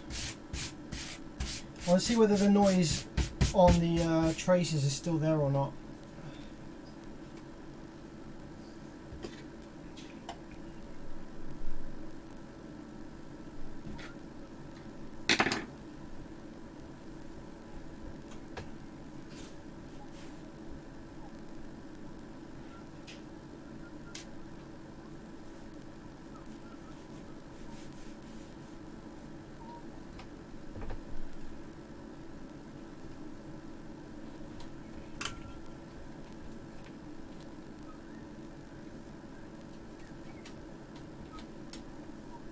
Unfortunately, I didn't fix it. Customer wouldn't pay for me to design a new board. Oh, damn.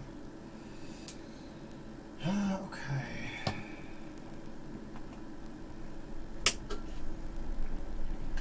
Let's just get rid of all of the swarf on the back of this first before I power it up.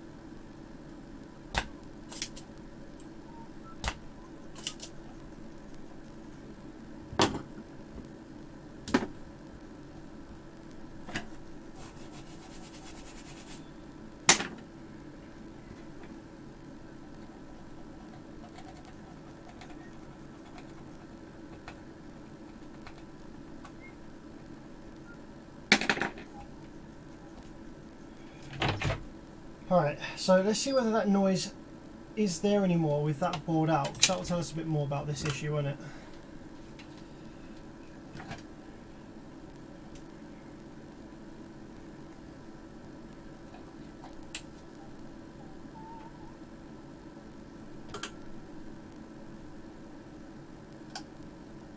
Okay, no more noise coming from the speaker. Is there any noise coming from... Ooh, what's that? Is that just 50 Hertz? Is that just noise from not being connected to anything? I think it is.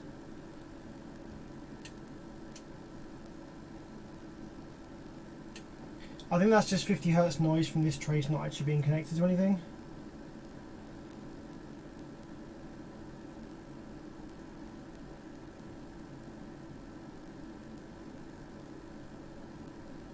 Same with all these.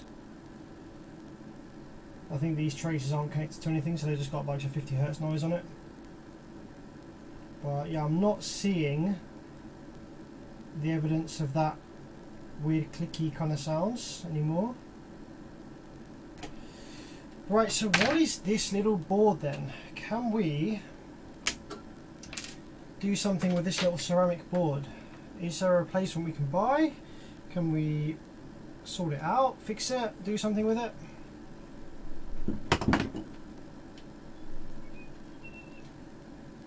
Is there an alternative for the 7530 MOSFET? Yeah, loads, man. 7537 is one that I use a lot, or you got 1405, 3066, there's loads of options.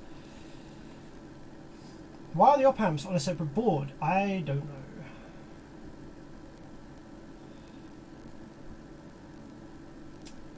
Maybe we can try and read the resistances on here, try and figure out what the resistances are. Maybe there's a schematic online that tells us. What is it? KKNO2.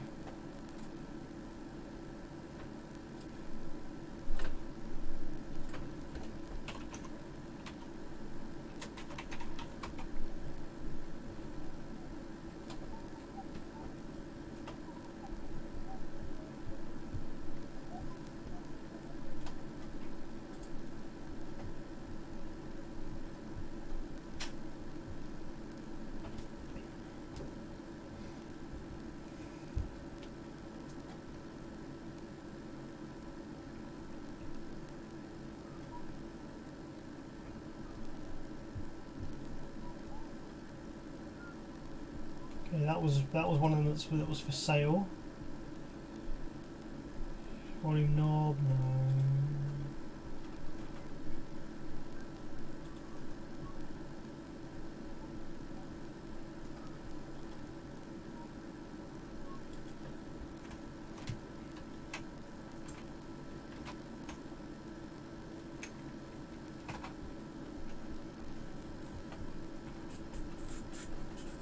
That's not what I want, is it?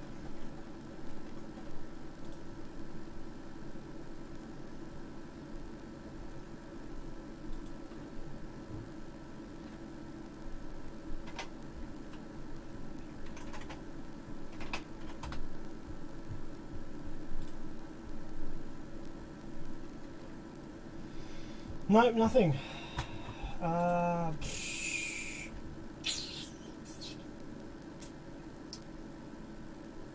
So if the faulty part is one of these op amps, that's fine because we can replace the op amp. But if it's the ceramic resistors on the back of here, then we're kind of screwed because unless we know what the original values are supposed to be, there's not much we can do.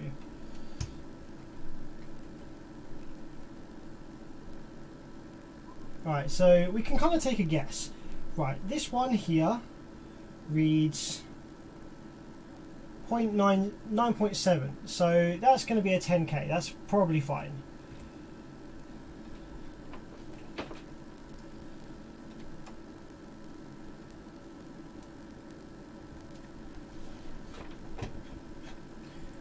So next one along, is that going to be this one here? 5.1, kind of probably seems normal-ish. What about here? Here.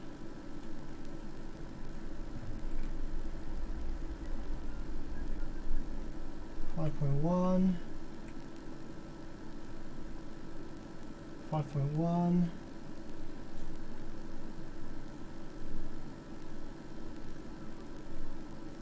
25.1. So we're getting nice round numbers. 5.1.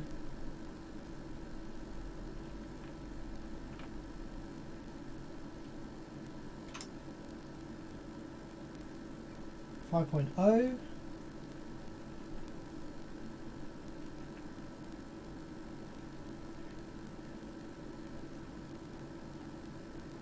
10.0.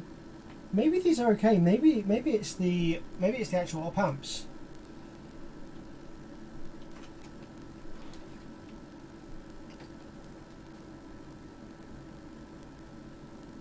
So what are these then? These are 2068Ds. So let's try replacing those with something compatible that I happen to have in stock and see whether the noise goes away. 2068D.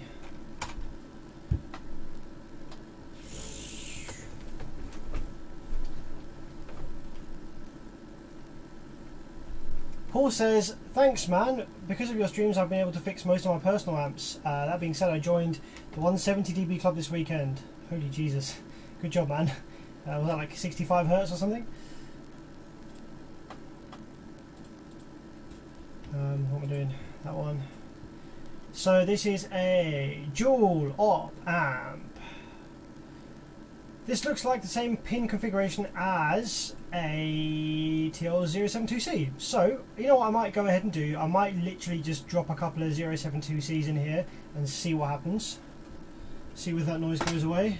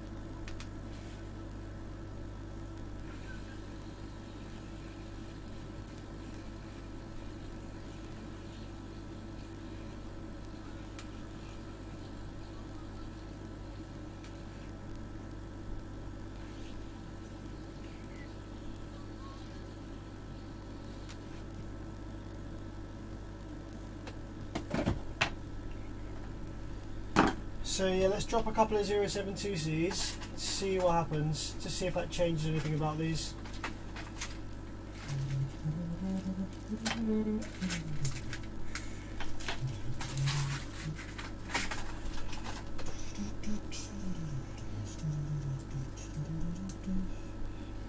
CD Bennett, how's it going? Thanks for jumping on the stream. Appreciate you.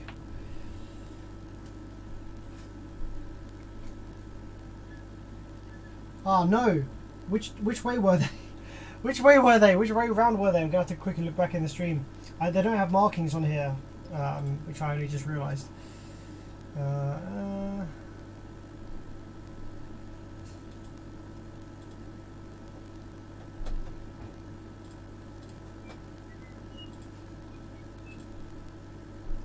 Okay, pin 1 was up the top.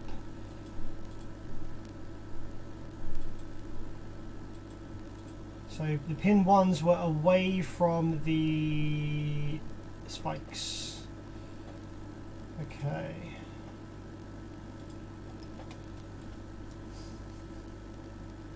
So it was like that. Yeah.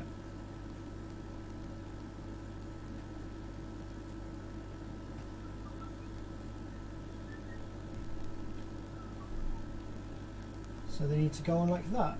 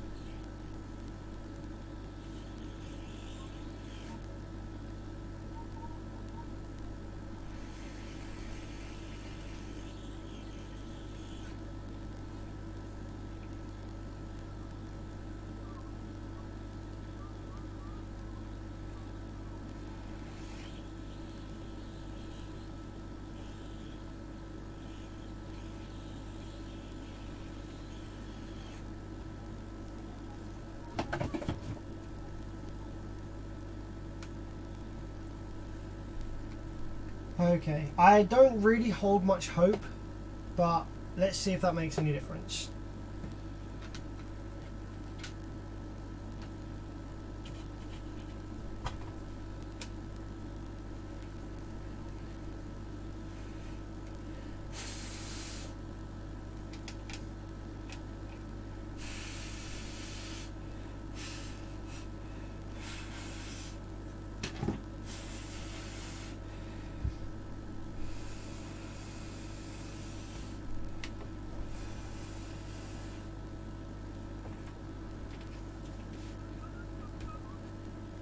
Also, I have no idea which way round this was in the board either.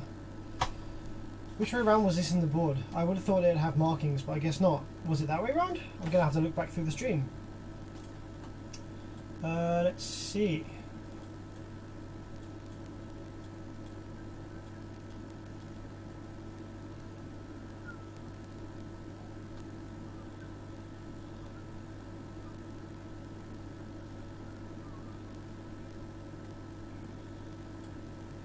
Okay, if I look back through the stream, we took this IC out.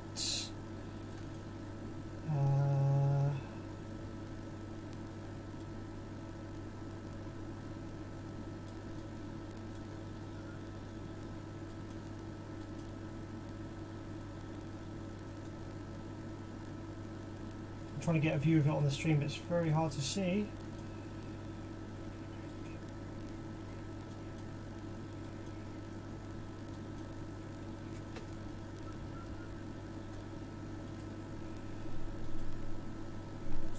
It only plays in 360p for me here.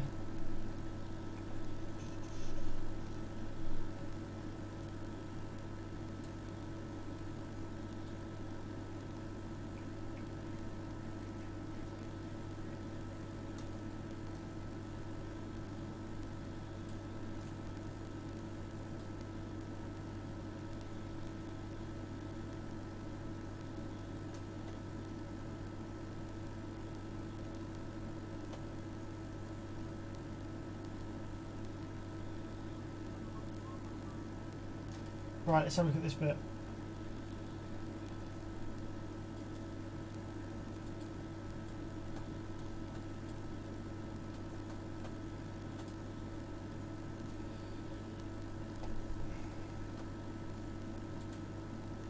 Right, here we go. I can't really tell. It's too blurry.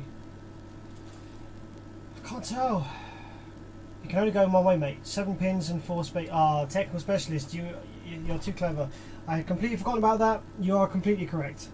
You're completely correct. It only goes in one way because it has the pins split. I am very stupid.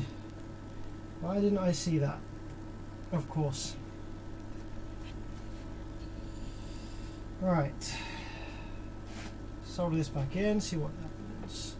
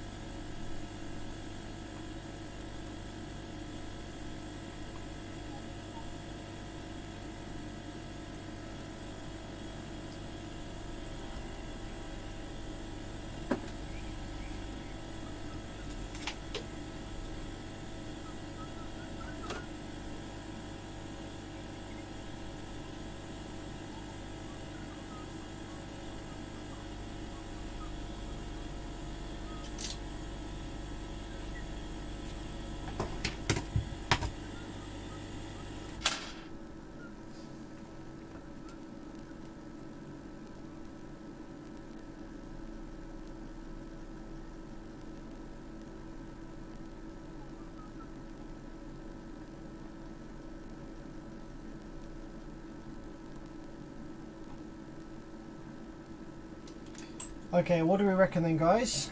Oops, what was that shot? Sorry.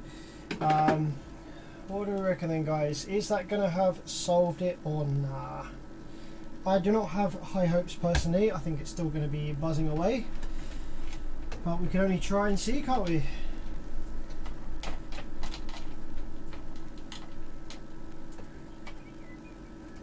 Alright, 12 volts going in.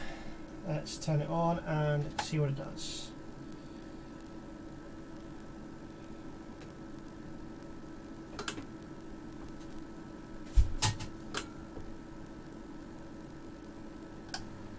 Ah, no! It still does it!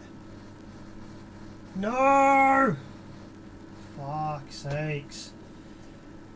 I guess it must be something supply voltage related then. Or the resistors.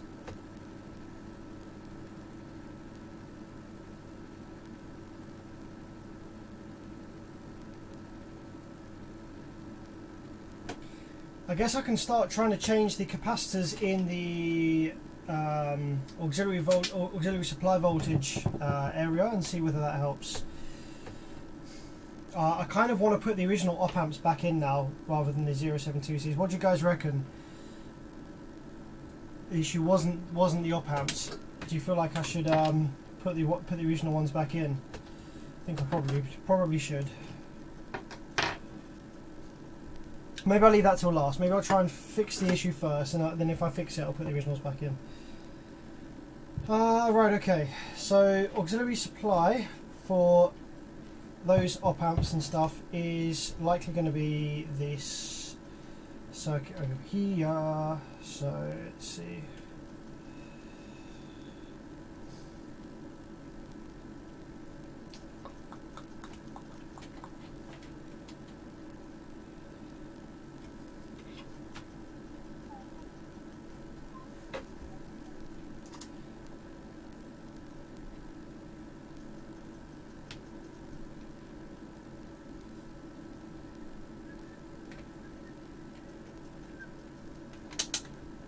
So I'm trying to find out which pins are connected to the auxiliary supply over here for these op amps.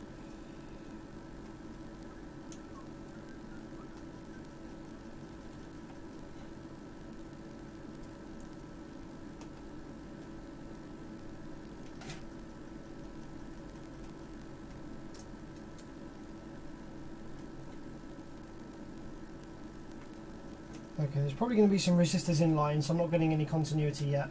So what would be the output of these transistors? Probably pin 1, I suspect.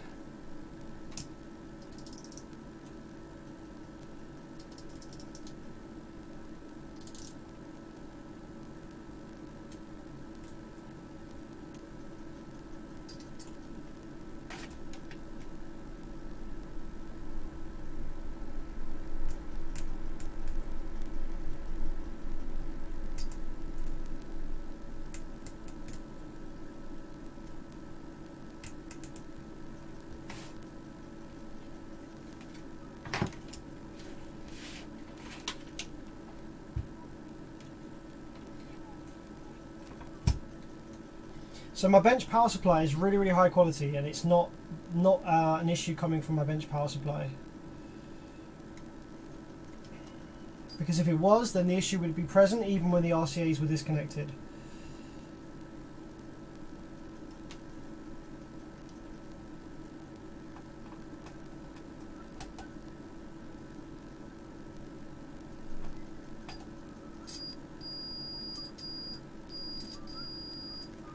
Right, I'm just going to confirm which pins of the op-amp board are for the plus minus 15 volt supply.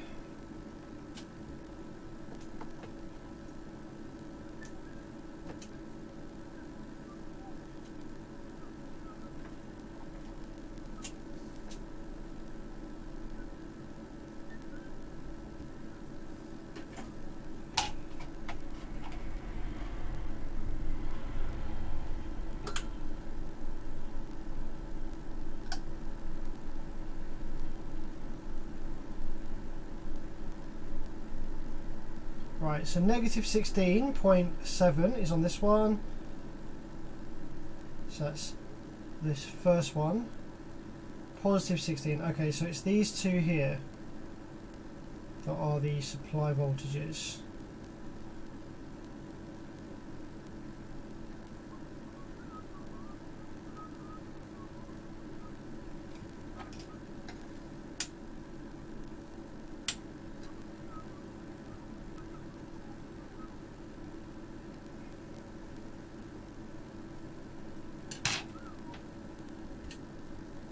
I'm just going to zoom right back in and see if I can see that noise on either of those lines.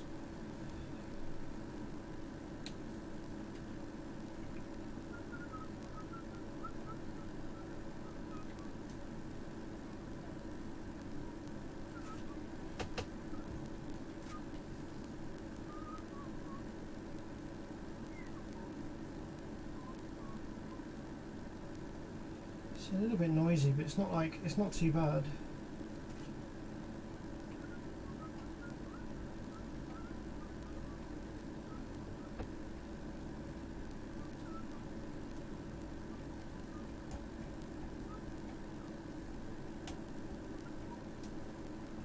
don't think it is supply, you know. I don't really see it.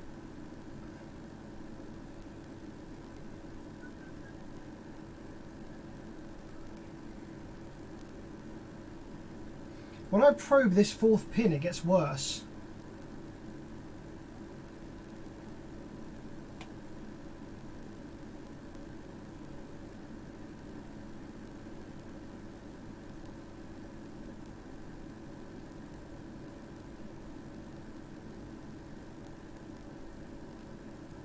When I probe the fourth pin, it gets worse. When I probe this pin here, it goes away.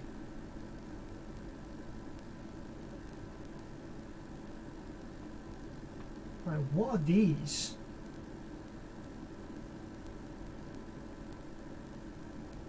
When I probe these, the noise almost goes away.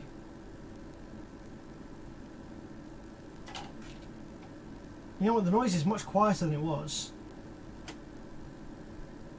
Alright, let's have a quick look at some of the components around this area on the board. I just want to see if there's any caps and stuff around this area that I can change out.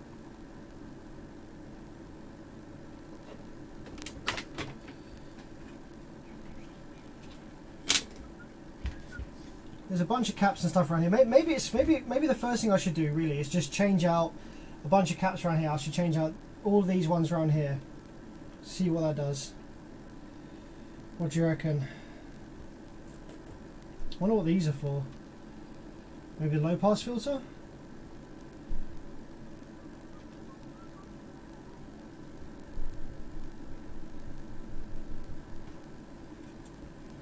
What's on those two big ones?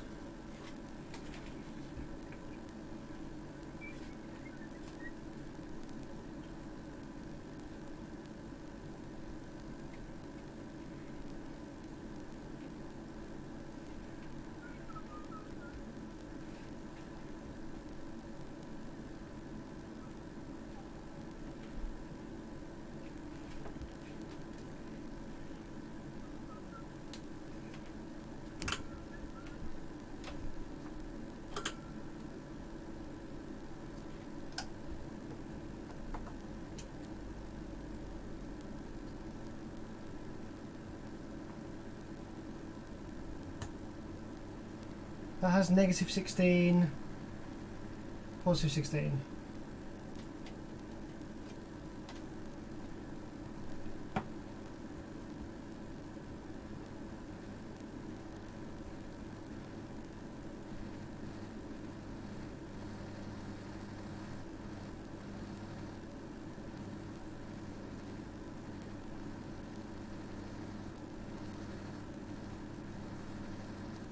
Why would it get worse when I touch my finger on the RCAs?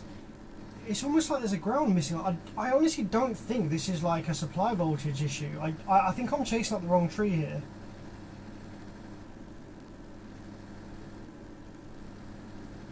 Technical specialist, try replacing C11. This is the DC blocking cap from the IC for the left-hand channel output to the filter switch. Okay.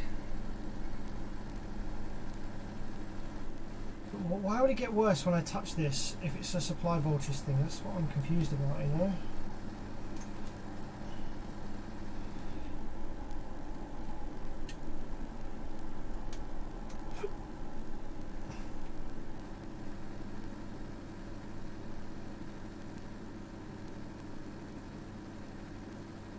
There's no noise on these supply voltage lines.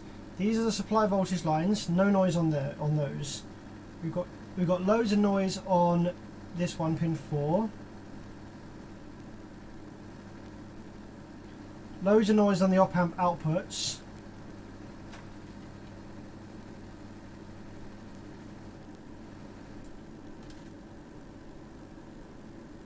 We've almost got like DC on. Yeah, we've got DC offset. So when I touch the RCA ring, it's like DC offset almost. You see? Like bumps up slightly.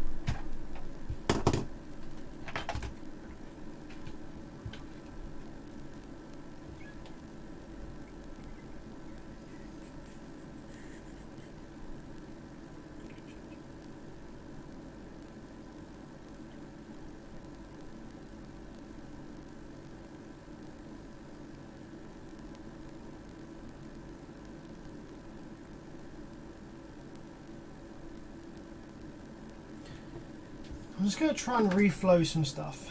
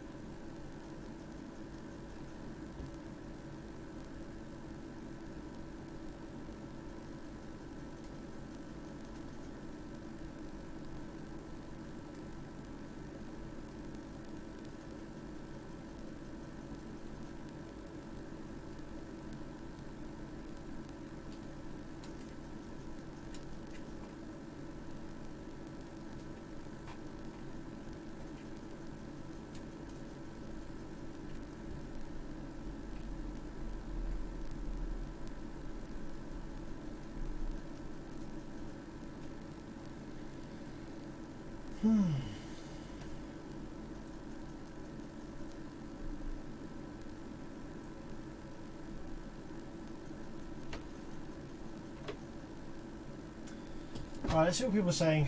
Try taking a direct ground source and apply it to the RCA shield. Yeah, I can try that. C21 and D3 connected between B plus and ground.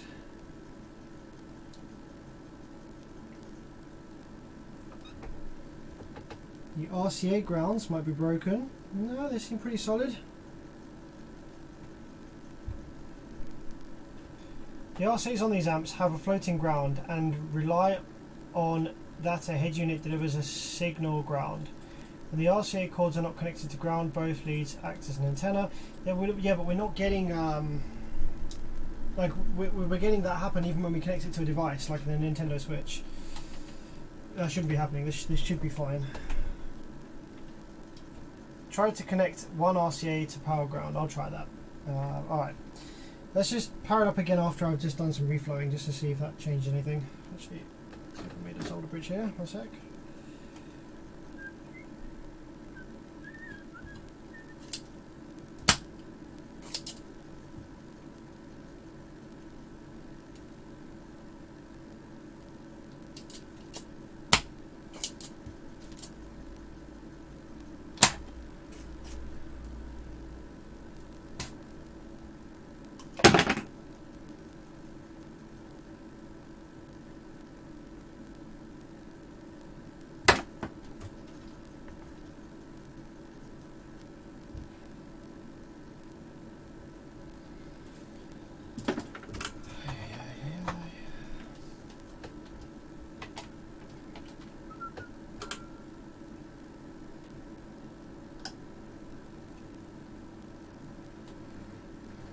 Okay, so someone said try taking a small piece of wire and connecting power ground to RCA ground. Let's try that.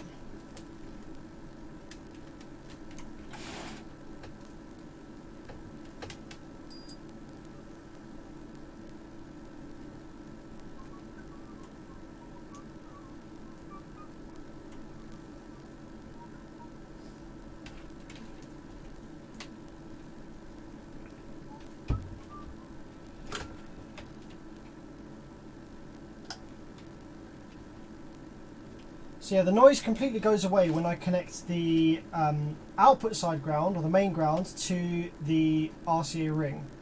So maybe the amplifier just doesn't have a ground reference. You know, the floating ground for the output side has broken or has failed.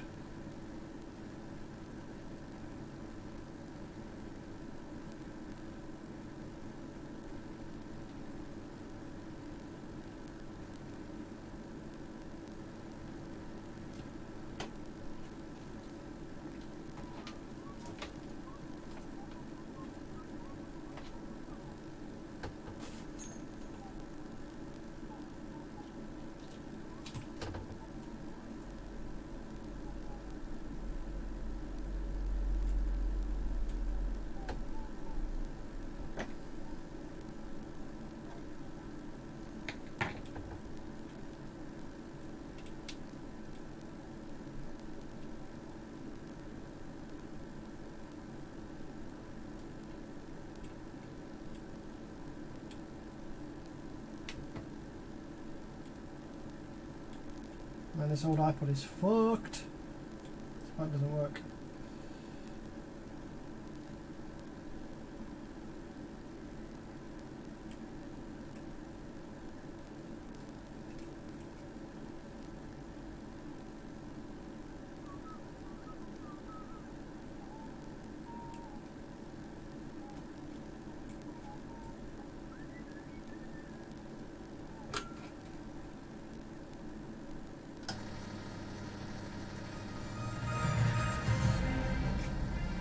Right, so noise is really bad with this iPod connected. It goes away if I ground the RCA.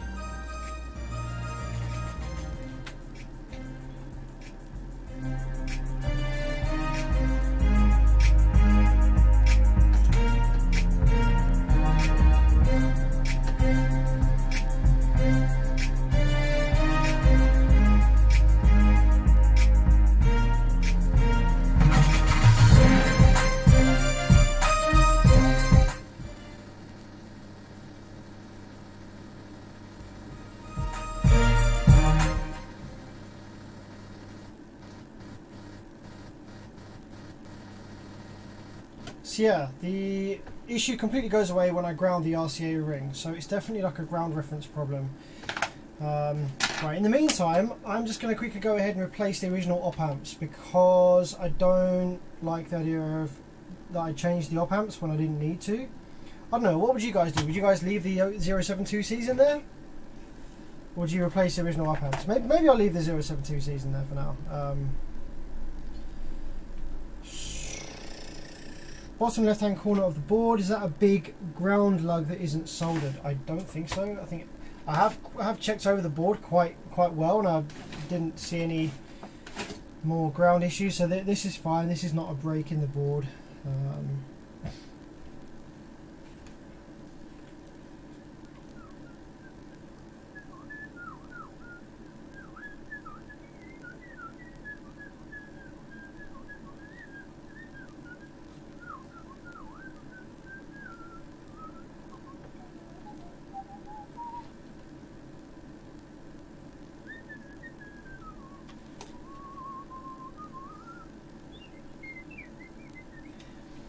Maybe I should follow the RCA ring through the board. Sam, it specifically says to connect the chassis of the amp to the metal chassis of the vehicle, and then the negative terminal of the battery to the negative terminal of the amp in the service manual.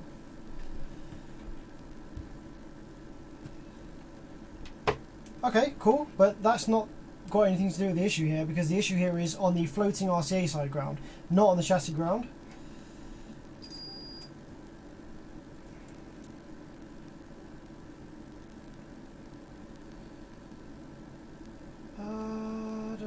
Alright, let's follow the RCA ring through the board here. Let's just find out where it goes. So we have continuity here.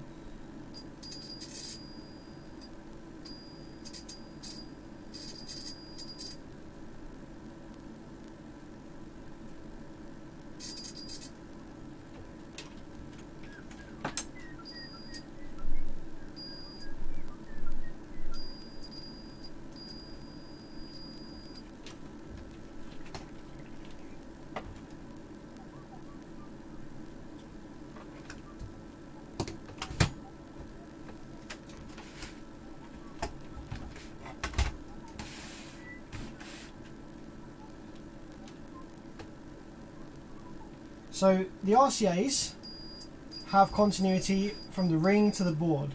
Now let's follow that through the board here. Goes round here.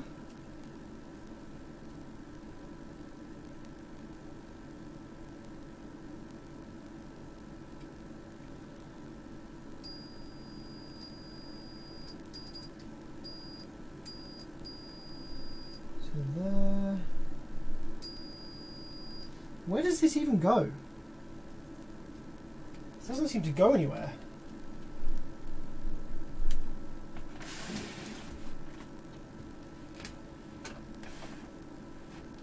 Look, right, so this is the RCA shield. Right, this goes here. Into here. But then where does it go? This trace leads nowhere.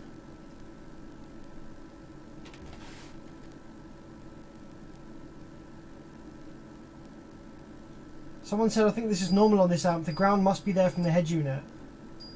So maybe this is fine then? Maybe I've just been chasing this issue that doesn't exist.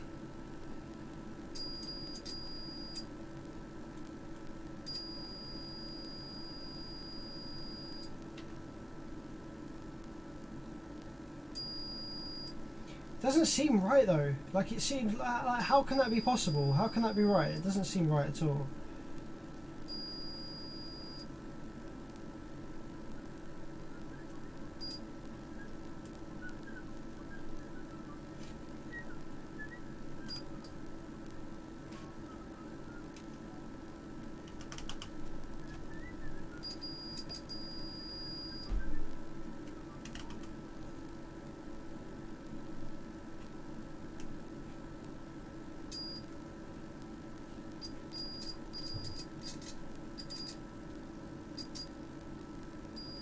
Okay, I think it is somehow making its way up the board. I just can't quite see how. Because we have got continuity up here at the top.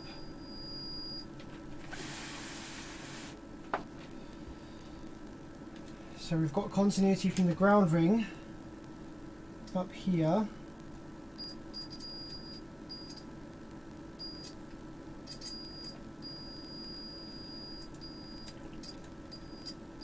We've got this resistor bar thing here, maybe? Yep, that's a jump up. So we go up there, there.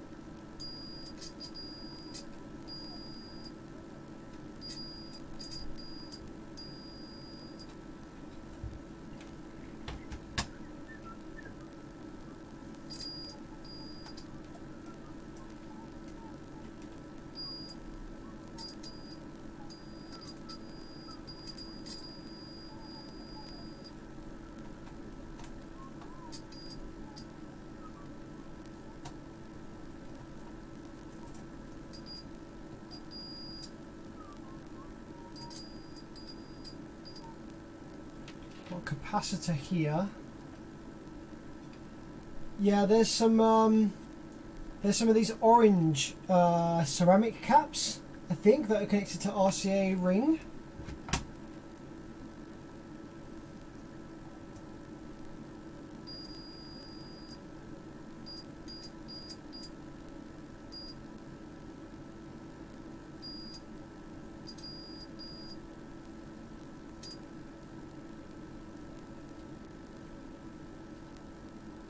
Yeah, there's some of these orange kind of ceramic caps that are connected here.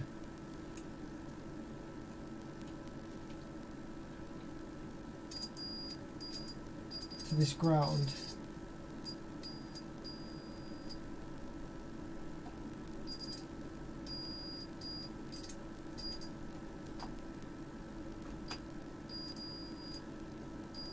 And the RCA ground is connected to this op-amp board.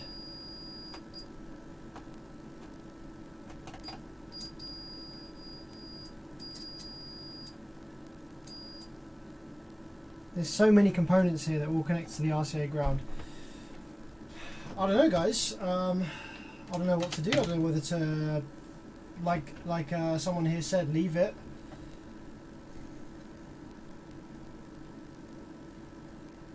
Can you just run another ground wire somewhere on the board from the RCA ground?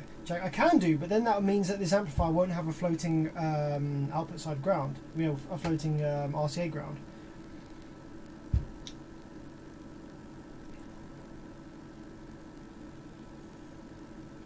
It's a weird one.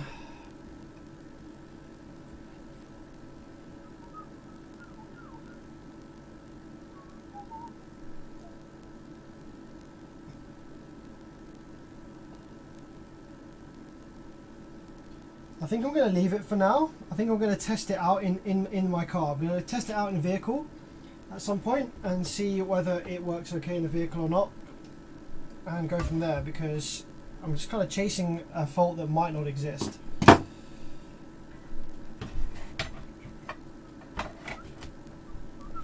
So I'm just going to reassemble it and I'm going to test it out in vehicle.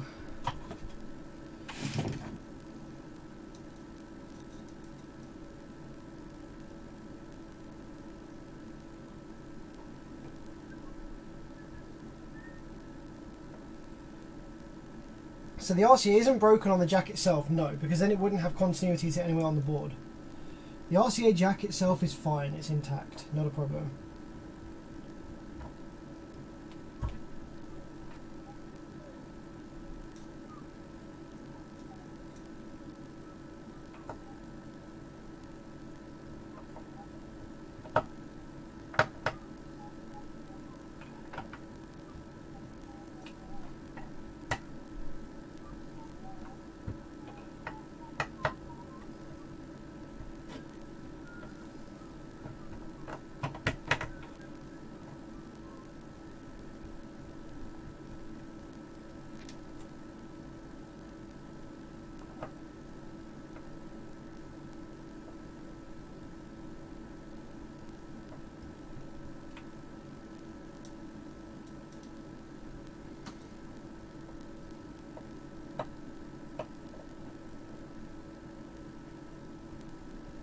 Any news on the audio pipe? No, not really, sorry man.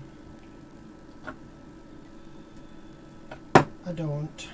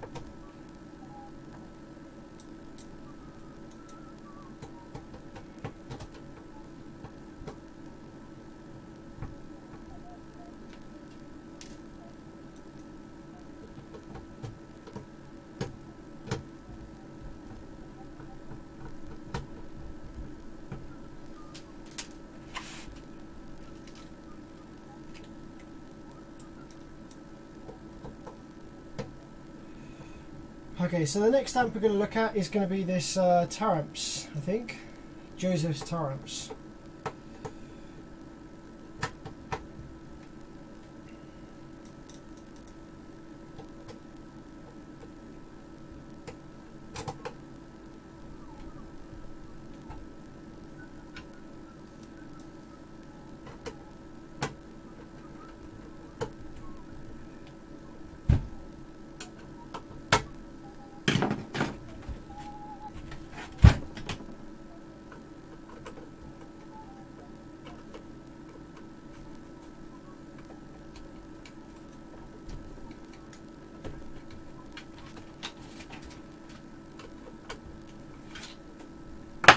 Alright, I'm going to go and grab another amp.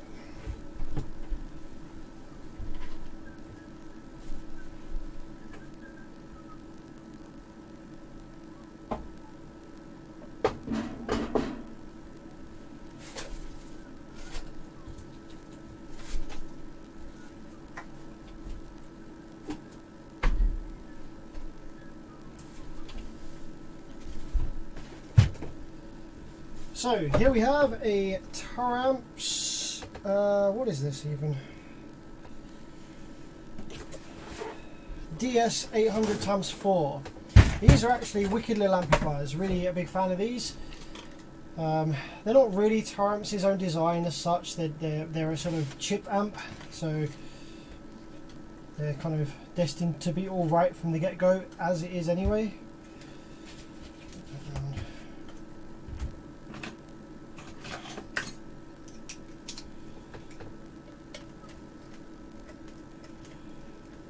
I think this one failed as a result of user error. I can't remember what happened. I think speaker wires touched or something. So we'll see what outputs this uses, see if we can get it up and running again.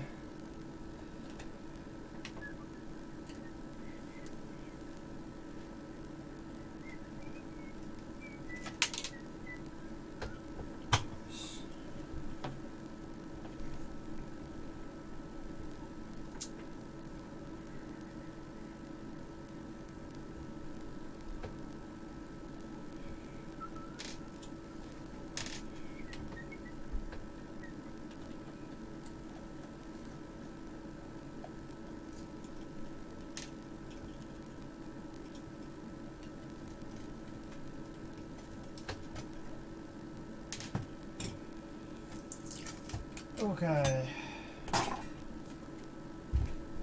So, looks like we have a dead power supply circuit for starters. Pass my bits of toast. Oop.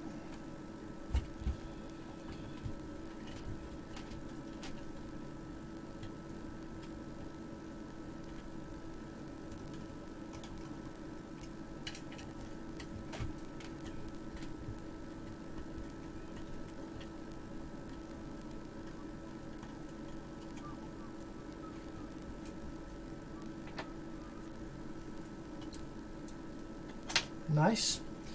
And now let's have a look at the output section. Any dead output effects? Probably if we touch the speaker terminals. Okay, that was right.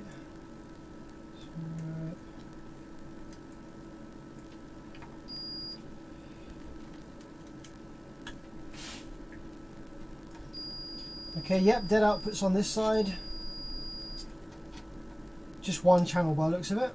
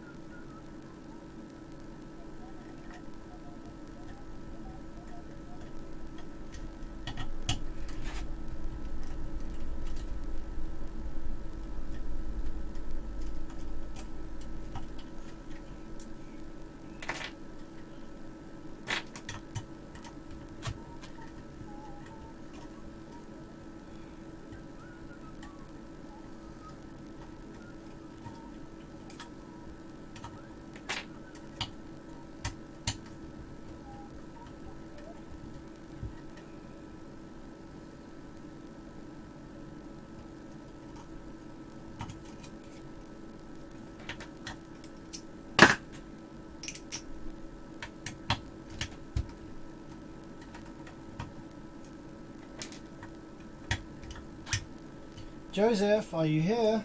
This is your amp.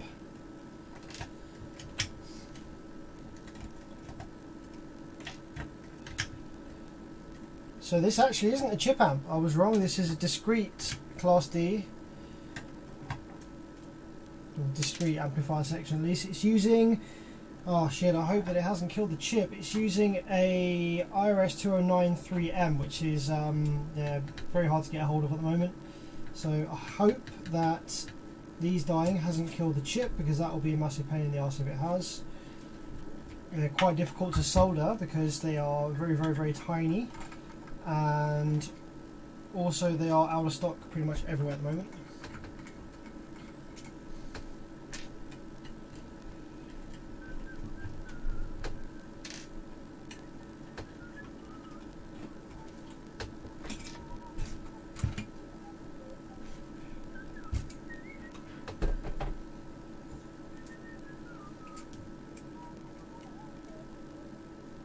Okay, so let's get the dead outputs out first. It's going to be these two.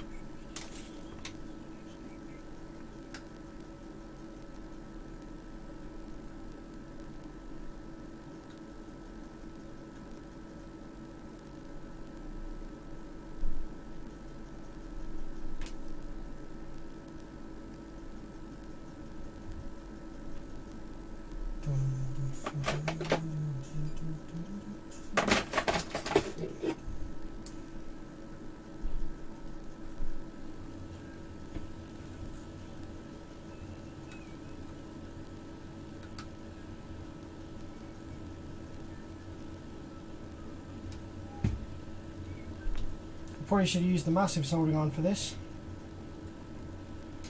This has quite a good thermal mass on this board. That's one.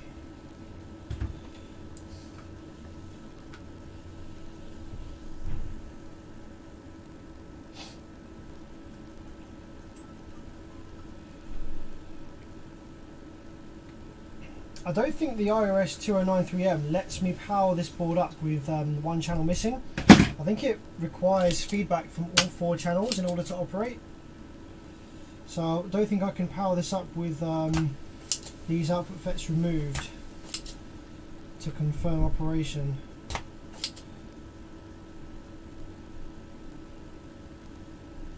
That is a massive soldering iron already. Now this is tiny, this one.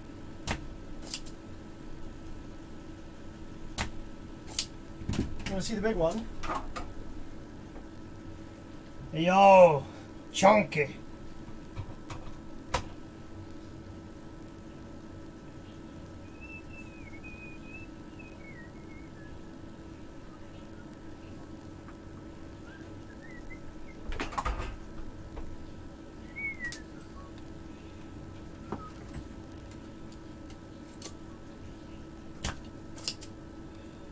You can never go to overkill on your soldering iron, trust me.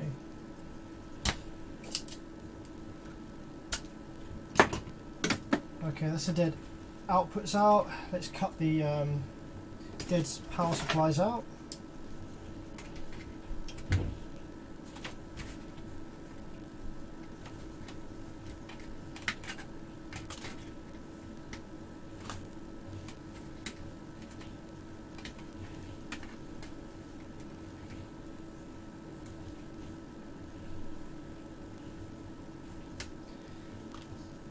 So that massive soldering iron is really, really good for replacing power terminals, removing transformers and inductors, and all kinds of things that have really, really high thermal mass.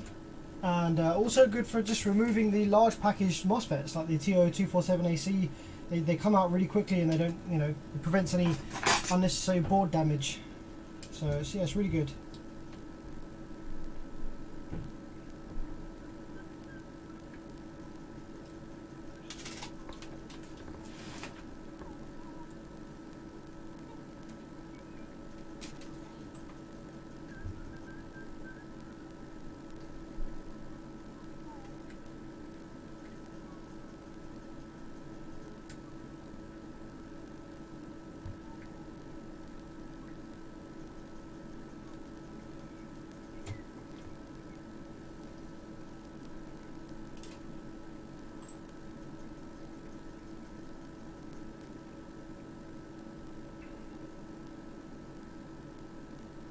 Yeah, small tips are no good. I'm not a fan of the small tips unless I'm doing really tiny stuff where I need to have that precision without the thermal mass. But yeah, the larger blunt tip is honestly the best way to do things.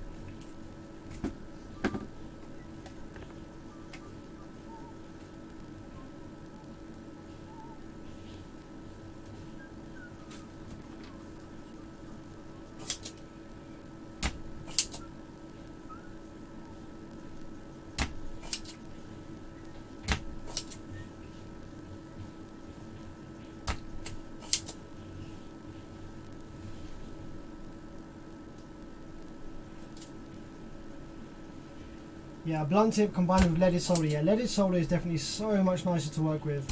It is obviously not as good for you or the environment, but it is so much better at being solder.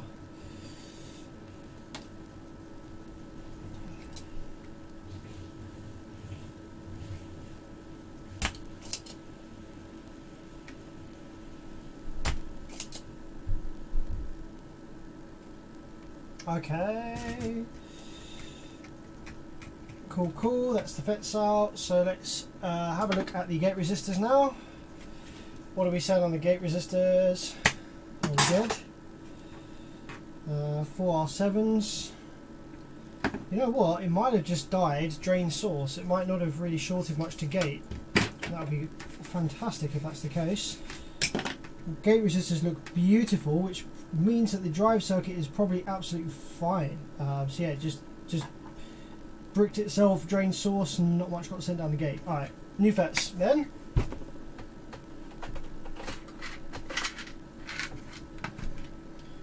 It's not going to be fussy with what we put in here. What have I got? I've got some 1404Zs I could slap in. Just need 4 of them, so it doesn't really matter. H3s. Pretty sure they're passed by FETs from something. H1. 1404Z. 1404Z. One more. 1404Z. There we go. 1404Z. It is.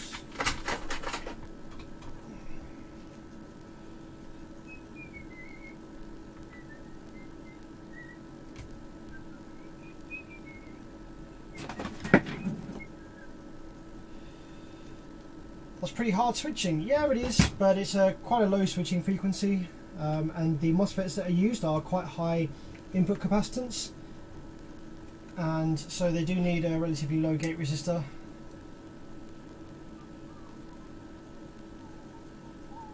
Also, the traces are pretty short. If the traces were much longer, then it might demand a higher value gate resistor, but the traces here are pretty short to the driver, so you can get away with a lower gate.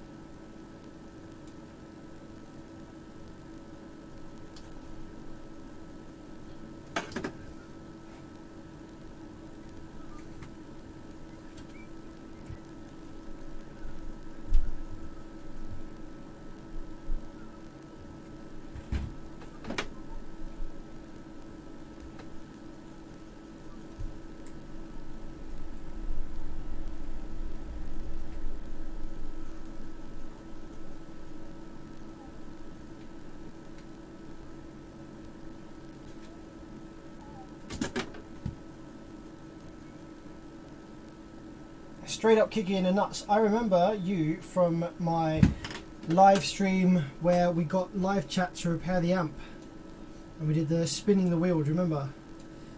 That was pretty good. I think we repaired a crappy little Chinese bass face mono. That was a really fun stream. That was really good.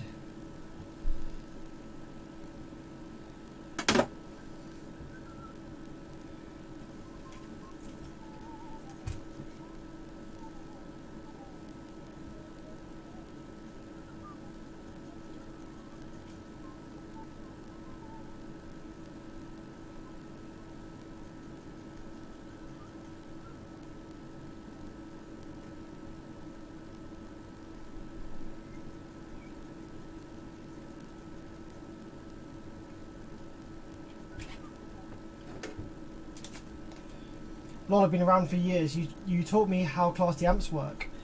Awesome. Yeah, no, I definitely recognise your name from a long time. But I just remember editing the that live stream of live chat repairing the amp, and I remember me saying straight up kick you in the nuts and laughing at it when I was editing it.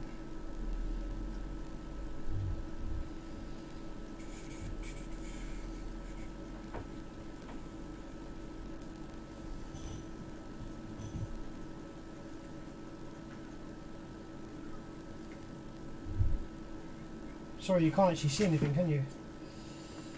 Let's do this.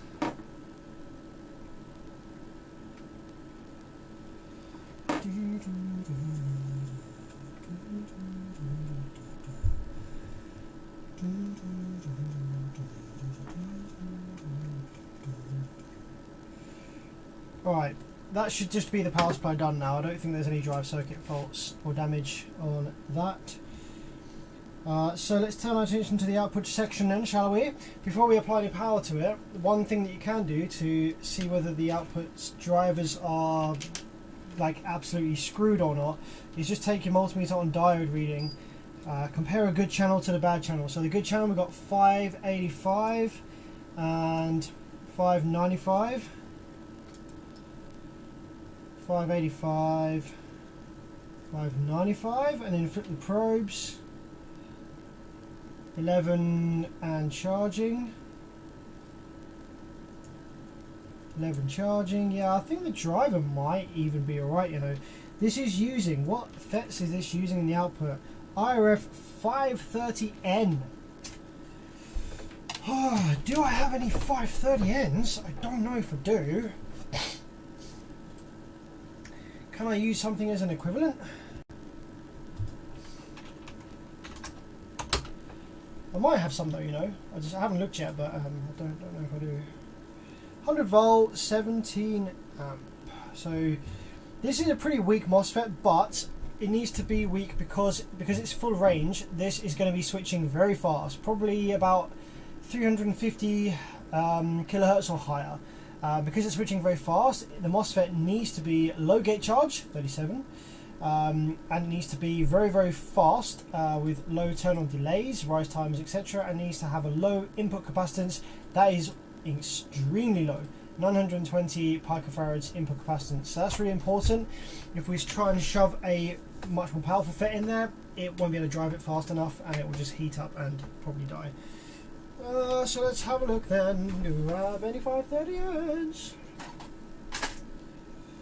I just need to start labelling these.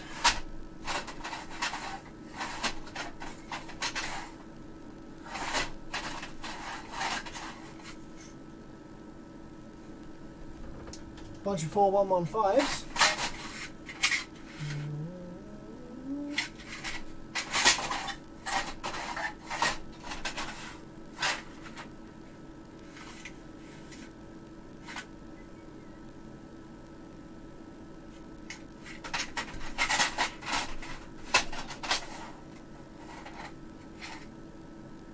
Got 540s, not the N variant. 1310N.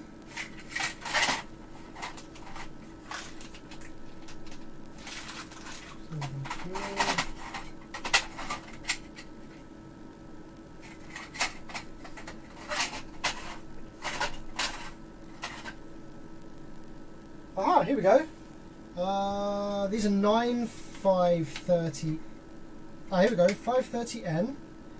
Let's see, one more.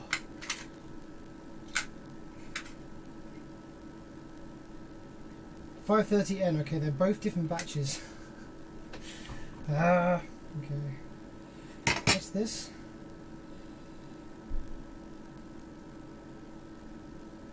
$9.5 something.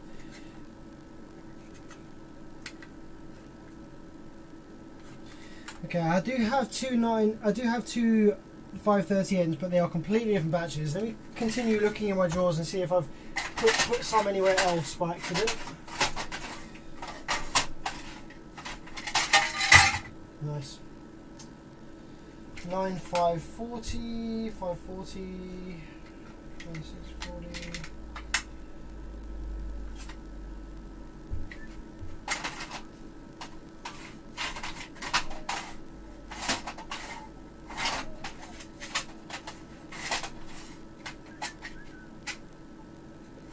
540N, 540, 540.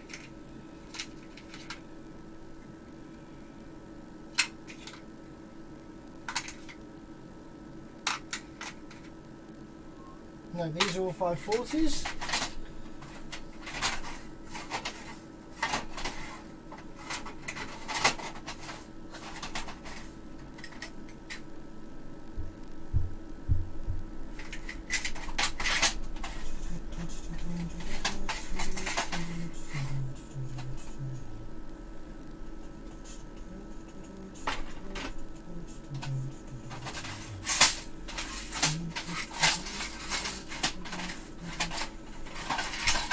No, okay, so I think the only 530s that I've got are these two that are completely different batches, but just because this is now my own amplifier, this is not a customer repair, this one. So we've got 3.5 on the VT of this one, of this bank. If these are the same VT or there or thereabouts, we can use them together, even though they're different batches. Oh, fuck. Nope. 0.5 of a volt difference VT is not going to work. That's just going to heat up. Okay. Did both of these ones die?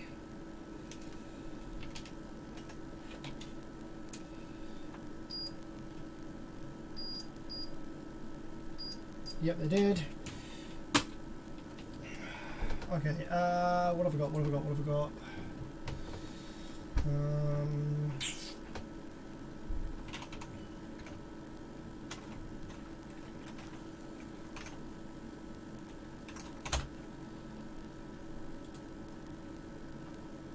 42 amps. Nope, they're way too powerful, those ones. 540s?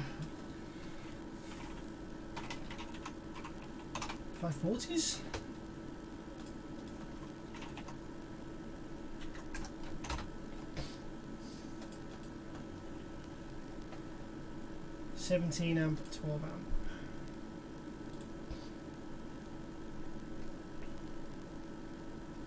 $33 amp? No, that's too much.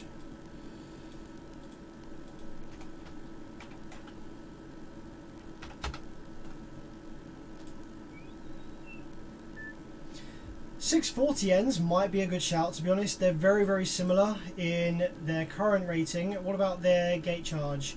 So they're very, very quick. They have a bit higher input capacitance, similar gate charge. So I think 640Ns might actually just be fine. 540Ns not going to be any good. They're too high power. I suspect they're going to be too difficult to drive. But let's have a quick look anyway. IRF 540N. I think they're going to be too difficult to drive.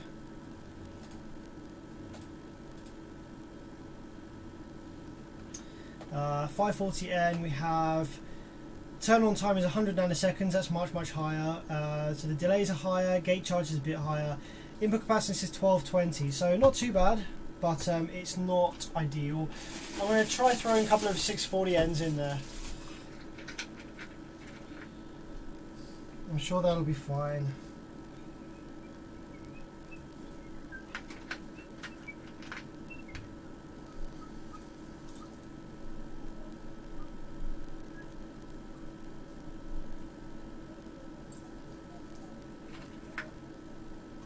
Just ask and Terrence will provide. They will indeed.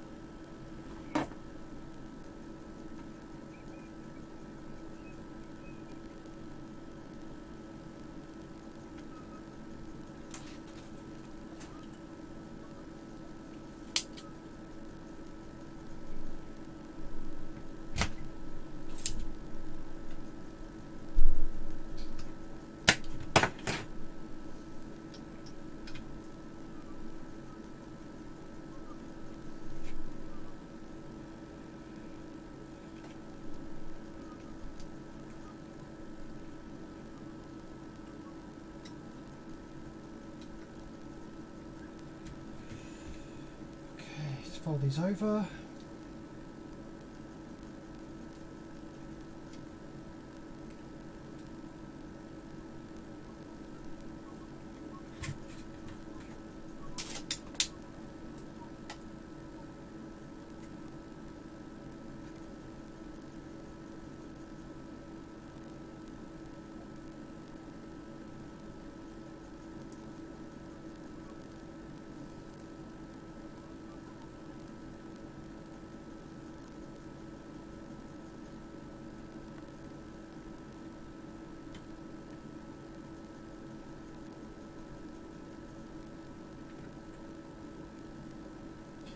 Okay, so now we just power it up and see if the driver survived or not. If the driver didn't survive, we're going to be doing some pretty complicated surface mount reflow.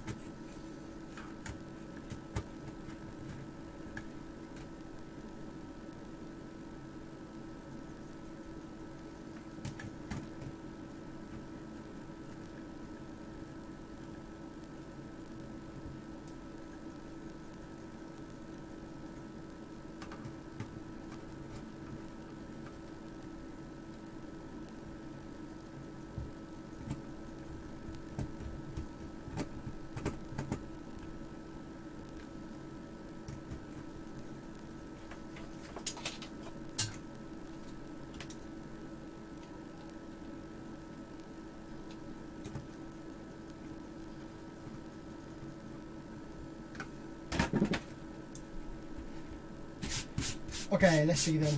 See what the deal is. Turn that off, turn my scope to the correct settings. Times 10. DC coupling. Project low frequency. Ben Reeves, how's the supply of solder holding out? I haven't even burned through the first roll. So thanks so much for that. I've literally got so much spare solder on the go. Awesome. Alright, so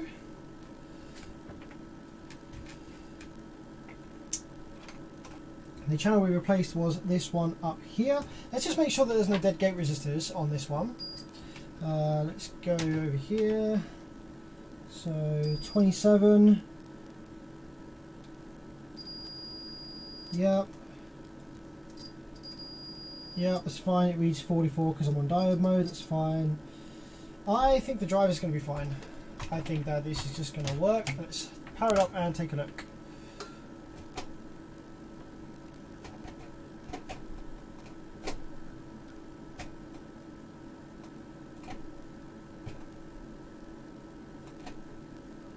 Oh, you know what?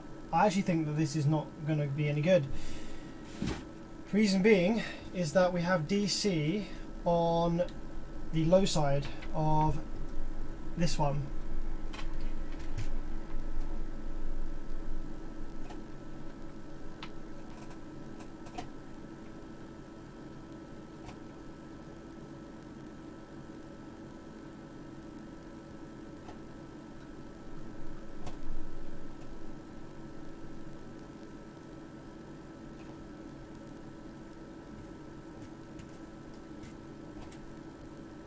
Yeah, we've got like 6 volts DC on this FET, which is one of the ones in the dead channel. So I think the 2093M is toast, which is really sad.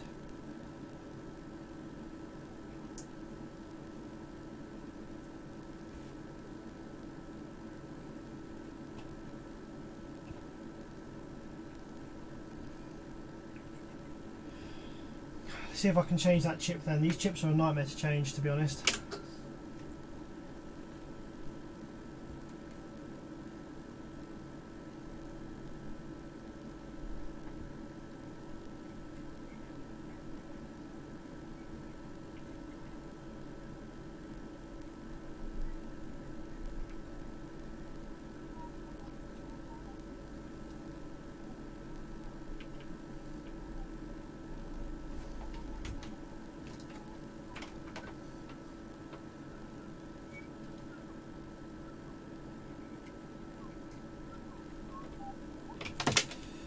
Okay. I think what I'm going to try and do... It's really strange though, because it does read perfectly on the diode mode. 277. Right, see now it's not reading okay. That low side specifically. 162.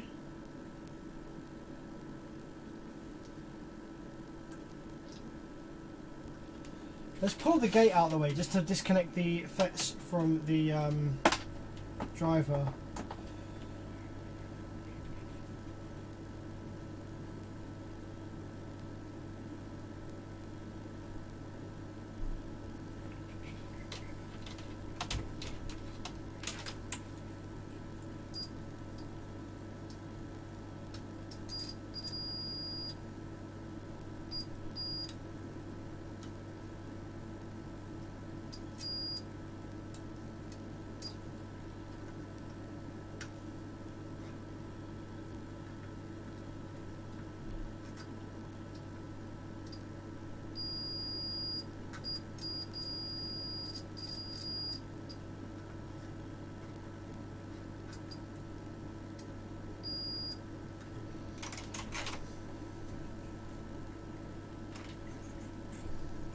Benny boy, how's it going? Yeah, good, thanks. I'm alright. 278. Huh. Is it these FETs that are no good that I just installed? What the heck? I'll just remove these FETs real quick.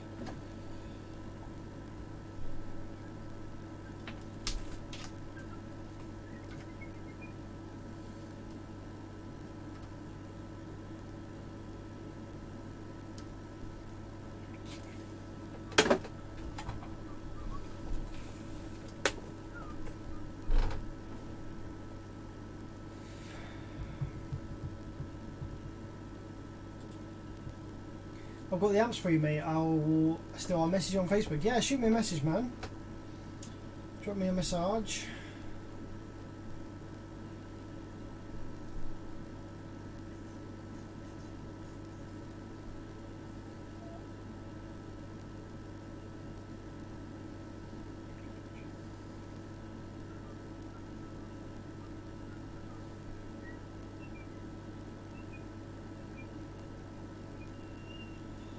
Just waiting for the big soldering iron to get turned on.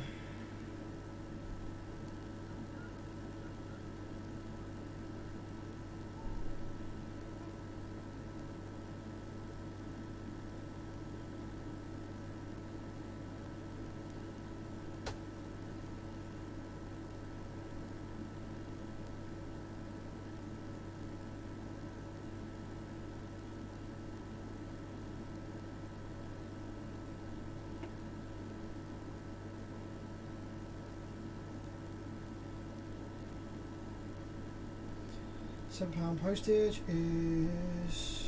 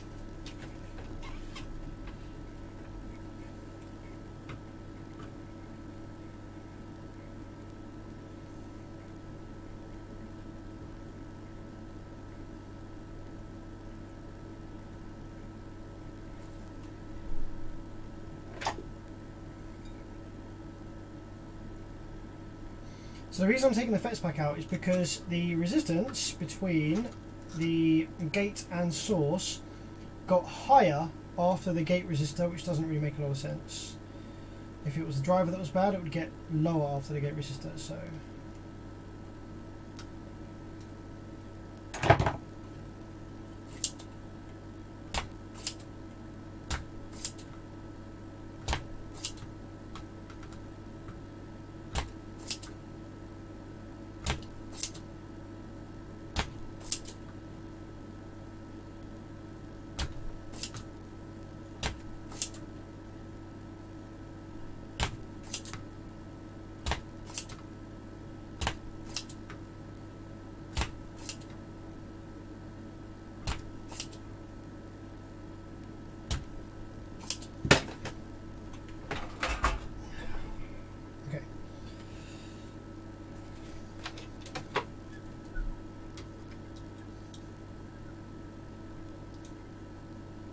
So now that low resistance is gone, so were these FETs that I put in just bad? Oh, I think they were. What the heck? Or maybe they just died in the board just now? Really confused.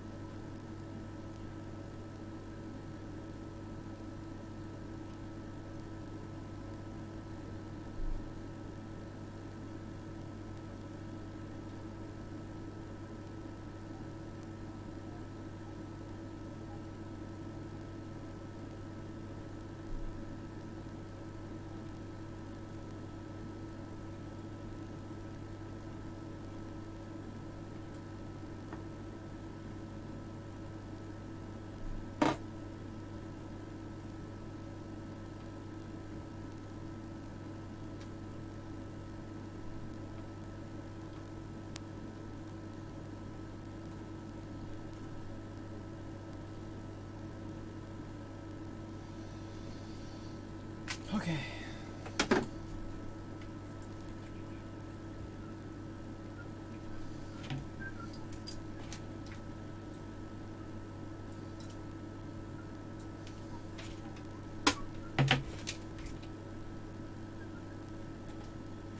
Let's try it now and see what happens.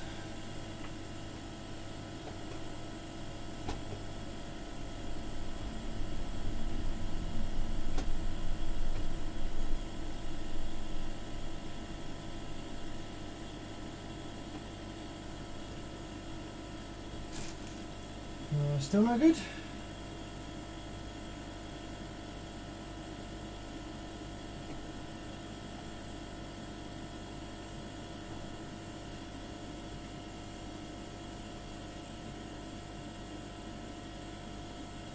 Yeah, I think the driver's dead.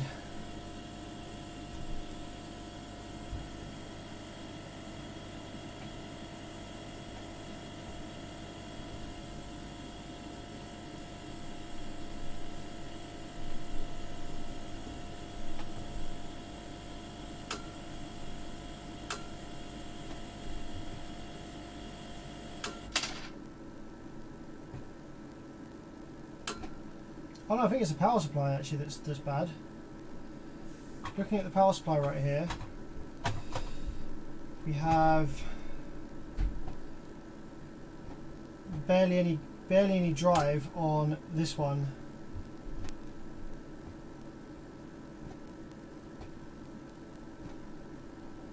Okay, so I think the power supply driver might be bad, which is strange because the gate resistors are totally fine.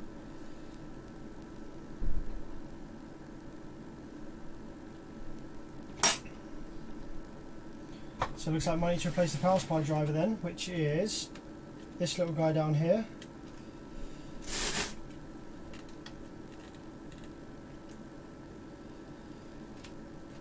So this little guy down here is the power supply driver, and yeah, I guess it does get hit pretty bad when there's a power supply failure. Usually though you get dead gate resistors, which is a sign that the driver's died, but yeah, seemingly not in this case.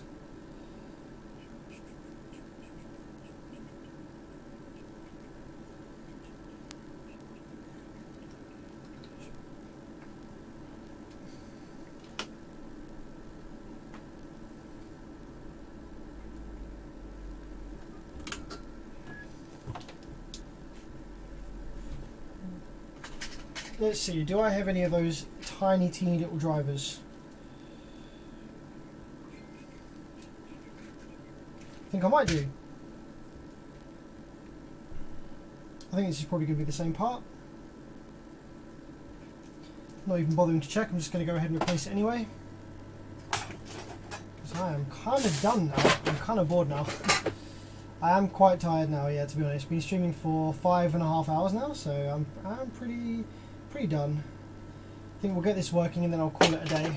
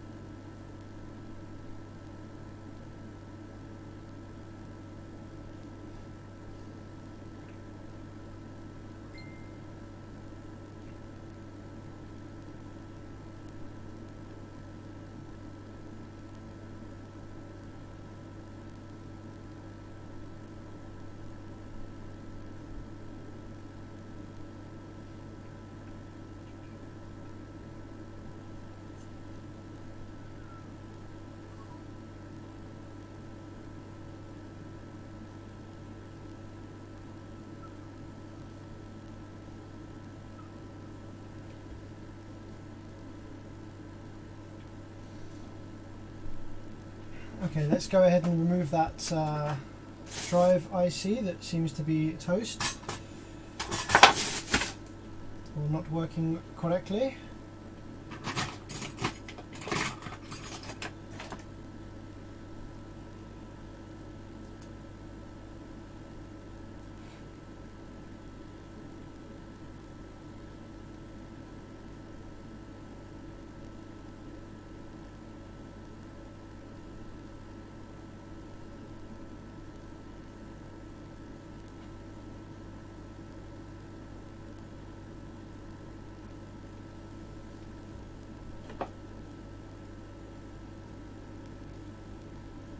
Okay, let's drop a new one straight in.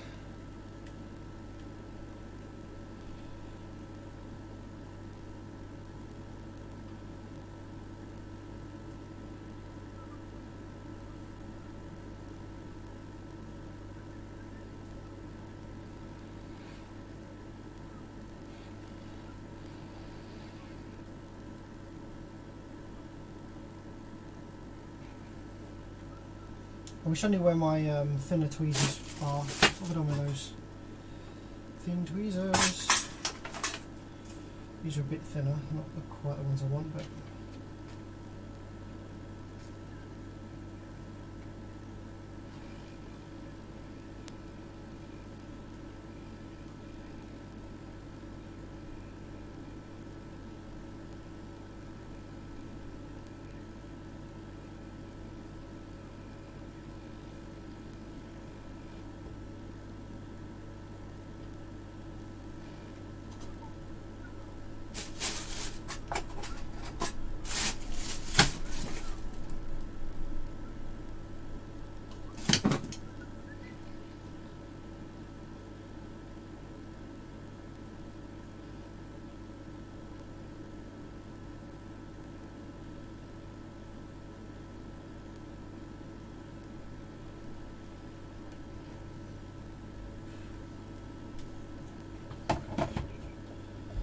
think that's good.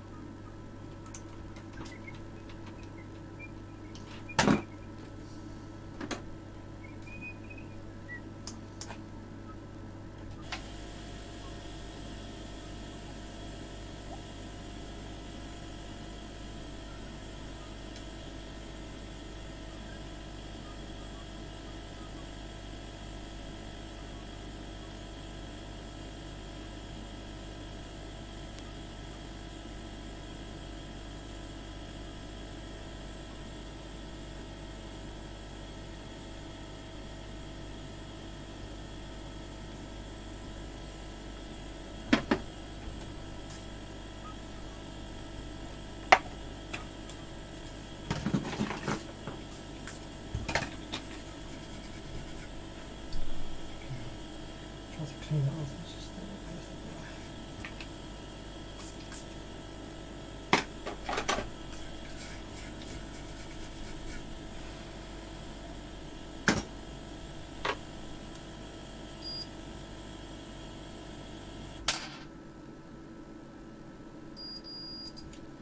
okay, let's see if that makes any difference. A new power supply driver.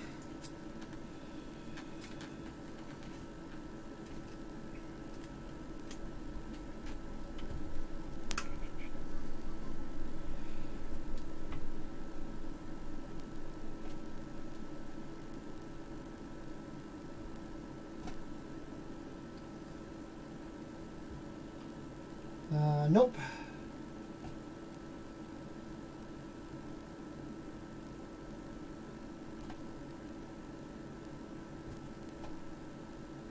Something just smoked, which probably means that the power supply driver that I just fitted is not compatible, because I didn't bother checking because I thought it would just be the same as the one that came with it.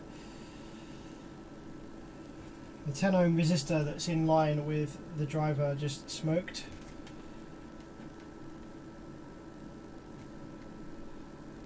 What the hell is this then? What's the original driver?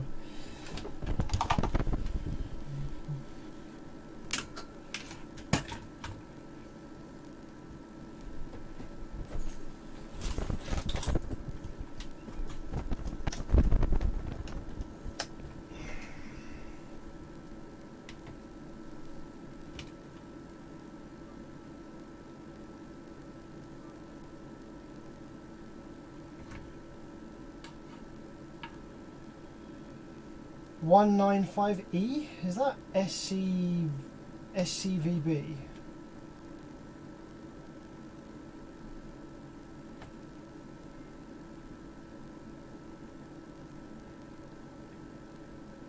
(195E) SCVB.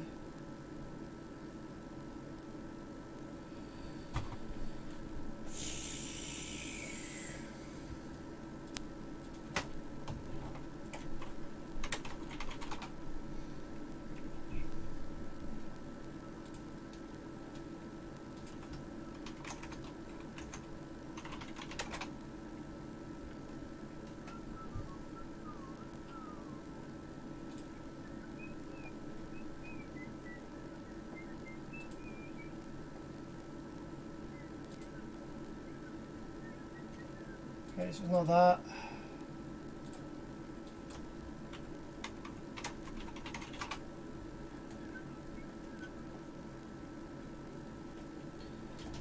Okay, let's remove that chip and let's get the pin out of it to confirm what we did wrong.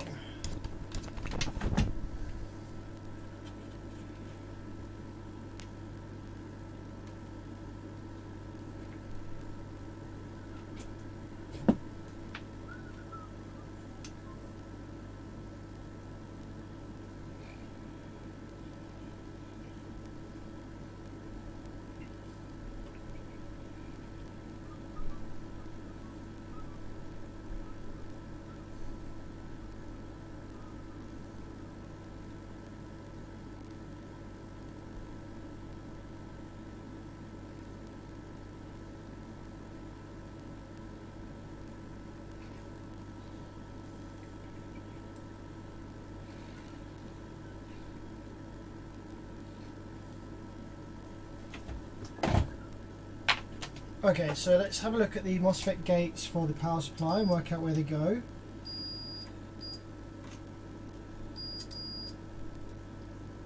Oh, they don't go to this. Oh, wait, no, they do. Okay, so we have pin 5 is one output.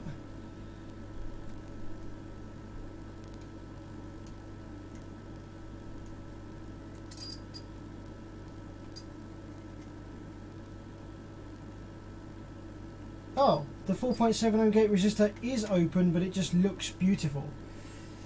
Okay. So this was the driver then, but the driver that I fitted is obviously not compatible or a different pin out. Which is really strange. I'm just going to put the original driver back in for a second, because I imagine that it might actually be fine.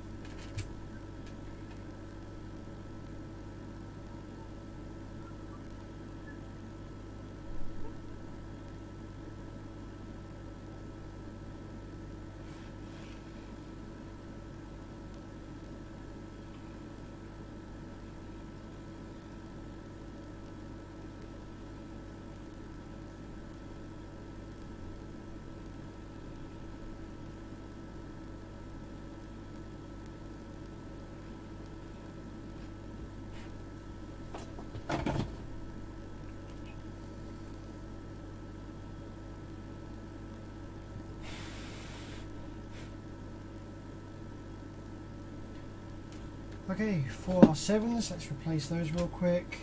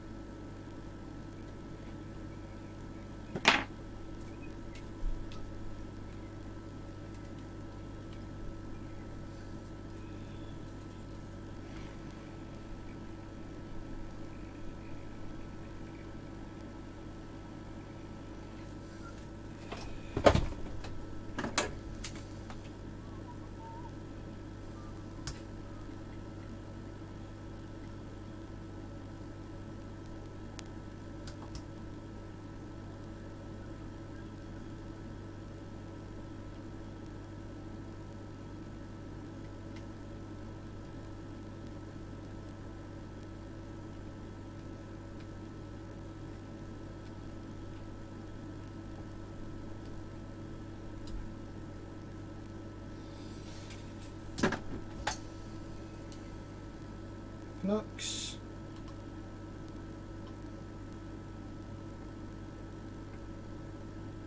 Yep. New resistors.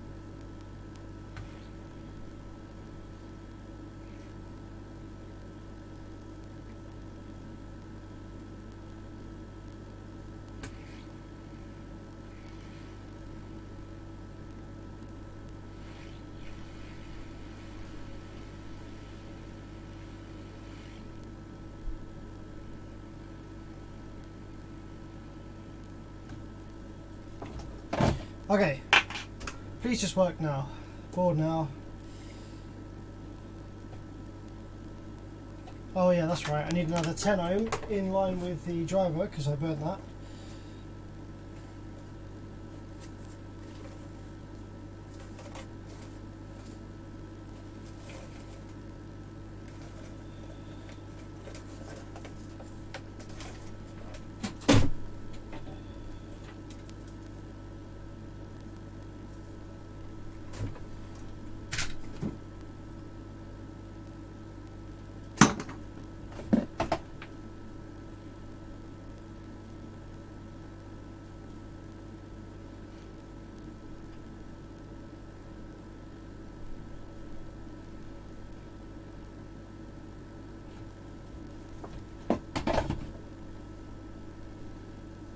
Okay.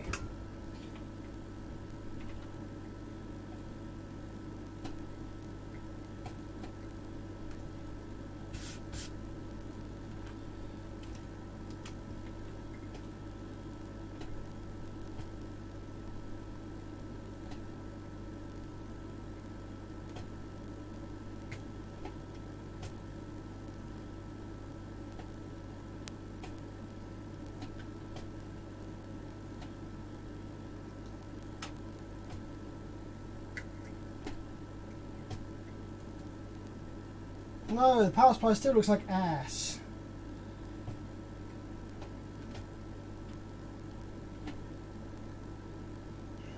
Fuck's sakes.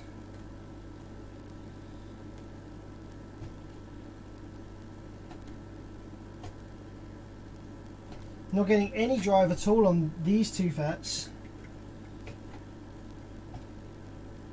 Just getting drive on that one. Are we getting input from the pick?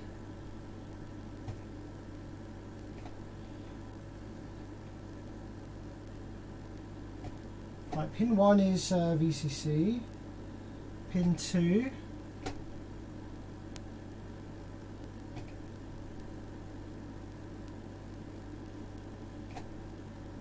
There's nothing.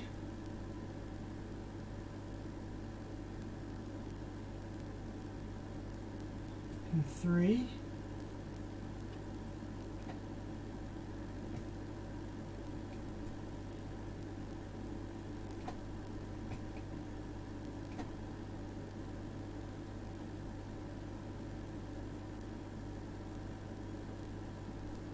Four, 5.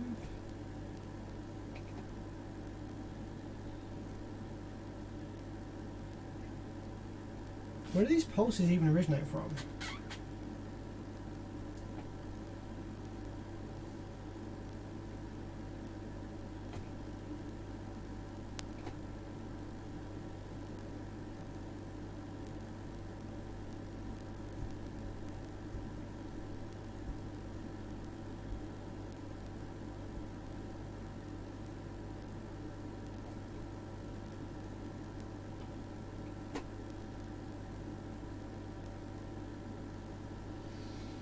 Alright, I think, I don't actually think this is a MOSFET driver. You know what I did wrong?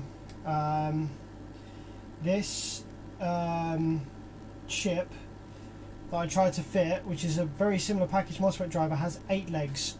This chip on the board has 10 legs by the looks of it. See that there? 1, 2, 3, 4, 5 each side.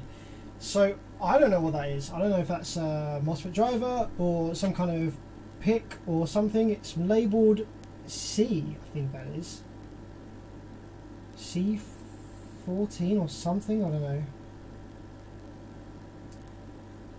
But I don't think that that is a MOSFET driver alone. I think that does some other stuff as well. And it's clearly not happy because we only have, I don't have drive to 2 of the MOSFETs here.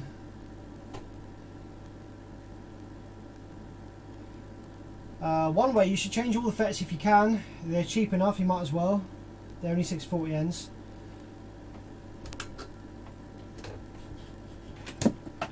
I think whatever this chip is, it's toast. I think this might be a pulse generator or something.